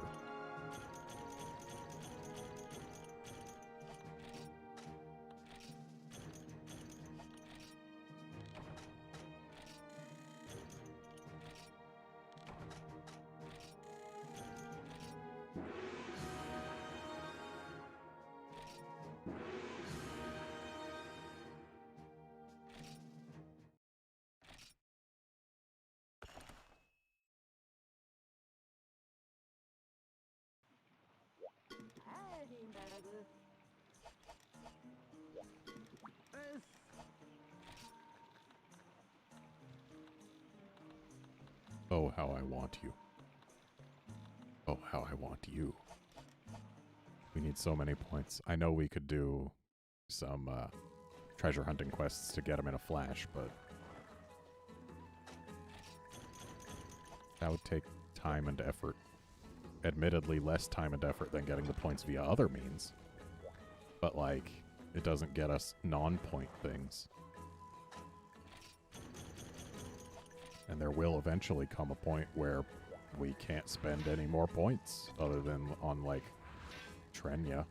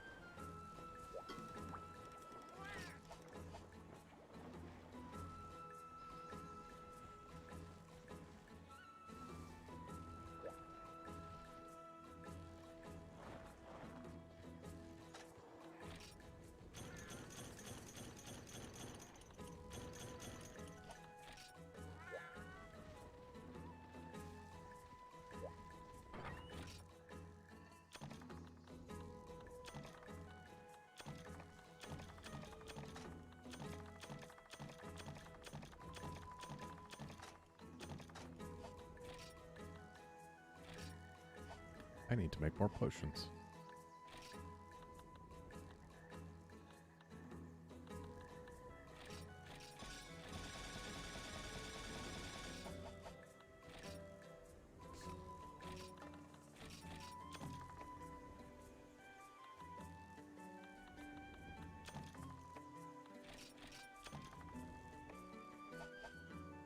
Okay, this time we're just going to do Gathering in the Volcano. Because I need to get Dragonite Ore. Because if I get Dragonite Ore, well then I get this hammer. Just Dragonite Ore. That's all.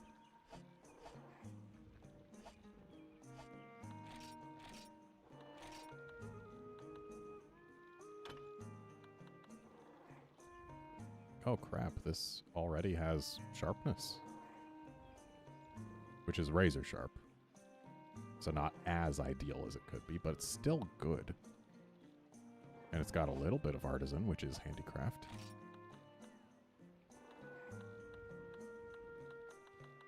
Can I not make the Scimitar hat? Did I not get what I need to see the Scimitar hat? What the heck, game?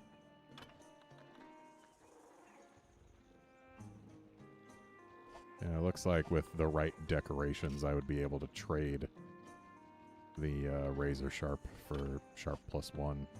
Wow, really? No waste either? I must have missed out on a bunch of Scimitar stuff. Yeah. Might not be the most worth going for, but it's there as an option.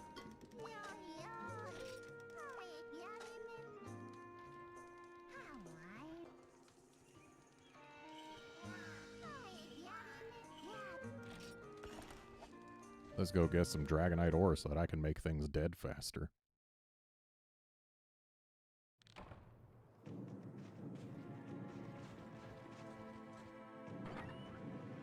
Oh crap, they don't give us cool drinks. Well, I I'm gonna burn to death again.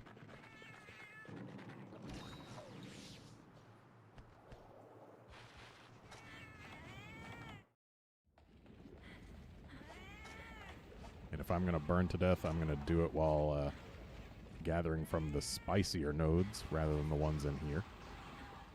I believe the one over there can give Dragonite ore, but it's very uncommon. Whereas the nodes higher up on the volcano have a much higher chance of giving it.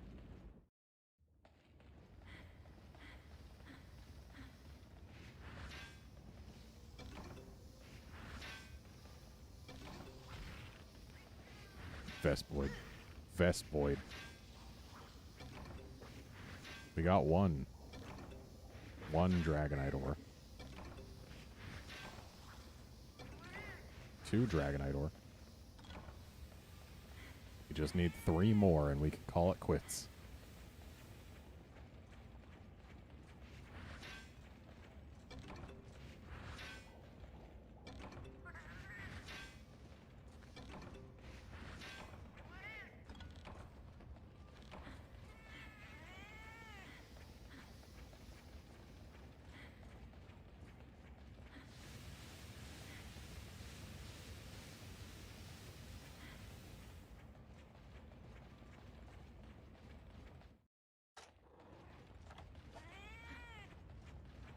I can just feel the bloodlust from all these Eye of Prey.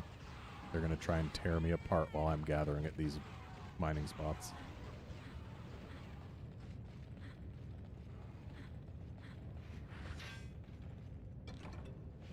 Or they're going to just go for my cat, which is totally fine.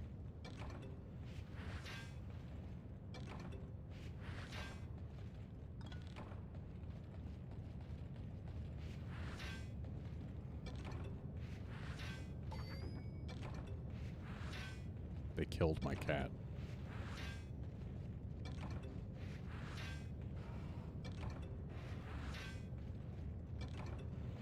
There's 3 Dragonite ore. We just need 2 more.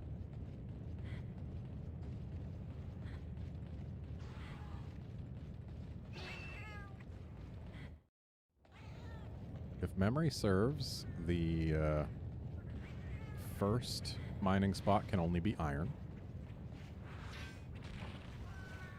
You little jerk.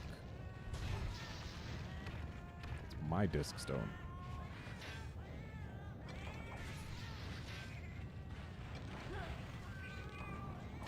Wow, I literally just mined that and you stole it? What a jerk.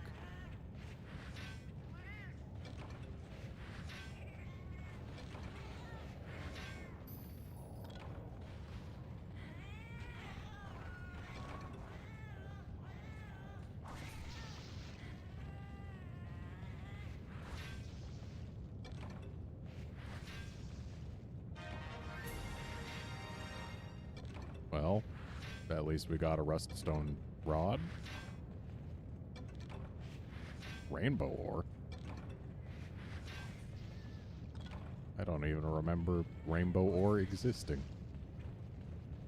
Now let's see if we can actually get something other than iron from in here. Okay, we can. But can we get other than iron and disc stones? Not before running out of pickaxes. So we didn't get quite all of the Dragonite ore we need. We'll need to come back, but it's not like we're never coming to the volcano again. The question is, can I get to a cool area before burning to death? I could make another pickaxe if I grabbed a bone, but unfortunately the bones are in a hot area, and I would probably burn to death before I could make a pickaxe.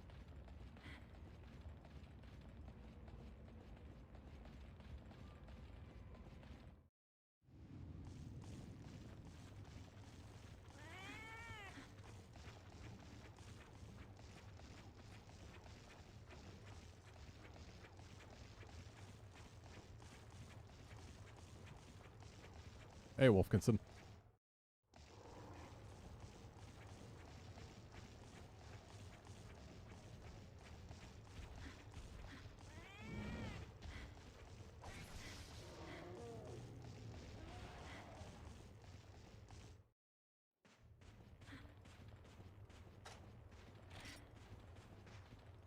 Still need 2 more Dragonite ore, but don't have pickaxes and don't want to burn to death for no reason.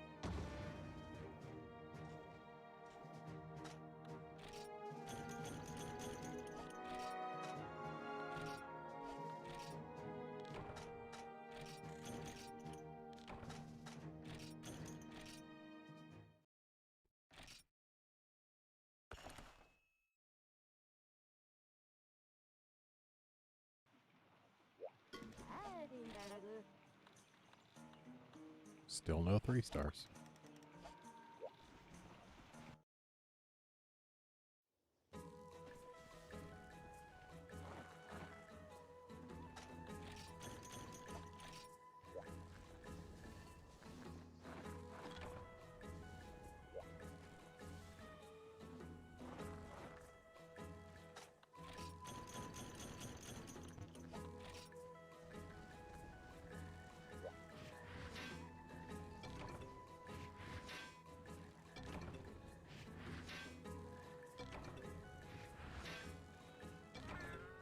Wolfkinson, this stream has been pretty decent.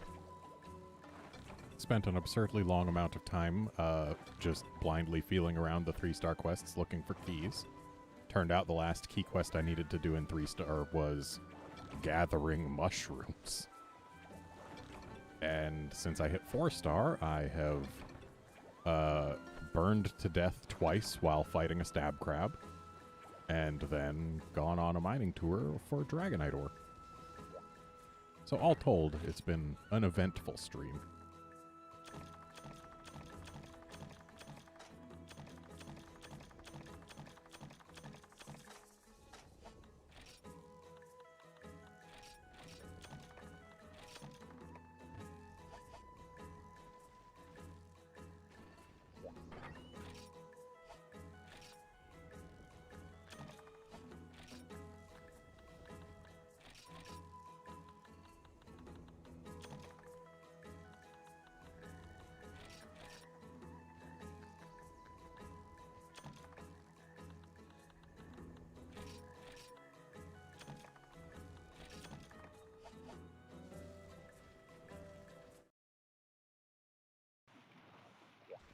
That said, I did lose more coin flips against young cuckoo ears.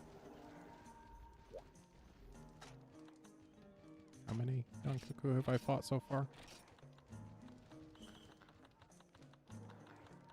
I have fought 14 Yon Cuckoo.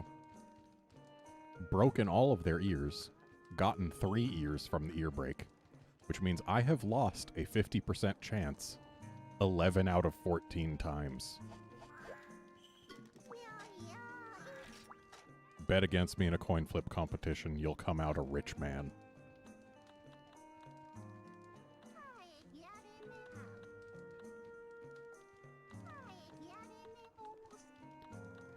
We'll do the official Shogun Cenatar quest here. But we'll do it slightly more well prepared than we are right now. That seems like a good idea.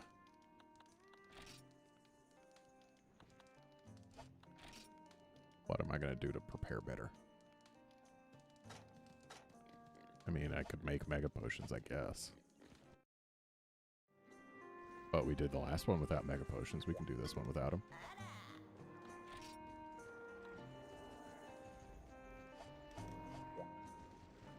Do you ever sell potions, Granny? I don't think you do.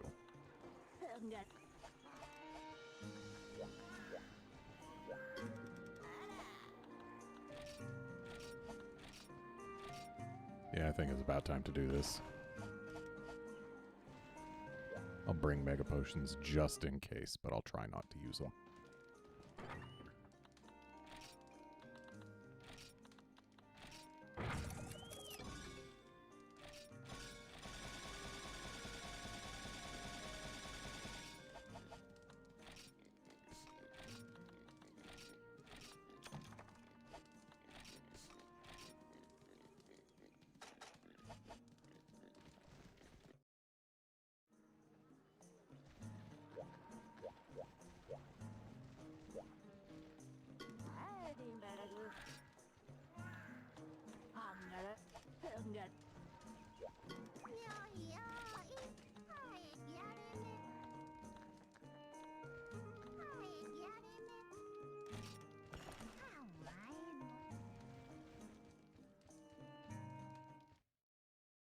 And this time we're not going to burn to death.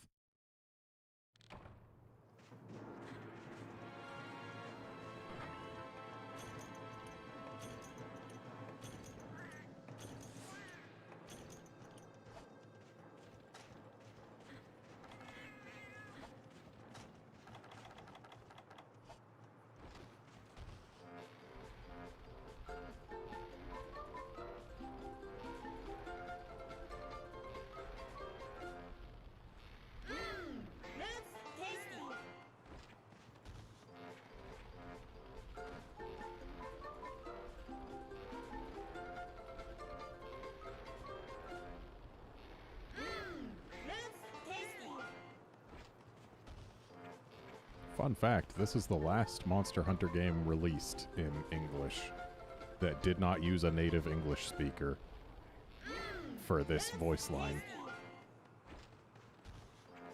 Starting in Try, we got, so tasty from a native English speaker.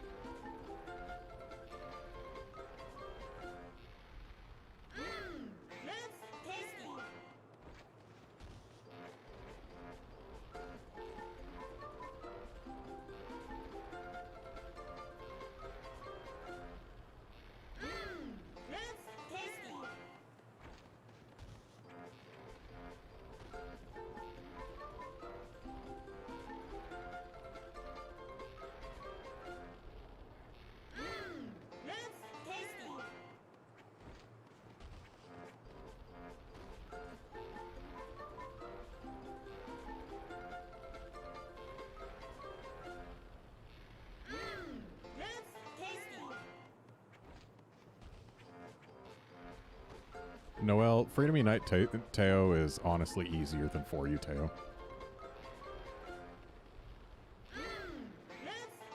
It's got fewer moves. Its powder moves keep it in one place longer. Its powder moves cannot target near it as easily. And it's got the same instant charges that For You Teo has. So For You Teo is honestly a much harder fight than Freedom Unite Teo.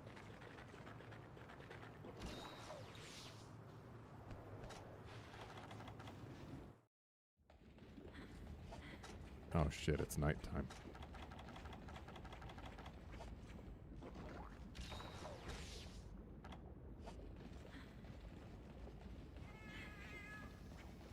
Oh man, that means the best Dragonite ore zone is unavailable.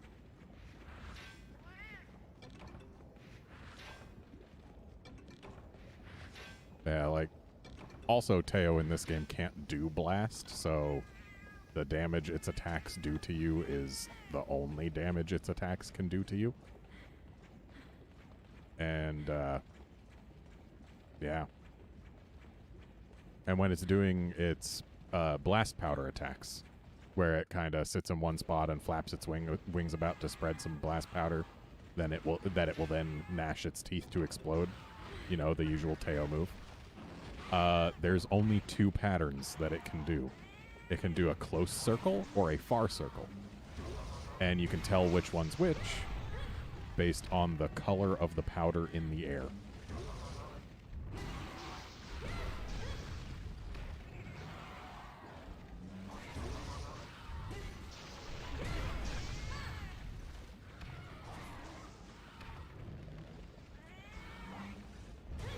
Though Teo in this game does have an interesting thing, as do Cammy and Kushala. If you want to get Elder Dragon Blood, the most efficient way to do so is not killing them and getting it in the rewards. It's actually, while you're fighting them, if you hit them in the sides enough, like between the legs on the body, if you hit them in the sides enough, they will drop a sparkly that will 100% of the time be Elder Dragon Blood. It's a fascinating way to get a sparkly.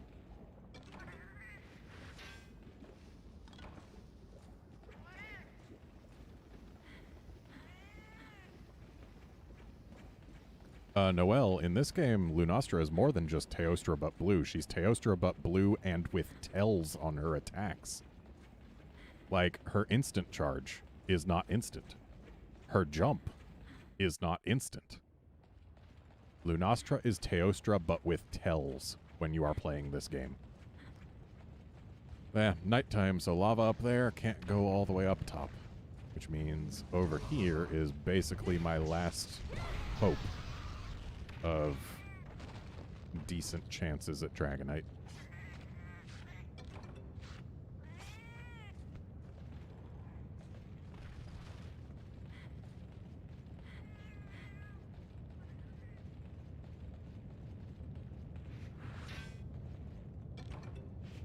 Yay, Dragonite. I think that's the second one, which is all I needed to upgrade my hammer.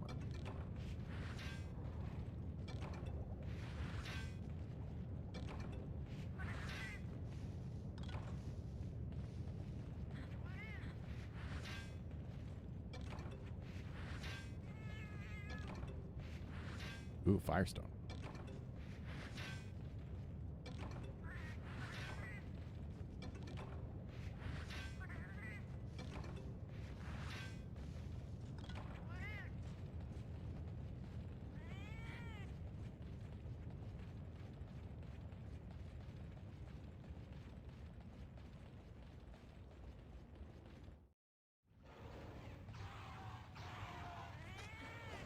Right. That's another downside of nighttime here. You can't just go across there because it floods. You gotta go all the way around here.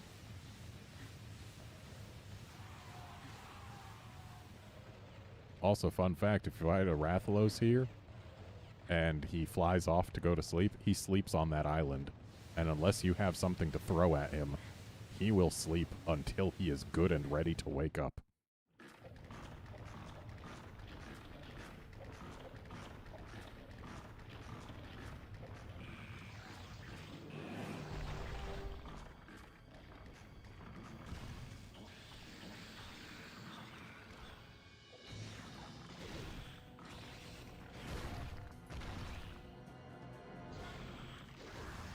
I love Gogmazios.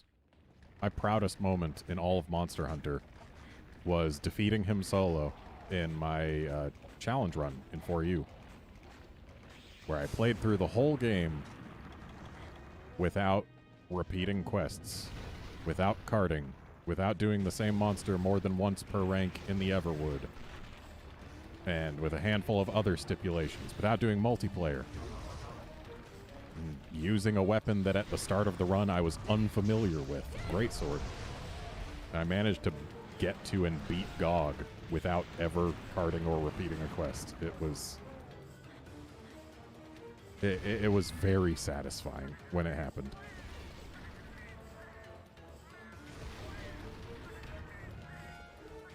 Come on, Stab Crab. Out of the ground.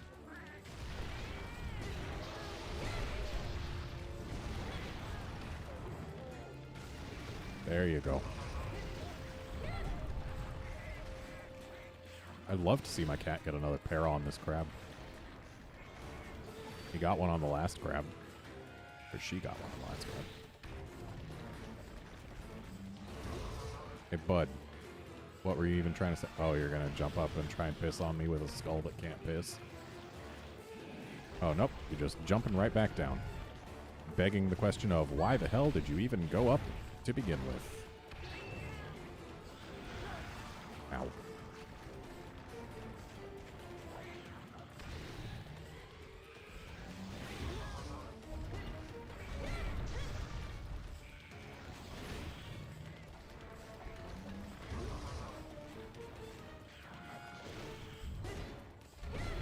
Another thing I love about GOG is just the first time you fight it, you don't think it can fly. And then the phase change happens, and that thing takes flight.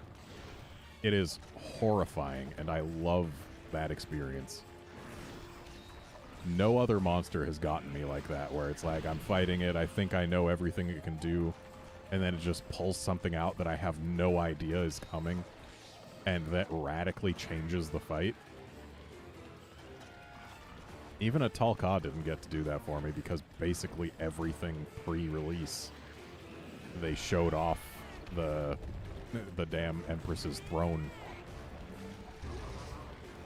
So a Talca didn't get to keep her surprise, but GOG, he did. And that was fantastic. Dude, you can't piss out of that skull. It's not a Gravios skull. Stop trying. I know when you gotta go, but...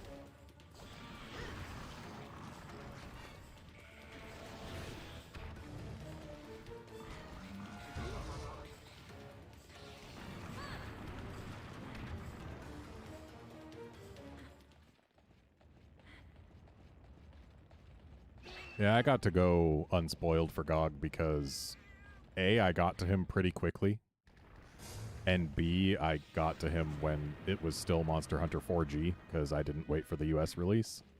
So basically nobody in the English-speaking community was talking about it.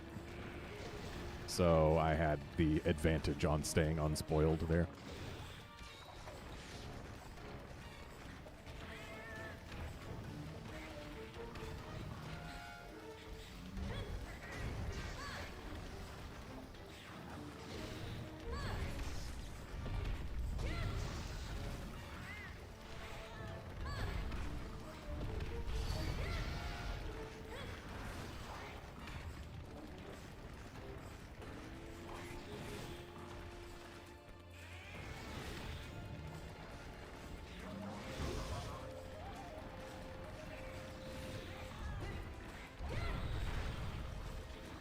Alright, bud, this claw's mine.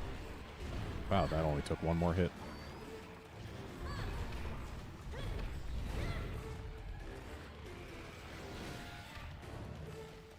And I believe that does, in fact, perma-rage the crab until the other claw breaks. And maybe even beyond there.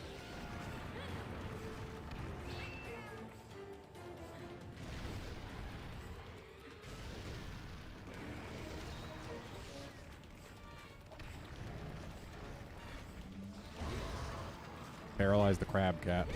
I believe in you. You can do it.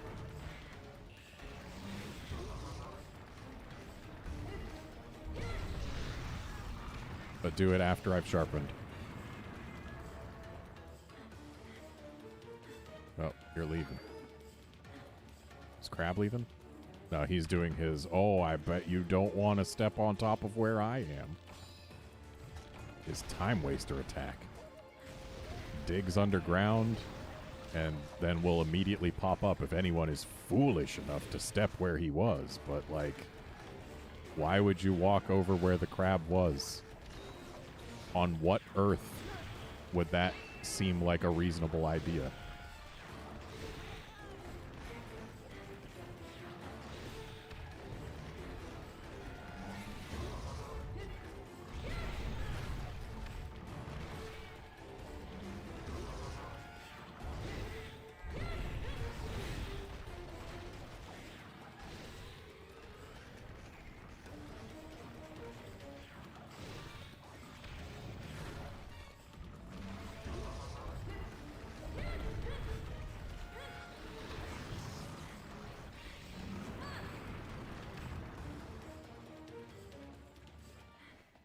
Oh, okay.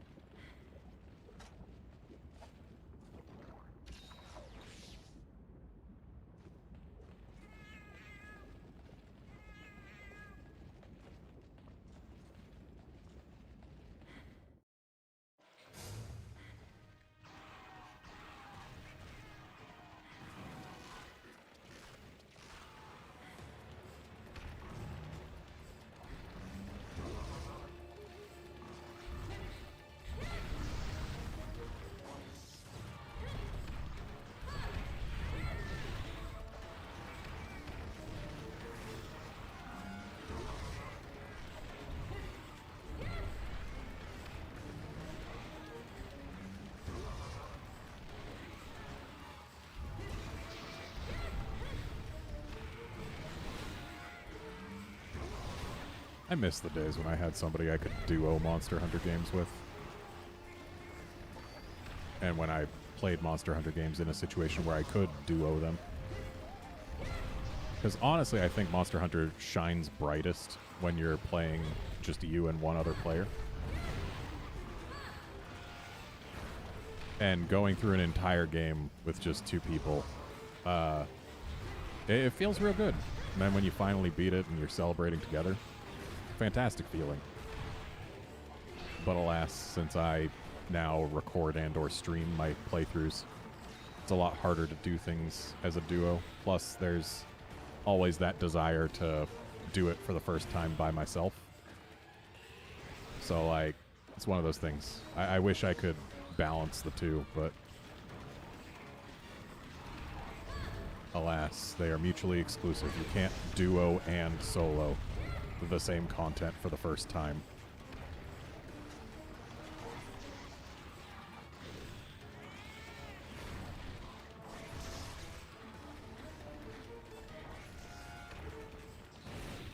Rude.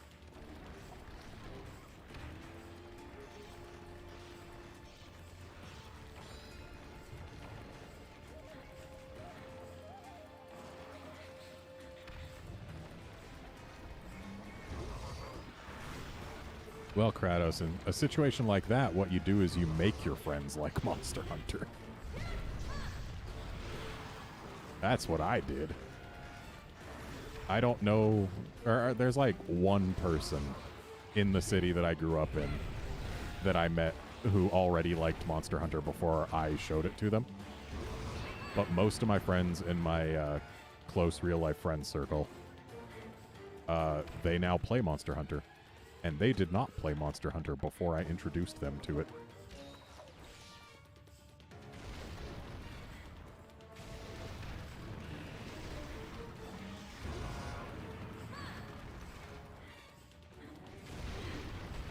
So yeah, the solution is to make your friends like Monster Hunter. I have mentored at least 20 different players in how to play Monster Hunter and got a pretty sizable group of people who can play together in San Diego now. Like, I know there were plenty of people in San Diego who played Monster Hunter before me, but none that I knew, except for one.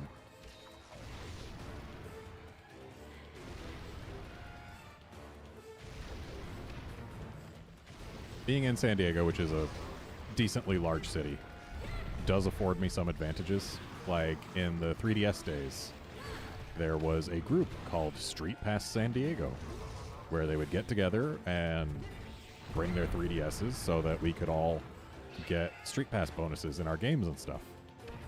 And actually, before Monster Hunter 3U came out, like, I had been going to Street Pass San Diego events regularly to get all the street passing done and hang out with people who like video games, etc., etc. But I was the only person out of 30 in that group who enjoyed Monster Hunter, and I was super amped for the upcoming Monster Hunter 3 Ultimate release. And they saw how excited I was for it and how I basically couldn't shut up about it. And the admins actually talked to Capcom and got a few copies. They got like 4 copies about 4 days before release. It was like 4 3DS copies and 1 Wii U copy. Or maybe 3 in 1 or something. So that they could have copies running to use at a Street Pass meetup event. Uh-oh, I did not paint this crowd. Yeah, they had copies that they could use at a Street Pass meetup event so that we could basically have demo stations for the game. And the admin kept the Wii U copy despite having no interest in the game, which kind of bummed me out. But he did give me one of the 3DS copies to keep.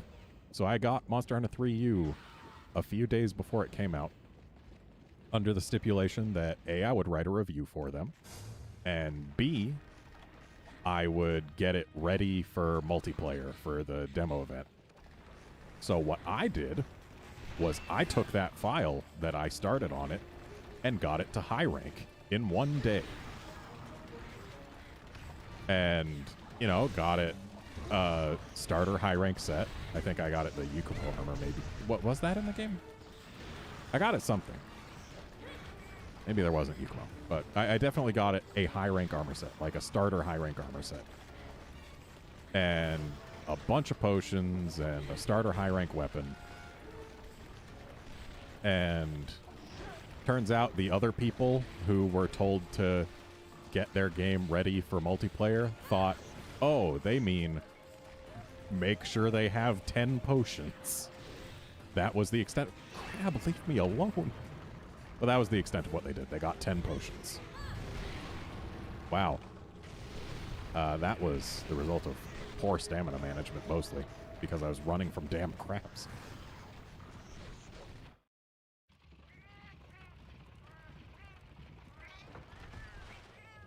But yeah, anyway, the event came, that Street Pass San Diego event, the launch event for 3U, and it was, at the time, the biggest Street Pass San Diego event there had ever been. We had 33 people in attendance. And mine was the only file that was past Hunter Rank 1. But I got to introduce a lot of people to the game.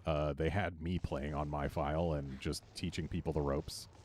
Because they figured, hey, have the guy who knows what he's doing play the file that's far enough ahead to do stuff and show people what's what.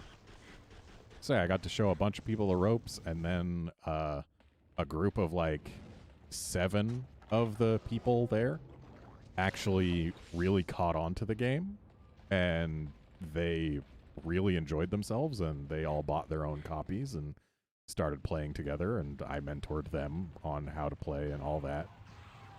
And a couple of them definitely stuck around for later Monster Hunter games. I don't know about some of them, but yeah, we had a solid group of people, and between them and my friend group, I always had like 1 or 2 groups who were asking me like, hey, can you play Monster Hunter with us? And it was a great time overall. That might honestly be a big part of why I love 3U so much, the memories.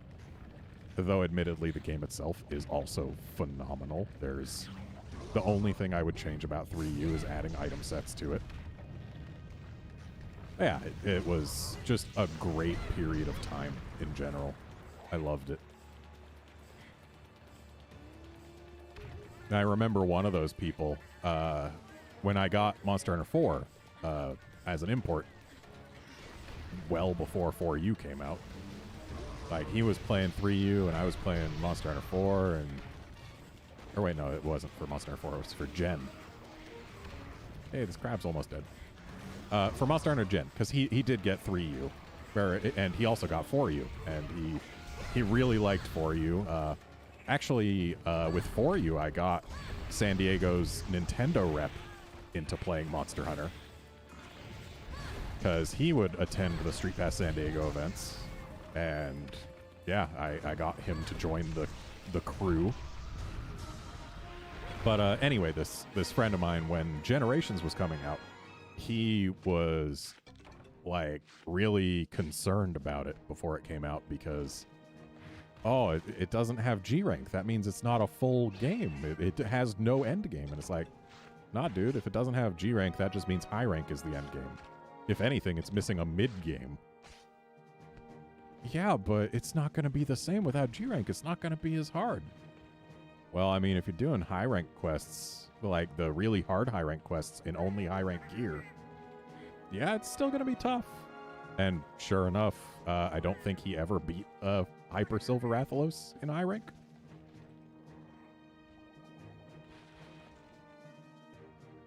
But yeah, just... Yeah, he did come around, and he had a good time with Gen, despite it not having G rank.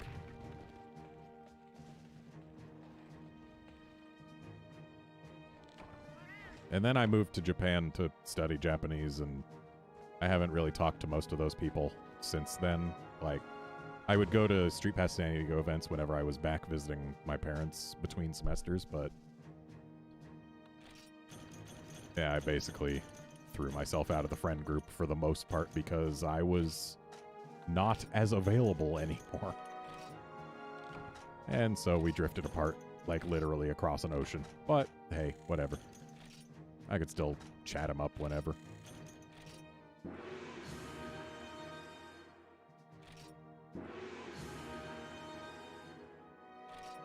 Hey, Deadbird. Yeah, I'm up late, but honestly, I'm usually up until like 4 a.m. I just don't usually use voice that late and don't stream that late because I live in a place where there are other people, and right through the wall from my room is where they sleep. Which is why I'm just doing a chill stream, not raising my voice or anything, just speaking in a lower register here. And there's also the fact that this weekend I am by myself because they are off on a trip somewhere. So hooray for that. I got tonight and maybe tomorrow night to myself.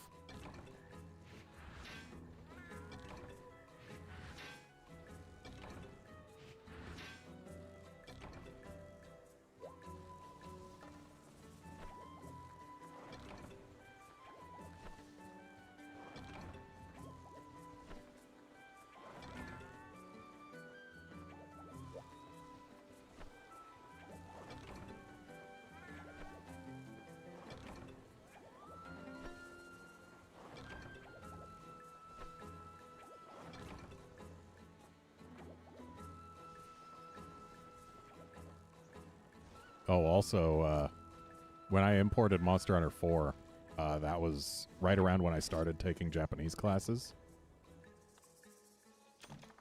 And a couple of my classmates, I actually got to import 3DSs into the game with me. Because, like, we had been playing 3U together for a bit. And then Monster Hunter 4 came out, and I swapped to that. Because, like, I want to play the newest thing, you know? And Monster Hunter 4 was real good. And like I was basically going, hey guys, if you get this, we can all play it together and have a fantastic time. And they were on the fence about it for a little bit, but eventually they caved. And yeah, at that point in time, there were actually, I kid you not, 4 people named Josh who I got into playing Monster Hunter. And I wanted so badly to put them all into one hub together, but it never happened. The most I ever got was, I think, 3 of the 4 Joshes.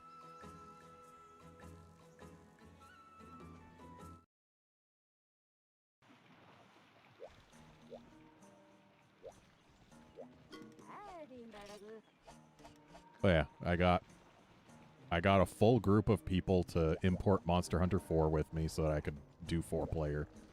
I think, yeah, they all got 4G as well. And, yeah, just generally a good time.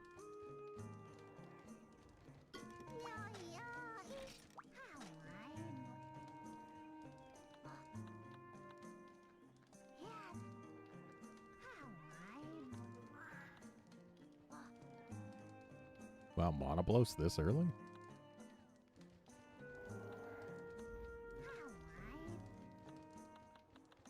But no, we know what we have to do next. And it's Garuga. Also, we have to upgrade a hammer.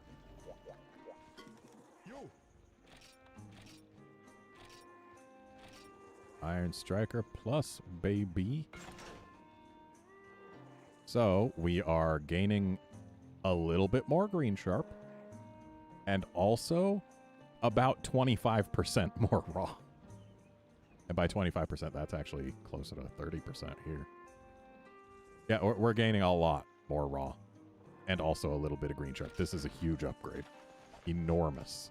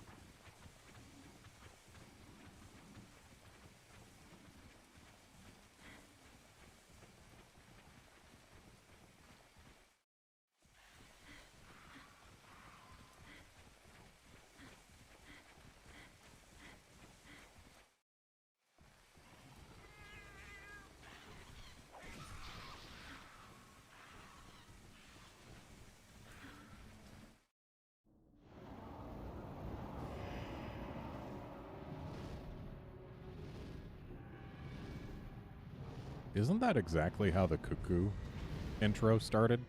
With it flying in and a view from above of its shadow coming in, and then it flying down?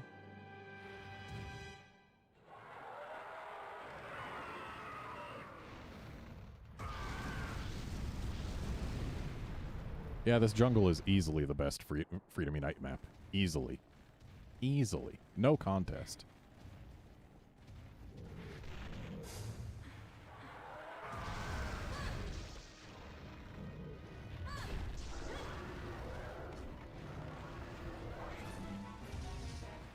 So, something fun about low-rank Garugas in this game specifically.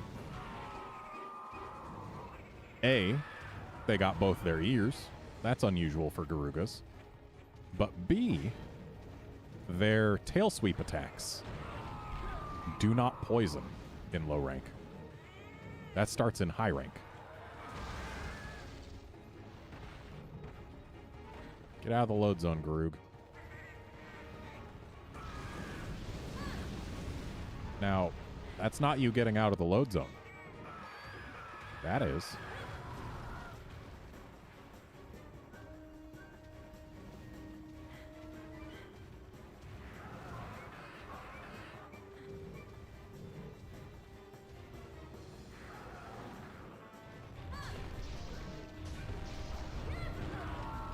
Also, I contend that while Garuga was not on the box for Monster Hunter Freedom 1, for all intents and purposes, it is the flagship of Freedom 1. To wit, it was the first non-Elder Dragon monster, possibly the first monster period, to bring its theme with it wherever it goes. Something that nowadays every flagship monster does. But Garuga did it first. And then there's also the fact that Garuga was like the only new monster added in Freedom 1 that was not in Monster Hunter G. So like, yeah, Jan Garuga is the flagship of Freedom 1 in everything except for presence on cover. And if you think Azure Rathalos is the flagship, if you think, was it Azure Rathalos or regular Rathalos? Either way, if you think one of those is the flagship of Freedom 1, then you probably also think Azure Rathalos is the flagship of 3U, which it very much is not. Tail Flip still poisons, but the spin does not.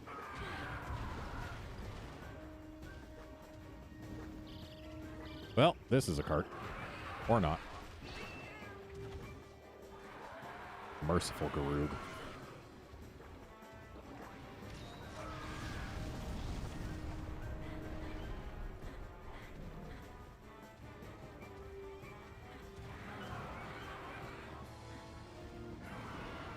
Way to go, Garuga. You definitely got somebody with that.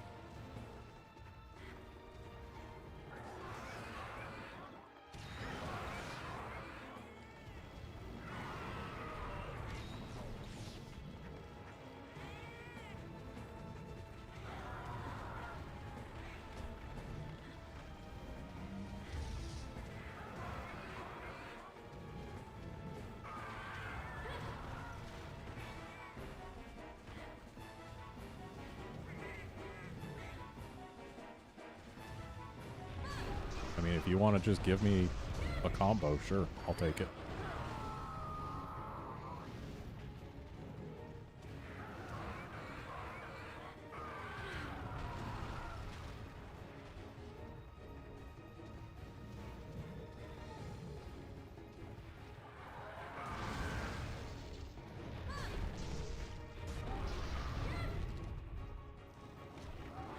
Now, I think we've already broken the face completely.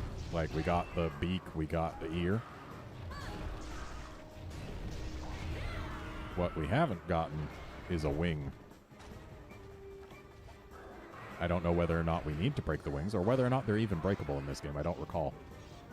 But I do know that they are breakable in Gen 4, and they're annoying to break and needed in numbers that are far too great. So whenever we KO this thing, from this point on, Those wings are what we hit. It bit me.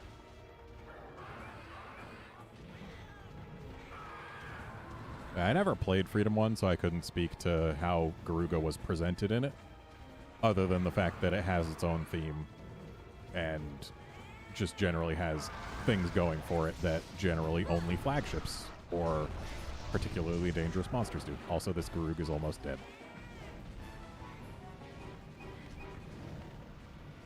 Is it leaving? It's leaving. I could probably get away without using this potion, but I'm safer using it.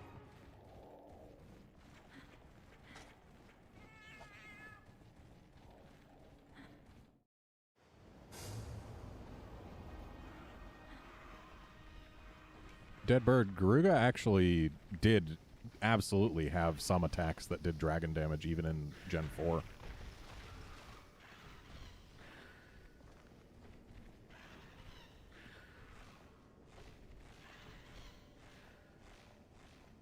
It's already... Or no, it's not leaving that area. Okay. Yeah, Gen 4 Garuga, its Beak Slam attack did dragon damage. Oh, now it's leaving there. But where is it going? It's going over here.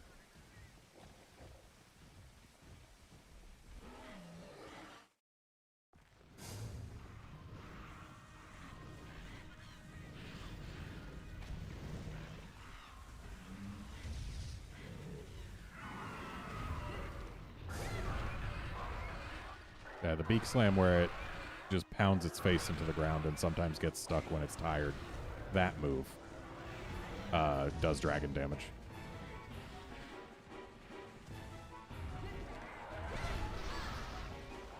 Also, fun fact about Garuga in GU.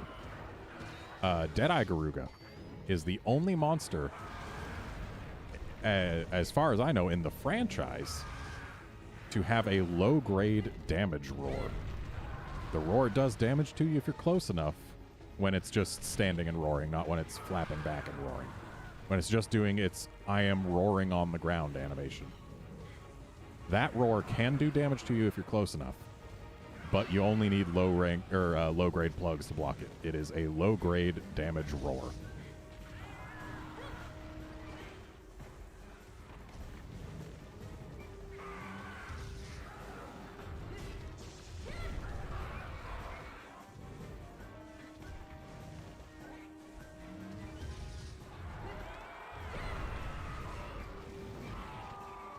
Yeah, that animation right there from Deadeye.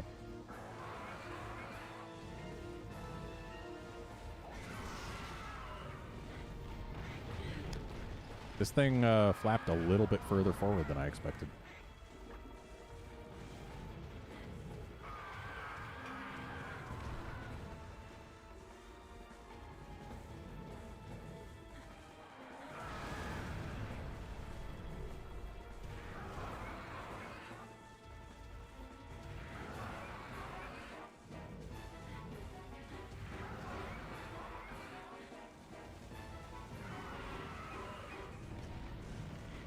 You totally threatened that Velociprey with that, Garug. Great job. And Mad Bird mad again. And there's your proof that the Tail Sweep does not do poison in low-rank Freedom Unite. Just a fun little quirk. Does poison in, as far as I'm aware, every other iteration of Garuga past this point. Does it for high-rank Garuga. Does it for Garuga in every rank, in every other game it's in. Just not low-rank Freedom Unite. Maybe not low-rank Freedom. But definitely not low-rank Freedom Unite. That much I can tell you for sure. And no Garugas that were released later in time.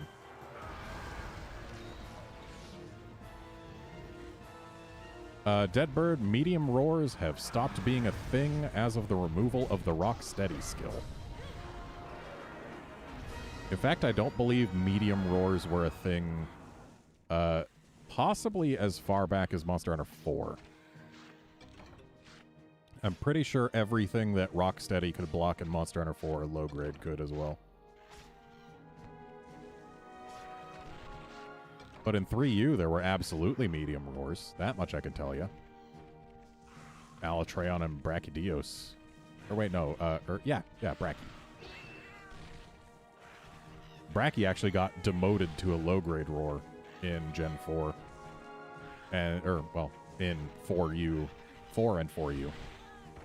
And then it got re-promoted in Gen and GU, I believe.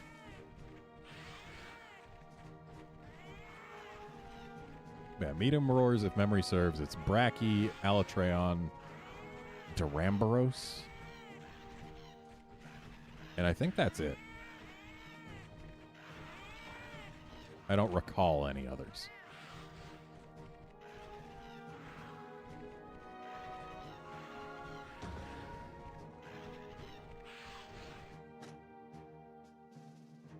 Yeah, Rocksteady blocked those, but it didn't block high-grade roars. And it also, and low-grade plugs wouldn't block Brachy, Alatreon, or Duramboros.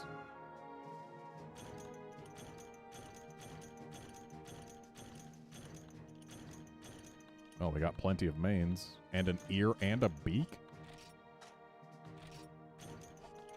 We're rolling and stuff. Also, it feels weird to break a monster's ears and get an ear.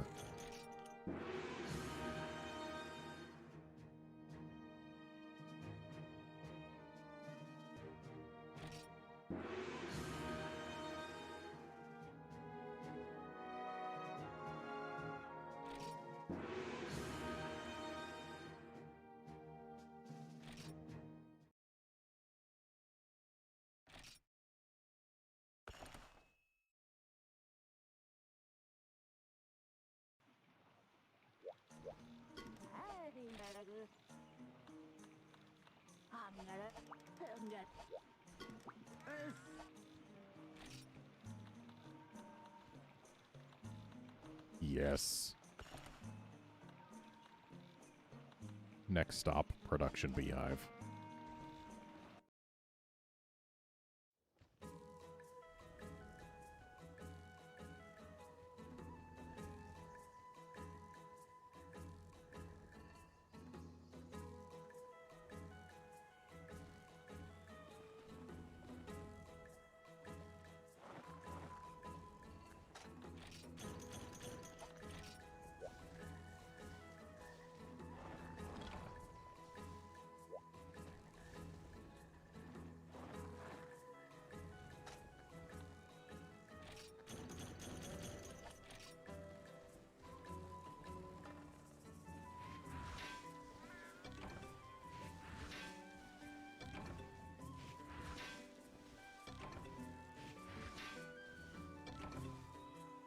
That feel when your first 4 gathers at the mining point +1 are things that you could have gotten from the original mining point. Would have been nice to get some Dragonite ore, but oh well. Can't all be winners.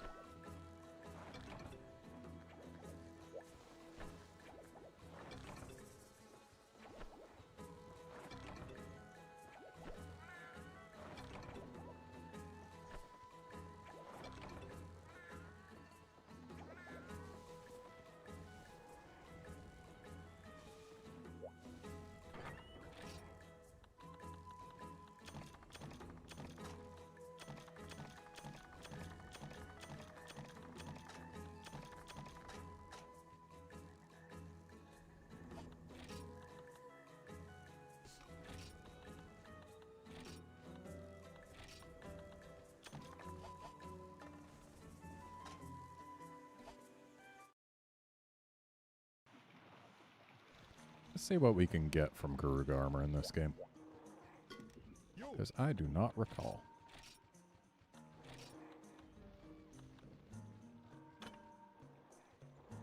More defense. Okay, so that's Razor Sharp, Reckless Abandon, which will later be known as Critical Eye, and a few points of plugs. Assuming that the rest of the gear follows the same general pattern. Looks like we might actually not get Razor Sharp fully unlocked. Or maybe we will. I don't think we'll get low-grade plugs out of the Garuga by itself. Yeah, we would definitely need to gem for it. But it could be very worth it. There's what, like 5-6 points of... Or no, there's more than 5 points. So we would probably be able to gem for plugs. Assuming we can make plugs decos. So let's see here.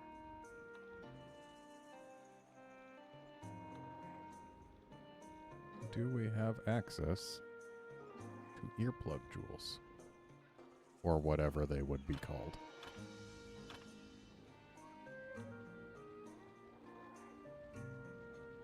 Because in this game, you cannot press a button to make it just have them all show the skill name instead.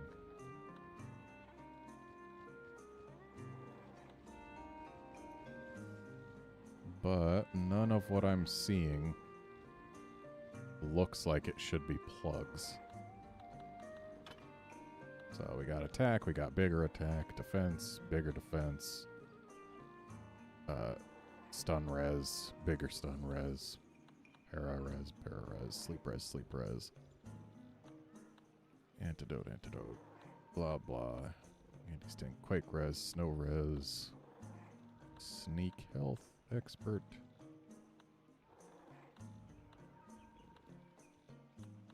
Back when auto guard was decorations.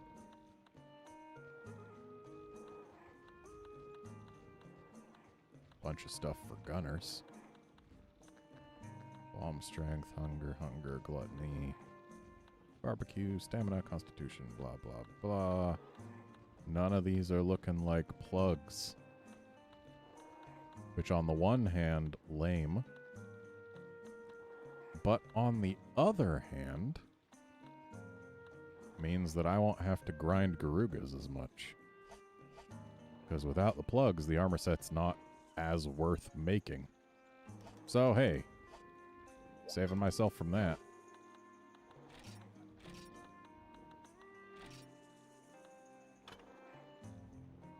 Do want this, though. That would be a pretty big upgrade from what I'm at right now. And I only need one more Garuga ear for it. Watch it take 5 or 6 quests.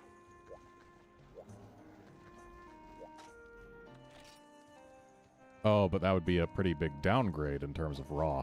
Just a lot more green sharp. So let's actually not even go for it right now. Let's save ourselves from doing that. And instead, do other things like this monoblos.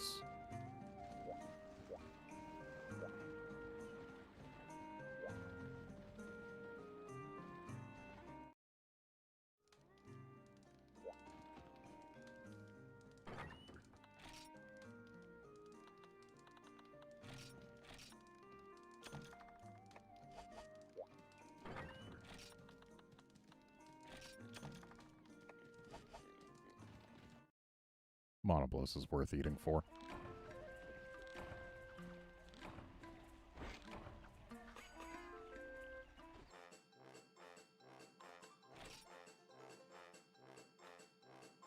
Oily raisins count as veg, right?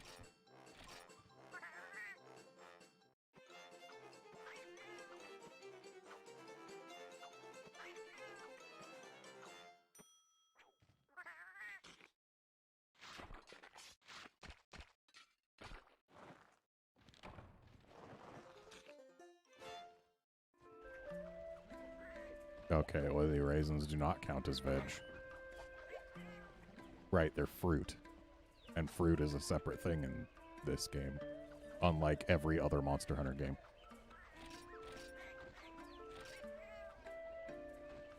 Okay, what can I get? I want that. Unfortunately, we gotta wait for it.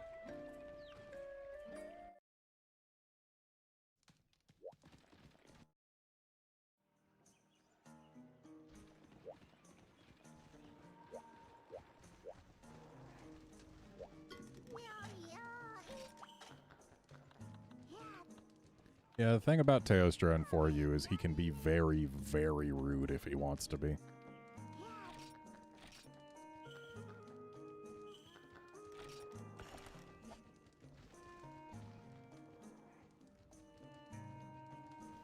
Garuga mask? Let's have a look. I didn't even see it as a thing. Ah, it is in fact there. Oh, I see. 6 points of plugs. Though what does it sacrifice from the Garuga helm to get it? 3 points of expert and 1 point of sharpness. So it would probably get your earplugs, your low-grade plugs, but it might sacrifice the, I'm just going to call it crit eye, and possibly also the razor sharp to get it. Let's see how many points of stuff there is on the other set, or the other pieces. So, sharpness 2, expert 2. And now we're at sharpness 5, expert 4.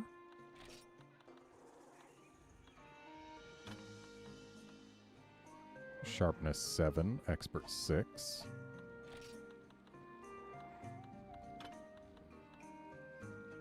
Sharpness 10, expert 8. So you would still keep razor sharp with the Garuga mask. You would lose the crit eye, but we can gem for that because we can actually make gems for it. So thanks for pointing out that the Garuga mask was there. You've just doomed me to farming Garugas.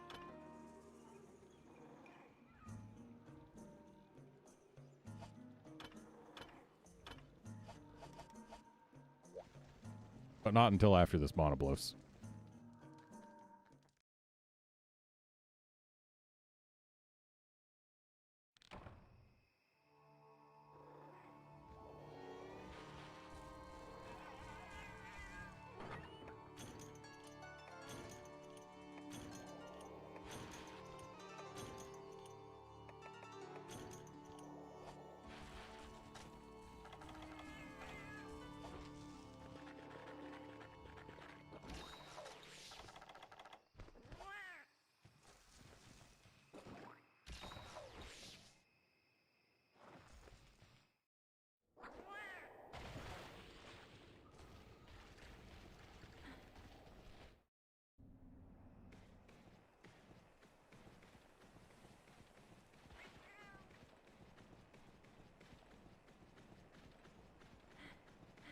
Yeah, Wolfkinson Garugas aren't the worst to farm unless I end up having the same luck that I did with the Cuckoos and lose, what was it, 11 out of 14 coin flips for the ears?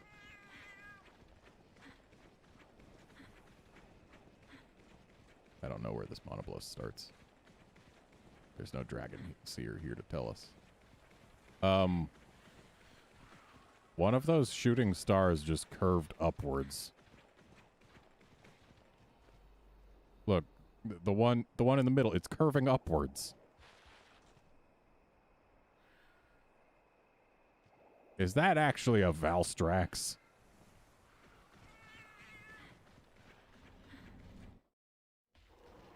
Valstrax subspecies with silver lights instead of red?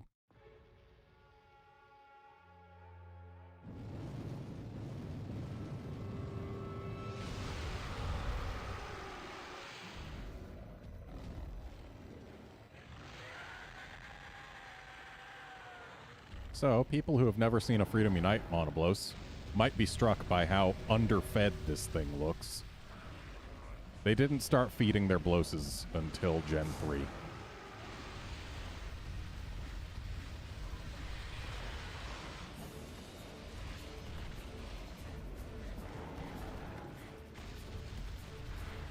Seriously, this thing looks emaciated.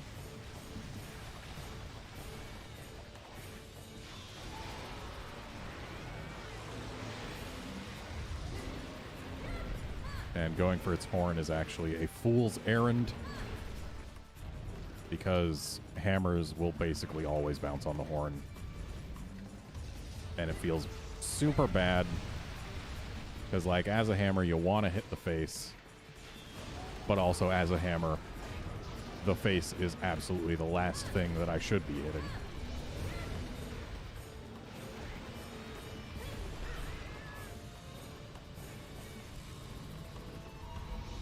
Yeah, it is true that everything was malnourished before Tri fed them.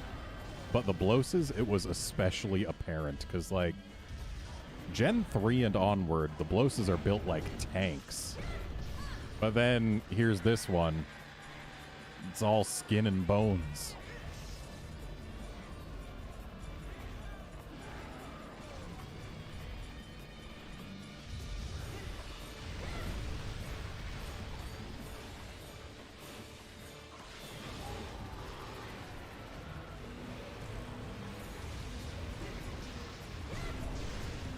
And that, my friends, is what we call working smarter, not harder. I got some damage in on the Cephalos, too. Because that thing is an annoying bastard, and I want it gone.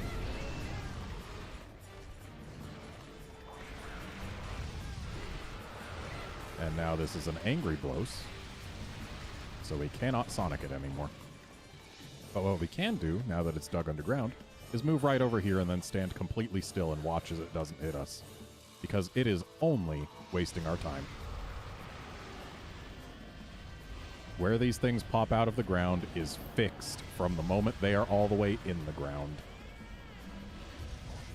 So, if you just move away from where it was going to pop out of the ground, it will not adjust course to try to hit you.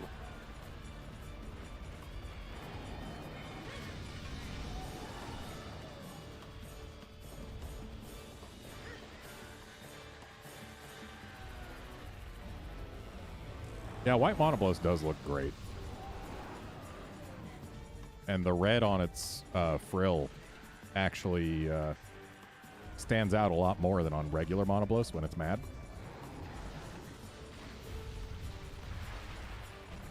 Are you kidding me? You didn't get your horn stuck in that?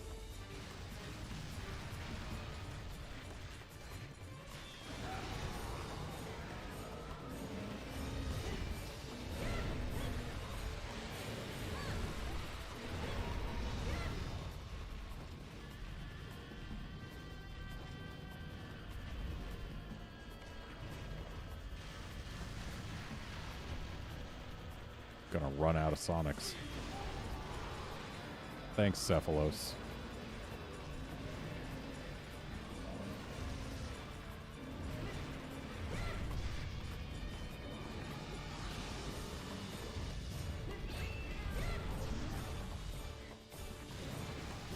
Seriously, I'm going to run out of Sonics.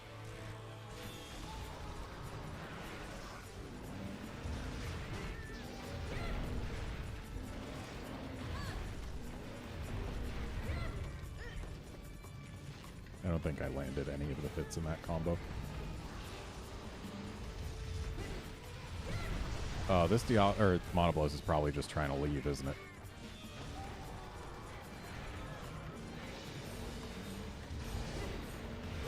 I can think of no other reason it would be repeatedly digging and only digging, doing nothing else in between.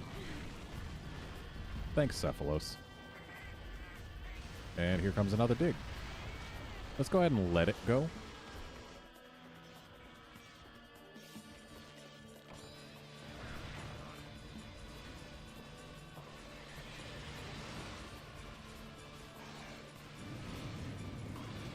Yep, there it goes.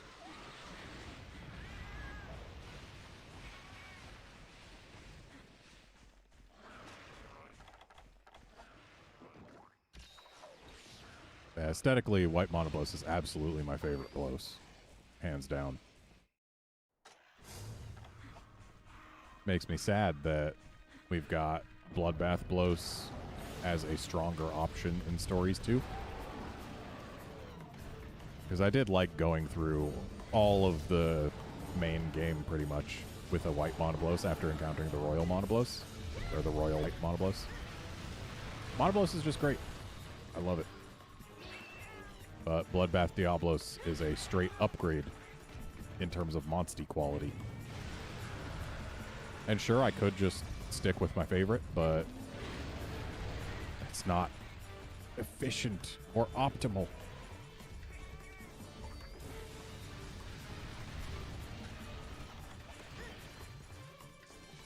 Genprey. Chill pill. Take one. Or one will be given to you.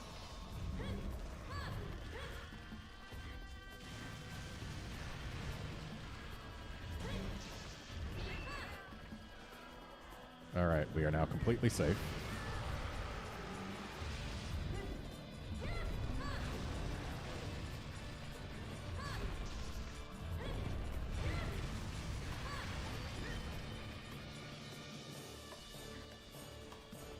And once again, we are now completely safe.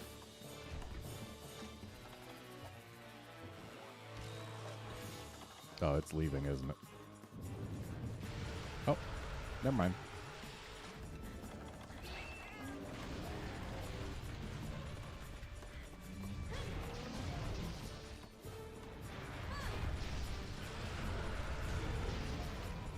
I don't care how mad you are, you're getting knocked down.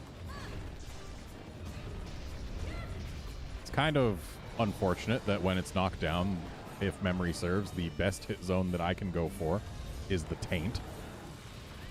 But alas, that's just what Capcom wants me hitting.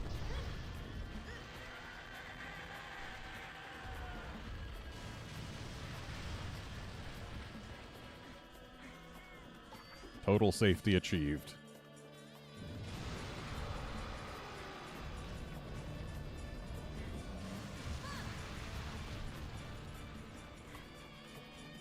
Total safety achieved.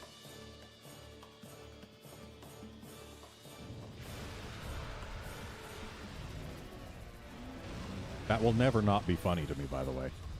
The AI in this game is just so jank.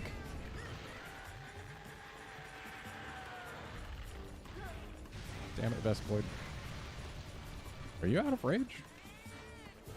Total safety achieved. Oh, you're leaving. Gonna repaint it in that area.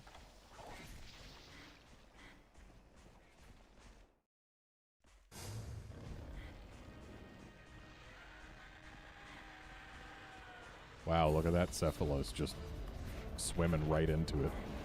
Oh, hey. Nice limp.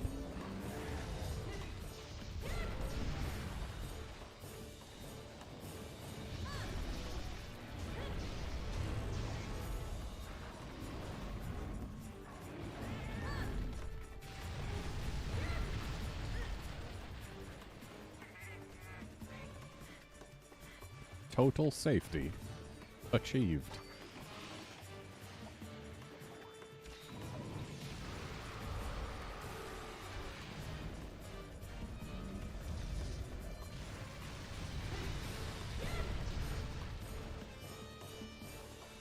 This safety is now total and has been achieved.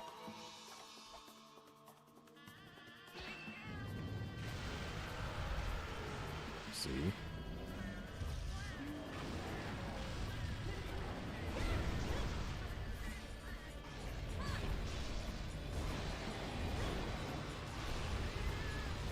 I'm glad I bounced far enough away.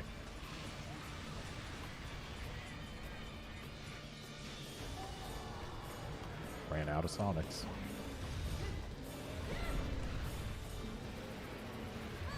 That's fine, I'm not fighting any Plesioths for a while. Nor any Cephadromes. Not if I can get away with it.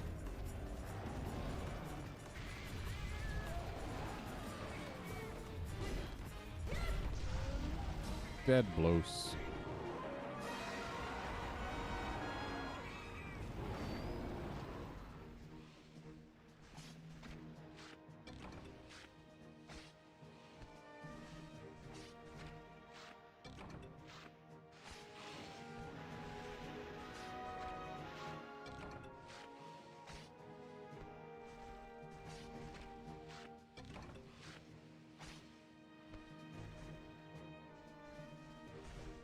Our first 4-carve monster.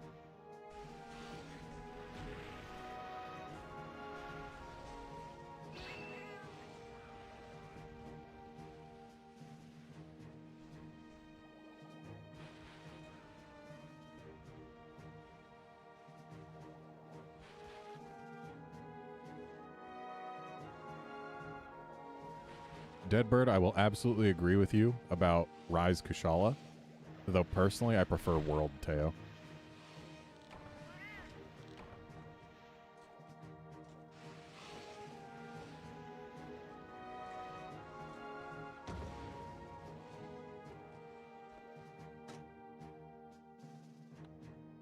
It also will never not be funny that the kill screens are at the PSP's original resolution. This is what we would have been looking at if I was playing in original resolution. Wow, shells and spines. Yeah, just look at all the definition on those monoblos feet.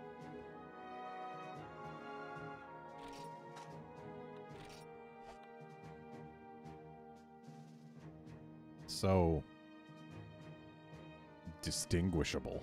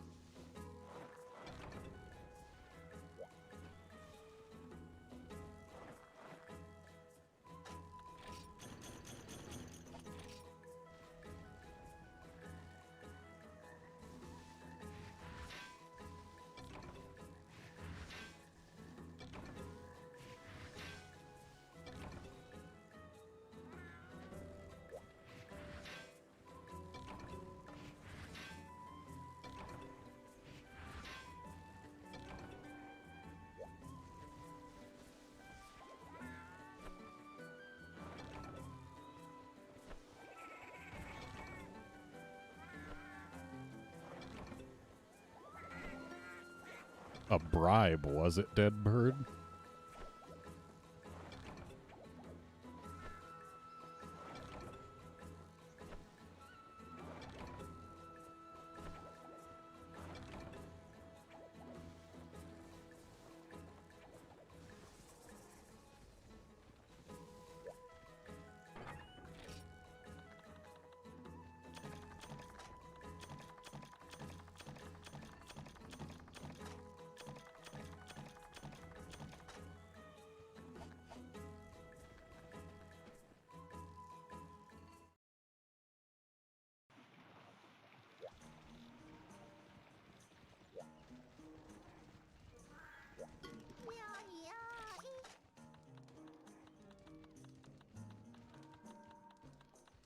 Looks like we only have the one Garuga quest, but we'll do it. Multiple times.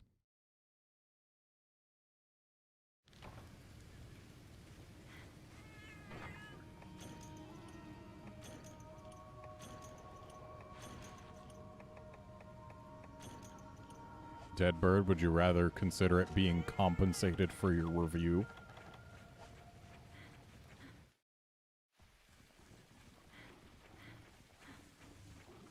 Because all I'm hearing is that you're bought and paid for.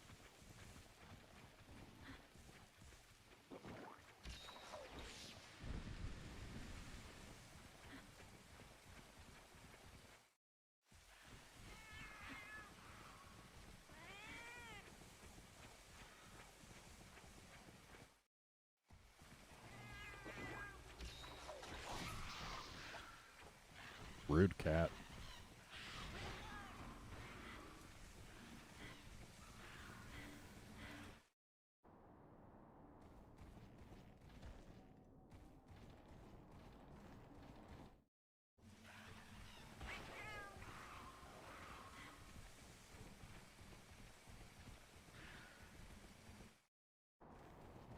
Hey, Aaron.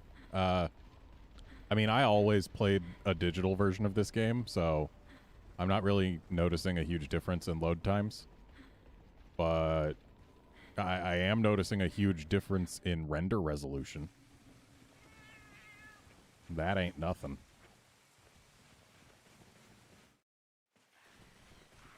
Where the hell is this Garug?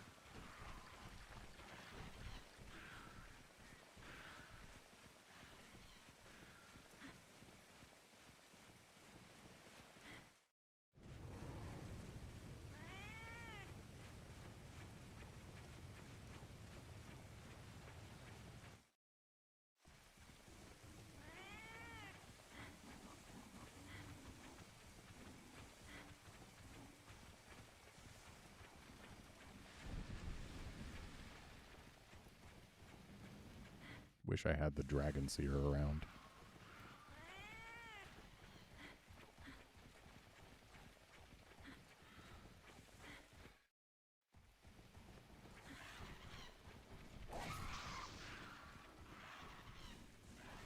Yet again, Ray wakes up and chooses violence.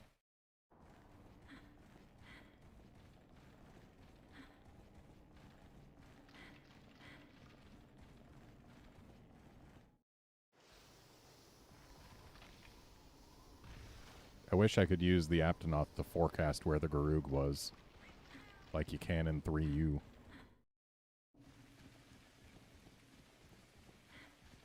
Because in 3U, the Aptonoth will be freaking out if there's a monster in the next area over. But in this game, they don't care. For reals though, where is this bird? I haven't checked in here yet, but chances are it won't be in here by the time I do get done checking.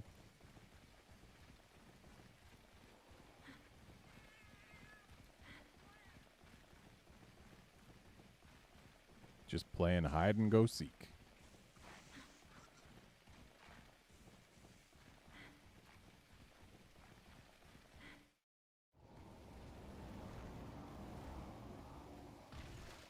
Well, I just heard the sound of it flying away from here.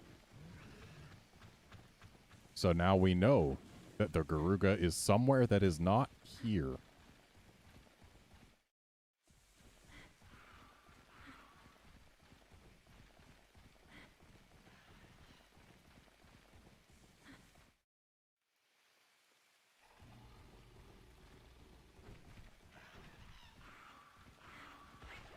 Joke's on you, Aaron. People don't usually stream at this time where I live.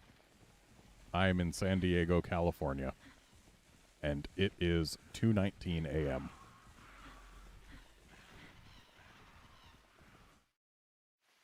Nope, Drake Great, I am still here. Because I'm having a pretty alright time, all things considered, for playing this game, that is.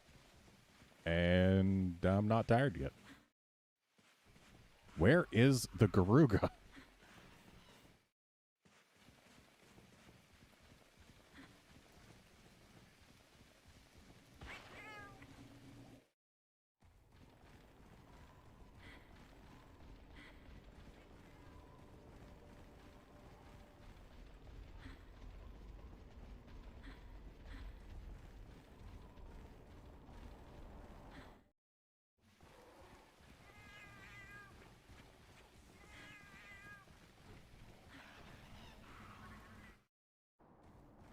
I swear this thing is getting so painted the moment I find it.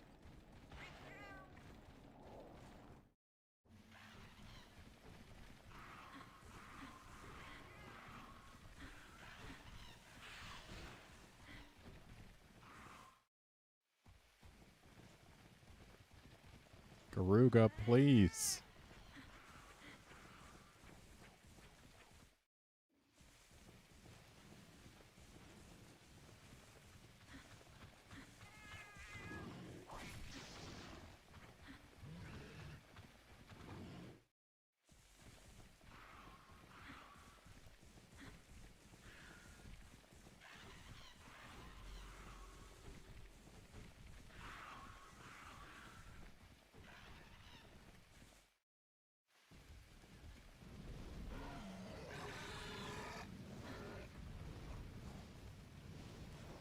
Oh my god.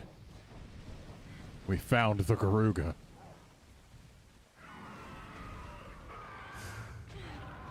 Are you kidding me? During the "it spotted me" flinch when I was facing right towards it. I do like how in later games that flinch doesn't happen if you're facing the monster. Is it just me, or is this Garuga a pretty good deal bigger than the last one?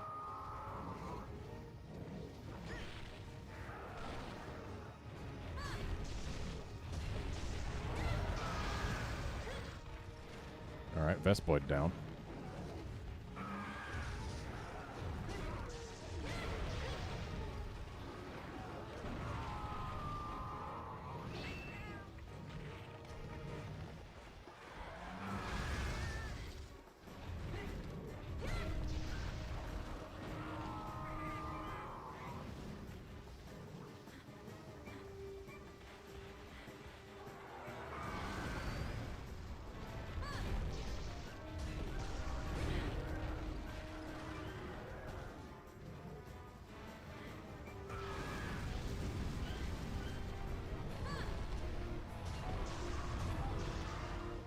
Hooray for KOs. They always feel good in every game and every context. Unless a Vespoid paralyzes you or you just went down to an unacceptable level of sharpness.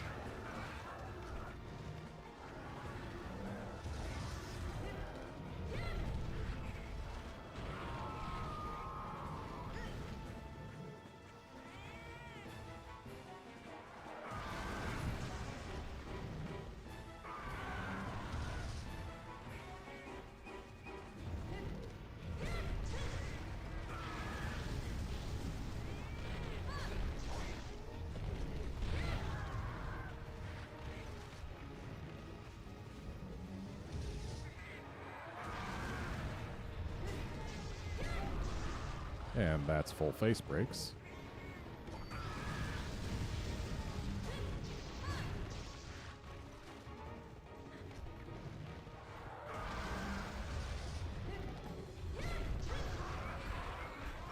Ouch.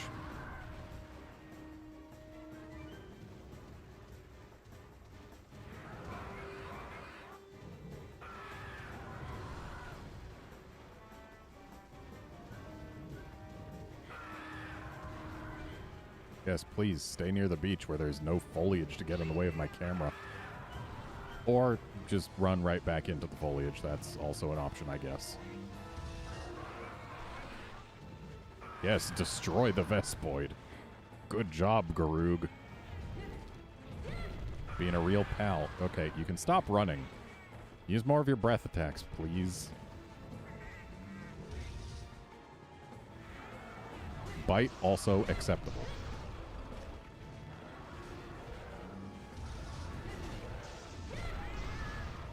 Nice. Shame we just lost sharpness. Would have gone for the wing if we had green sharp, but we probably wouldn't break it anyway, so who even cares, really? This will finish the quest faster. I need to sharp.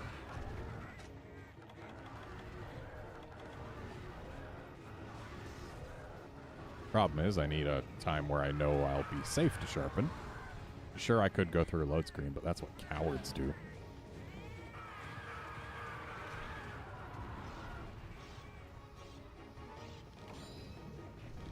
Aw, dead bird, are you in luck?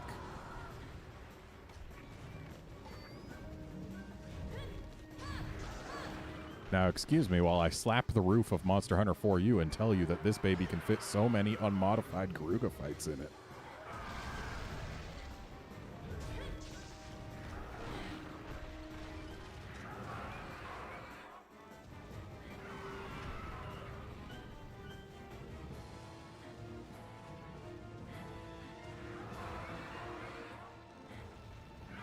Kind of interesting how Garuga is a real good fight in this game. It's a real bad fight in 4U and GU.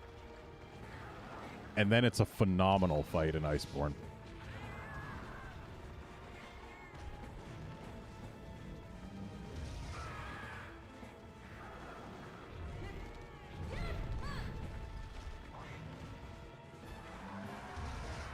Yeah, it will be interesting seeing what they do for Scimitar and Sunbreak. I can't imagine it'll see too many changes, because, like, Kezu didn't see too many changes. Kezu is fairly similar to how it was in GU. But, like, it'll definitely see at least some. They'll do something to breathe some measure of life into it. And I am looking forward to seeing what they do. And that is a dead bird. Hey, dead bird, it's you. You're in this game. Did you know that?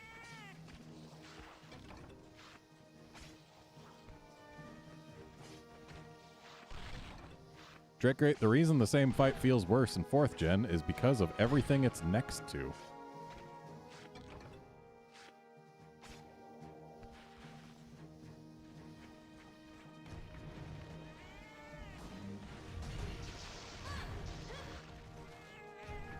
Deadbird in Iceborne Scarred Garuga is treated as a variant, but only kind of.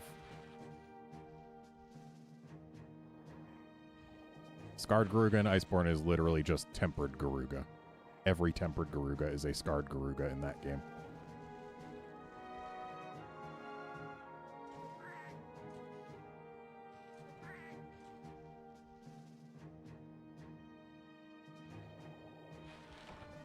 And regular Garuga in Iceborne is not a variant.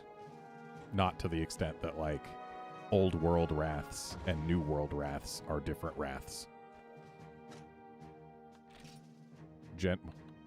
Oh my god. I got another ear. I don't know what to do with this. I also got another beak. It's like I'm breaking parts and then getting that part in the rewards. How can this be? That's not how this game works. And hey, it was bigger than the last one, just not by as much as I thought. But yeah, fun fact. The Gen 3 Wraths are a subspecies separate from the Gen 2 Wraths. And the Gen 4 Wraths are yet another subspecies separate from the Gen 3 Wraths. They have different foot structure or something to that effect. And then the Gen 5 Wraths are yet another differentiated subspecies. Wraths have changed in every generation since 2nd. 2nd and 1st are the only generation where they are identical between the two. Hooray for asset reuse and non-reuse, respectively.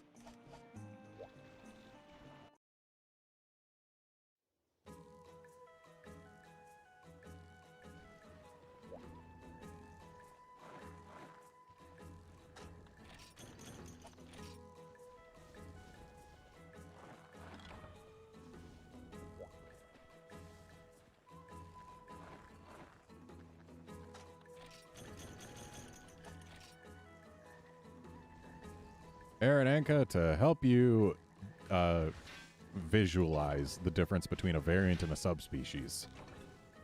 Do you know what a Great Dane dog looks like? You know, those big dogs. Really big. Biggest dogs there are. Well, imagine, if you will, a Great Dane that is bigger than every other Great Dane to a noticeable degree. That's a variant. A pug is a subspecies.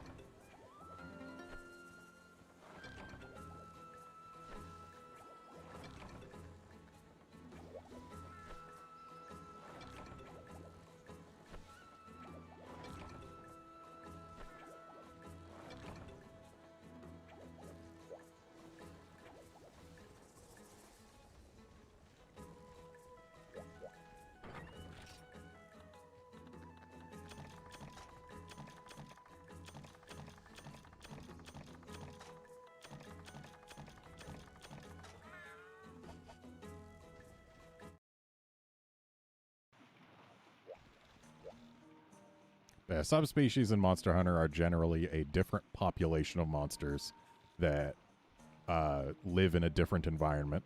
Sometimes it's not a different environment, but there's generally different environmental factors that lead to them being different colors or having different elements, etc. Whereas a variant is just like a particularly strong example of the species, typically. Like Raging Brachydios is a variant because it's bigger than a normal Brachydios, and its slime mold is more volatile. Shrieking Legiana is a variant because it's a Legiana that has better control over its ice abilities, can fly faster, and can scream louder. But then Pink Rathian is born with a differently colored shell, lives in a different environment, so she's a subspecies.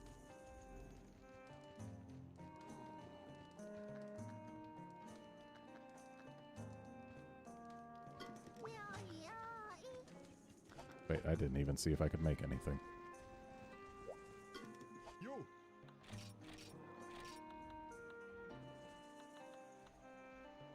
So let's start off with the Garuga mask, because it's what... Wait a minute, that loses defense. But then again, the rest of the armor gains defense, so it's fine.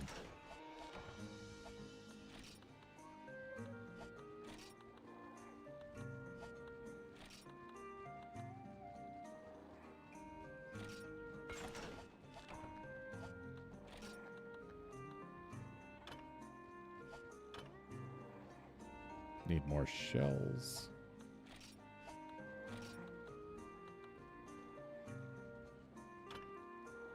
More shells and wings. And monster pwn pluses. Those will be annoying. Unless Garuga gives them.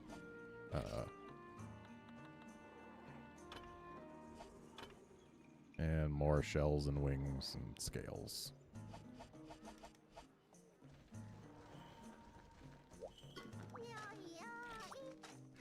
So the wings.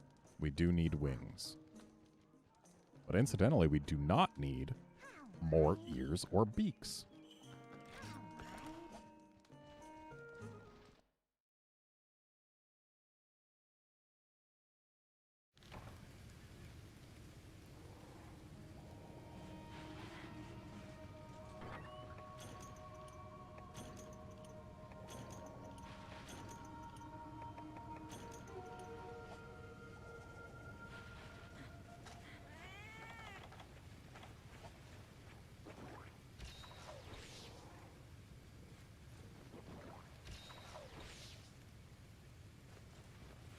Arananka, what makes deviants deviants and not subspecies is officially it hasn't really been explained.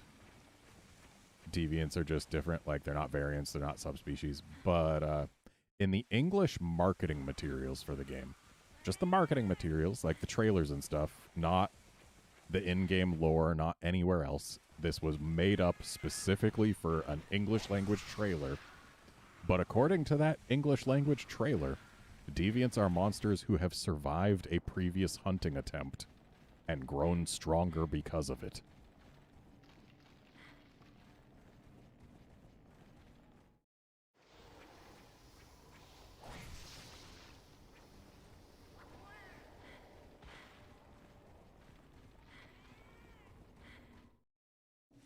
Though, at the end of the day, that's actually only true for Bloodbath Diablos. That one explicitly has survived a previous hunting attempt. But the rest, it's got nothing to do with it. They're just examples of their species that have had a particular trait emphasized to the extreme for unknown reasons. But because that trait has been extremely emphasized, they're considered deviant from the norm and beyond just a variant.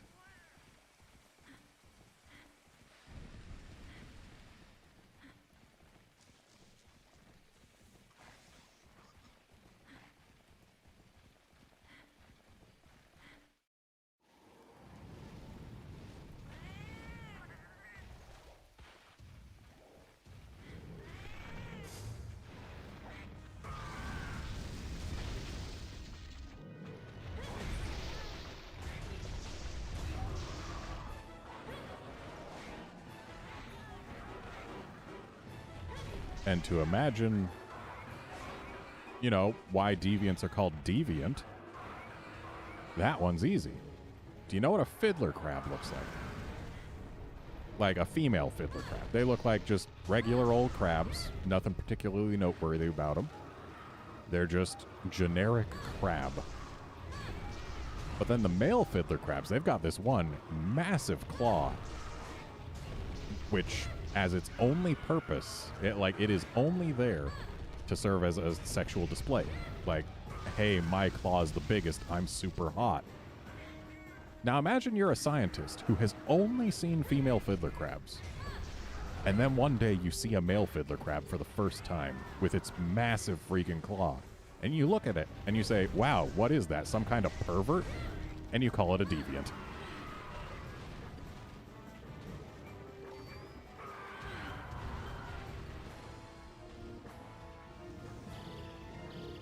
Well, this is potentially a cart. Yes, this is a cart.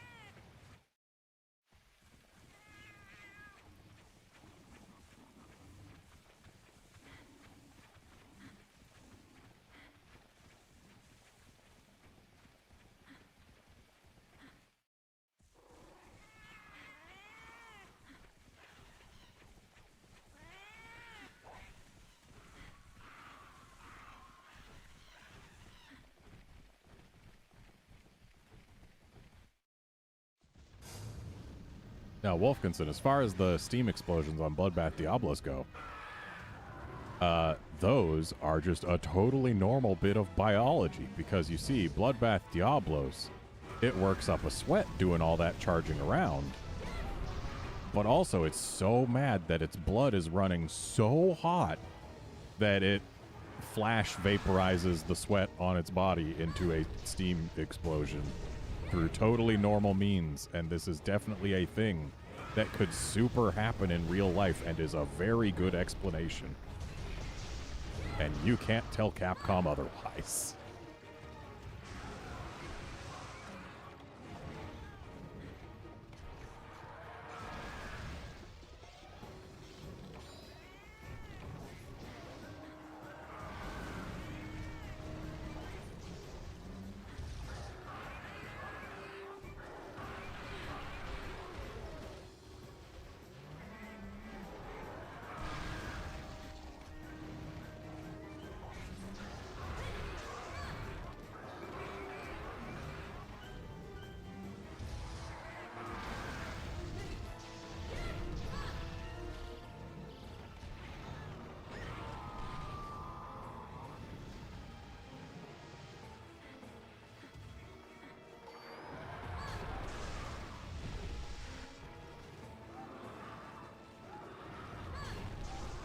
Alright, got the wing.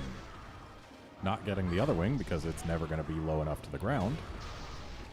But we got one wing. And hopefully that's enough. But knowing this game, it probably isn't. Damn, that was more than half my health.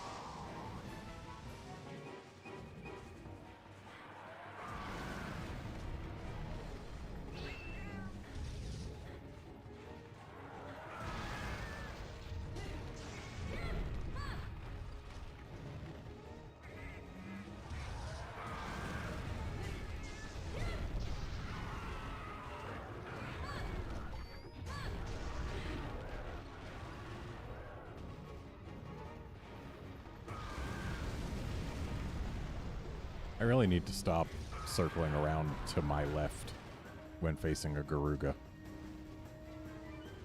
One of these days I'm going to get hit by that second fireball.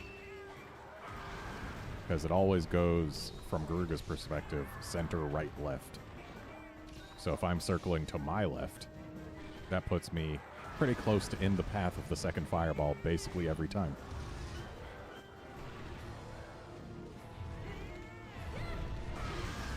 Ow.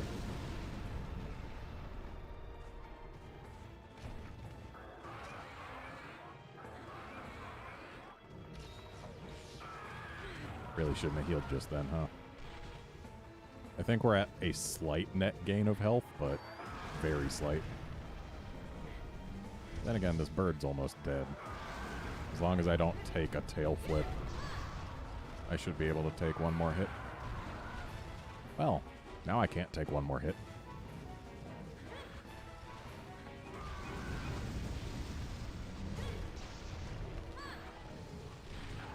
Oh, maybe I could.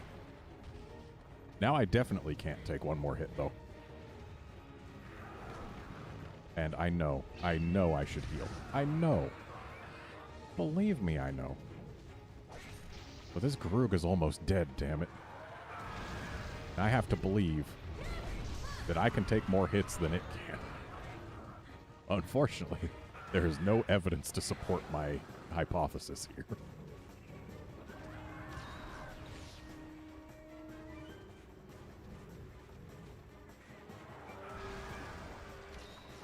Wow, way to ruin that Vespoid's day. Good on you, Garug.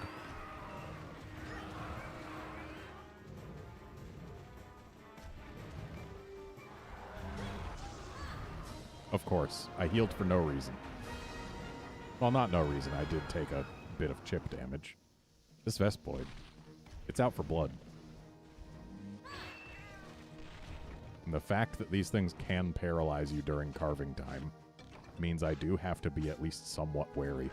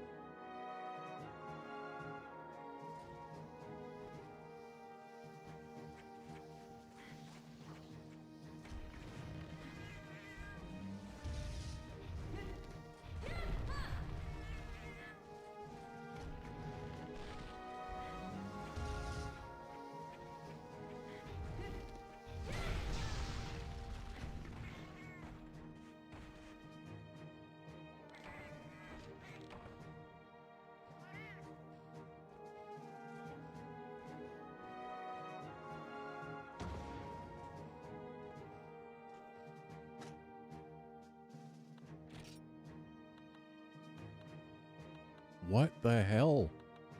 I keep on getting the parts that I actually break. This feels so wrong after all those cuckoo with no ears.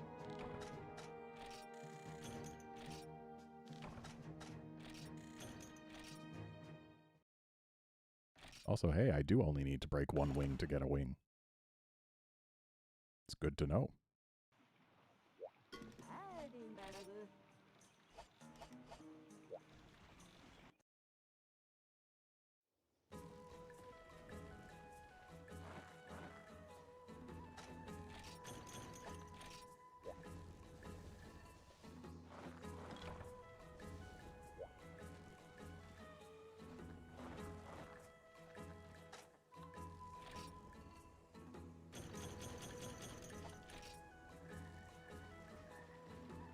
Yeah, Noelle, since it's just 5 decoration slots to get rid of Blast Blight forever, I pretty much always get rid of it when going after Teo and For You. It's very worth it to go in with Biologist or whatever the hell it is.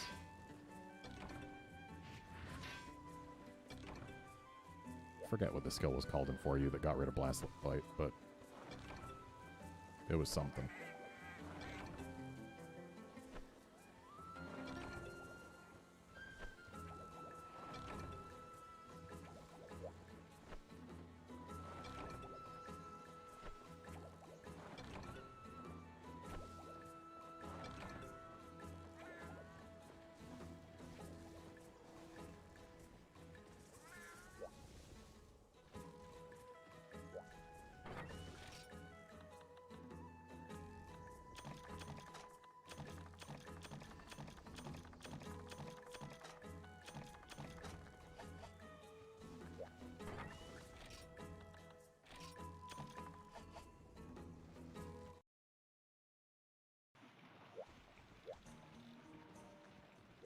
world had me second guessing, because in that game, biologist is a completely different skill.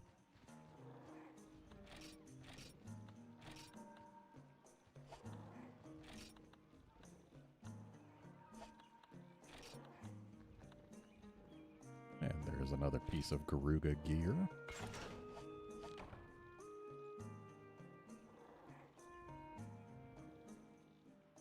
The puzzle is coming together.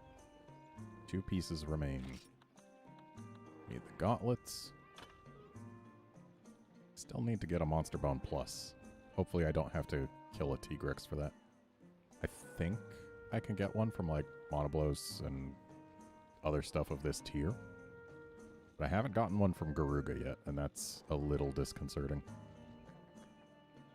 I know for a fact I can get them from Tigrex, though. I just hope that I don't have to get them from Tigrex before I have these. And then I need the chest. And that's just shells and wings. Do the gloves also need wings? Sure do. So I need to get my hands on 4 more wings. Which probably means minimum 4 more Garugs. And I am now starting to fade, which means this here Garug will be our last for the stream.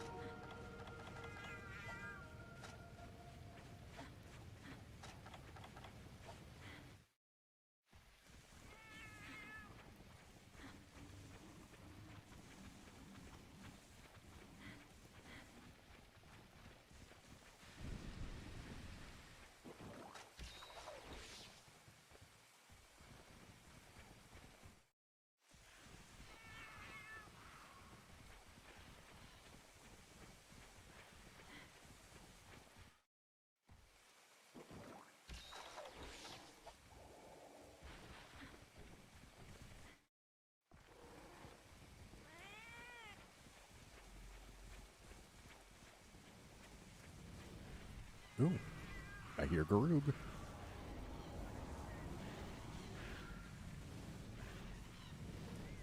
Lucky. Hey.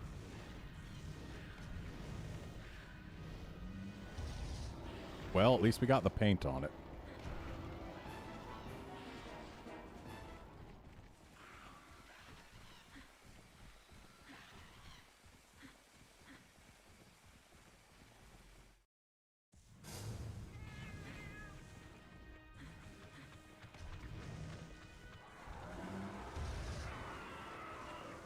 I know I'm making a mistake by not dealing with that Bullfango immediately, but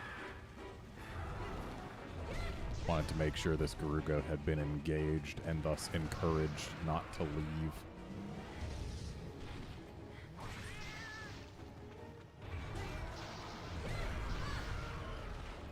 Okay, Bullfango dead forever. The world is a better place. As it always is when a Bullfango dies.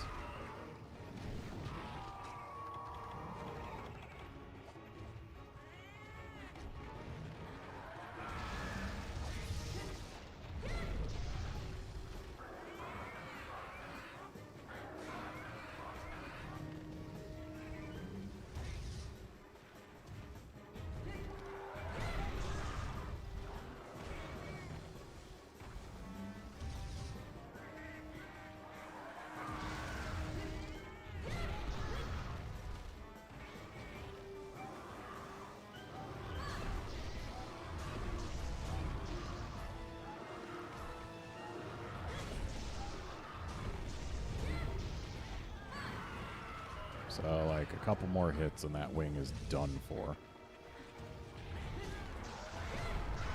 And we are absolutely going to get both face breaks, just getting the stun to knock him down so that we can get the wing.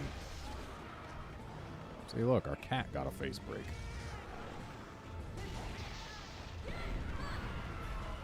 That was close.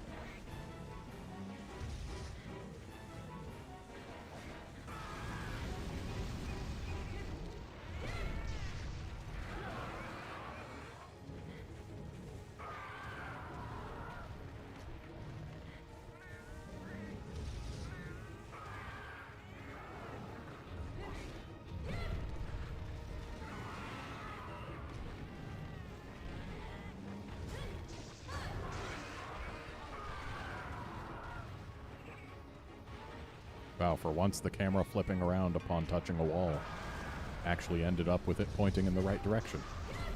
And there's face break number 2. Before KO number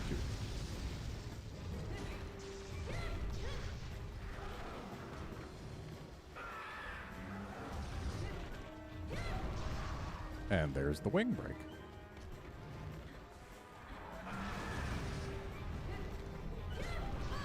That's convenient because it means that I can just go for this nice squishy face and also kill a Vespoid with a golf swing. It's like Christmas came early.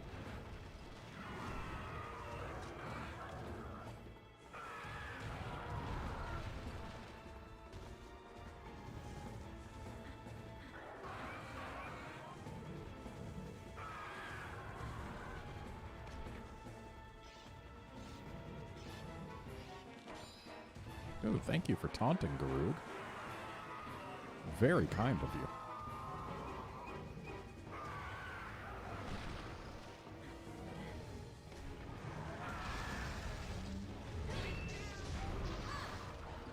This bird's almost dead.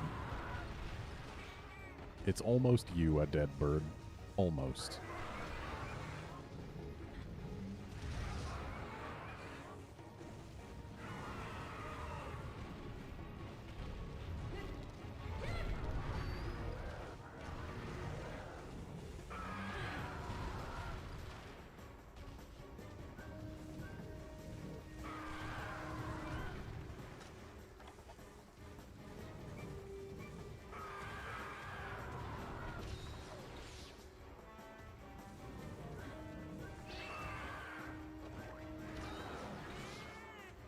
Glad it was far enough away when it decided to try and bite.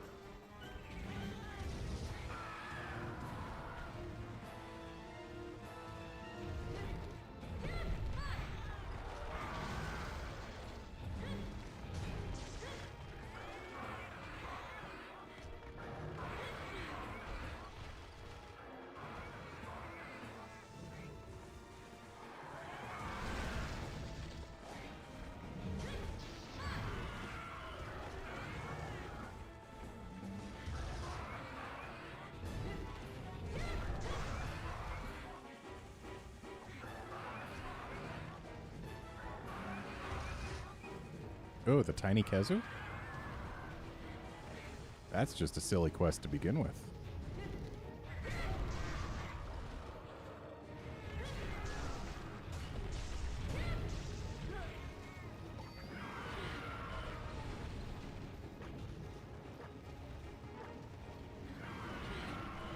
Wow, rude. The wall carried him over to me.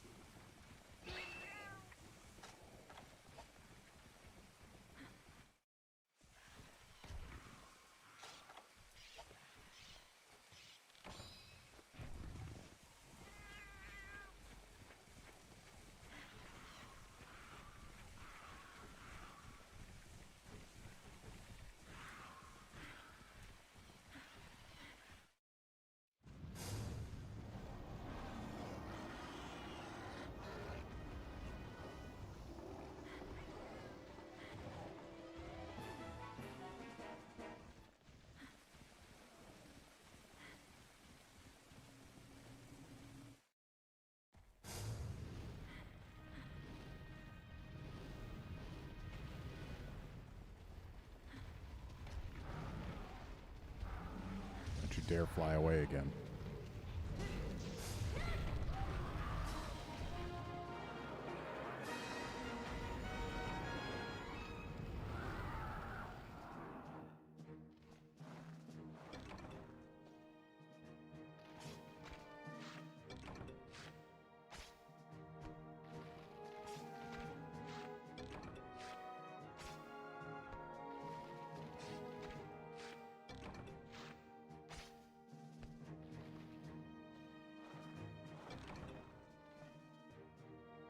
I don't need bone husks, but there's no reason to stop gathering here. Especially when we can get bones. I really wish bones were more common, but...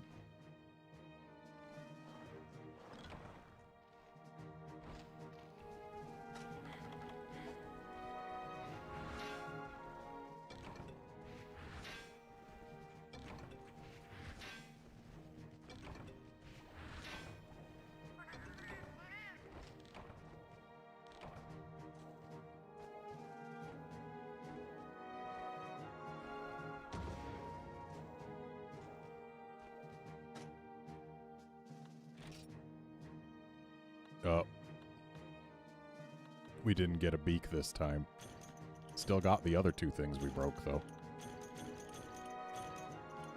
And we got a bonus wing. Not bad.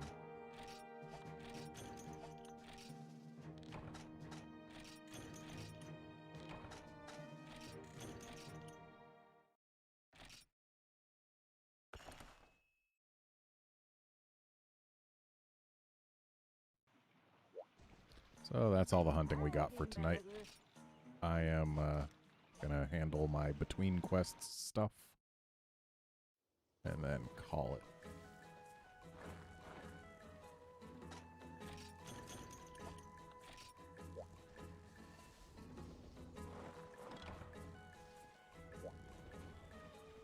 I wonder what percentage of this stream has been spent in this farm. Probably a lower percentage than the last stream, but still.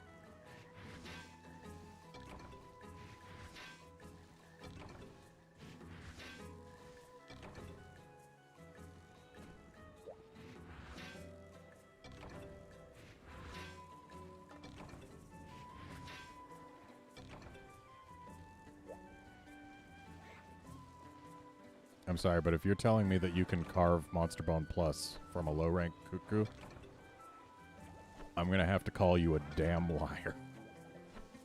Because I have carved 14 cuckoo and gotten 0 Monster Bone Plus.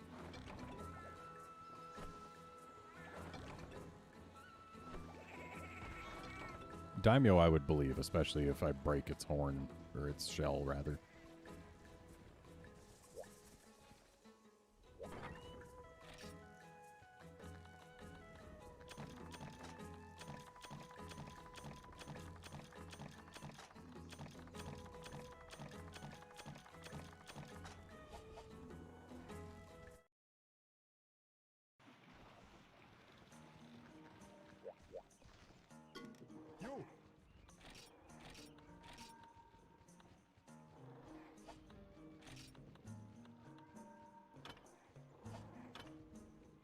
Short on shells and bones.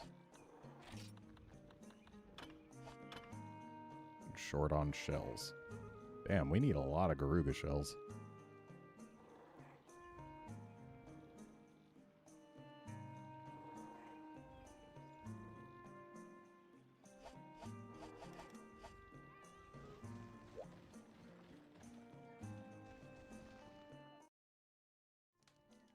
Alright, well, it is past 3 a.m., so I need to get to bed. But thanks, folks, for watching, chatting. Hope you've been having a good time. I've been having a nice time this stream. Much more pleasant than the last one. Not as much failing to get a 50% chance drop. Yeah. We're still in the parts of this game where it's pretty alright, actually. Still unpolished. But decent. Things are going to go downhill pretty quick in the next couple ranks. But for now, this game's still all right. Anyway, that's it for this stream. Tomorrow afternoon, going to be doing some Miles Morales. Then maybe tomorrow night we might have more Freedom Unite, but we also might not. Depends. I've got other stuff that needs doing first, so we'll have to see. Either way, see you tomorrow, friends.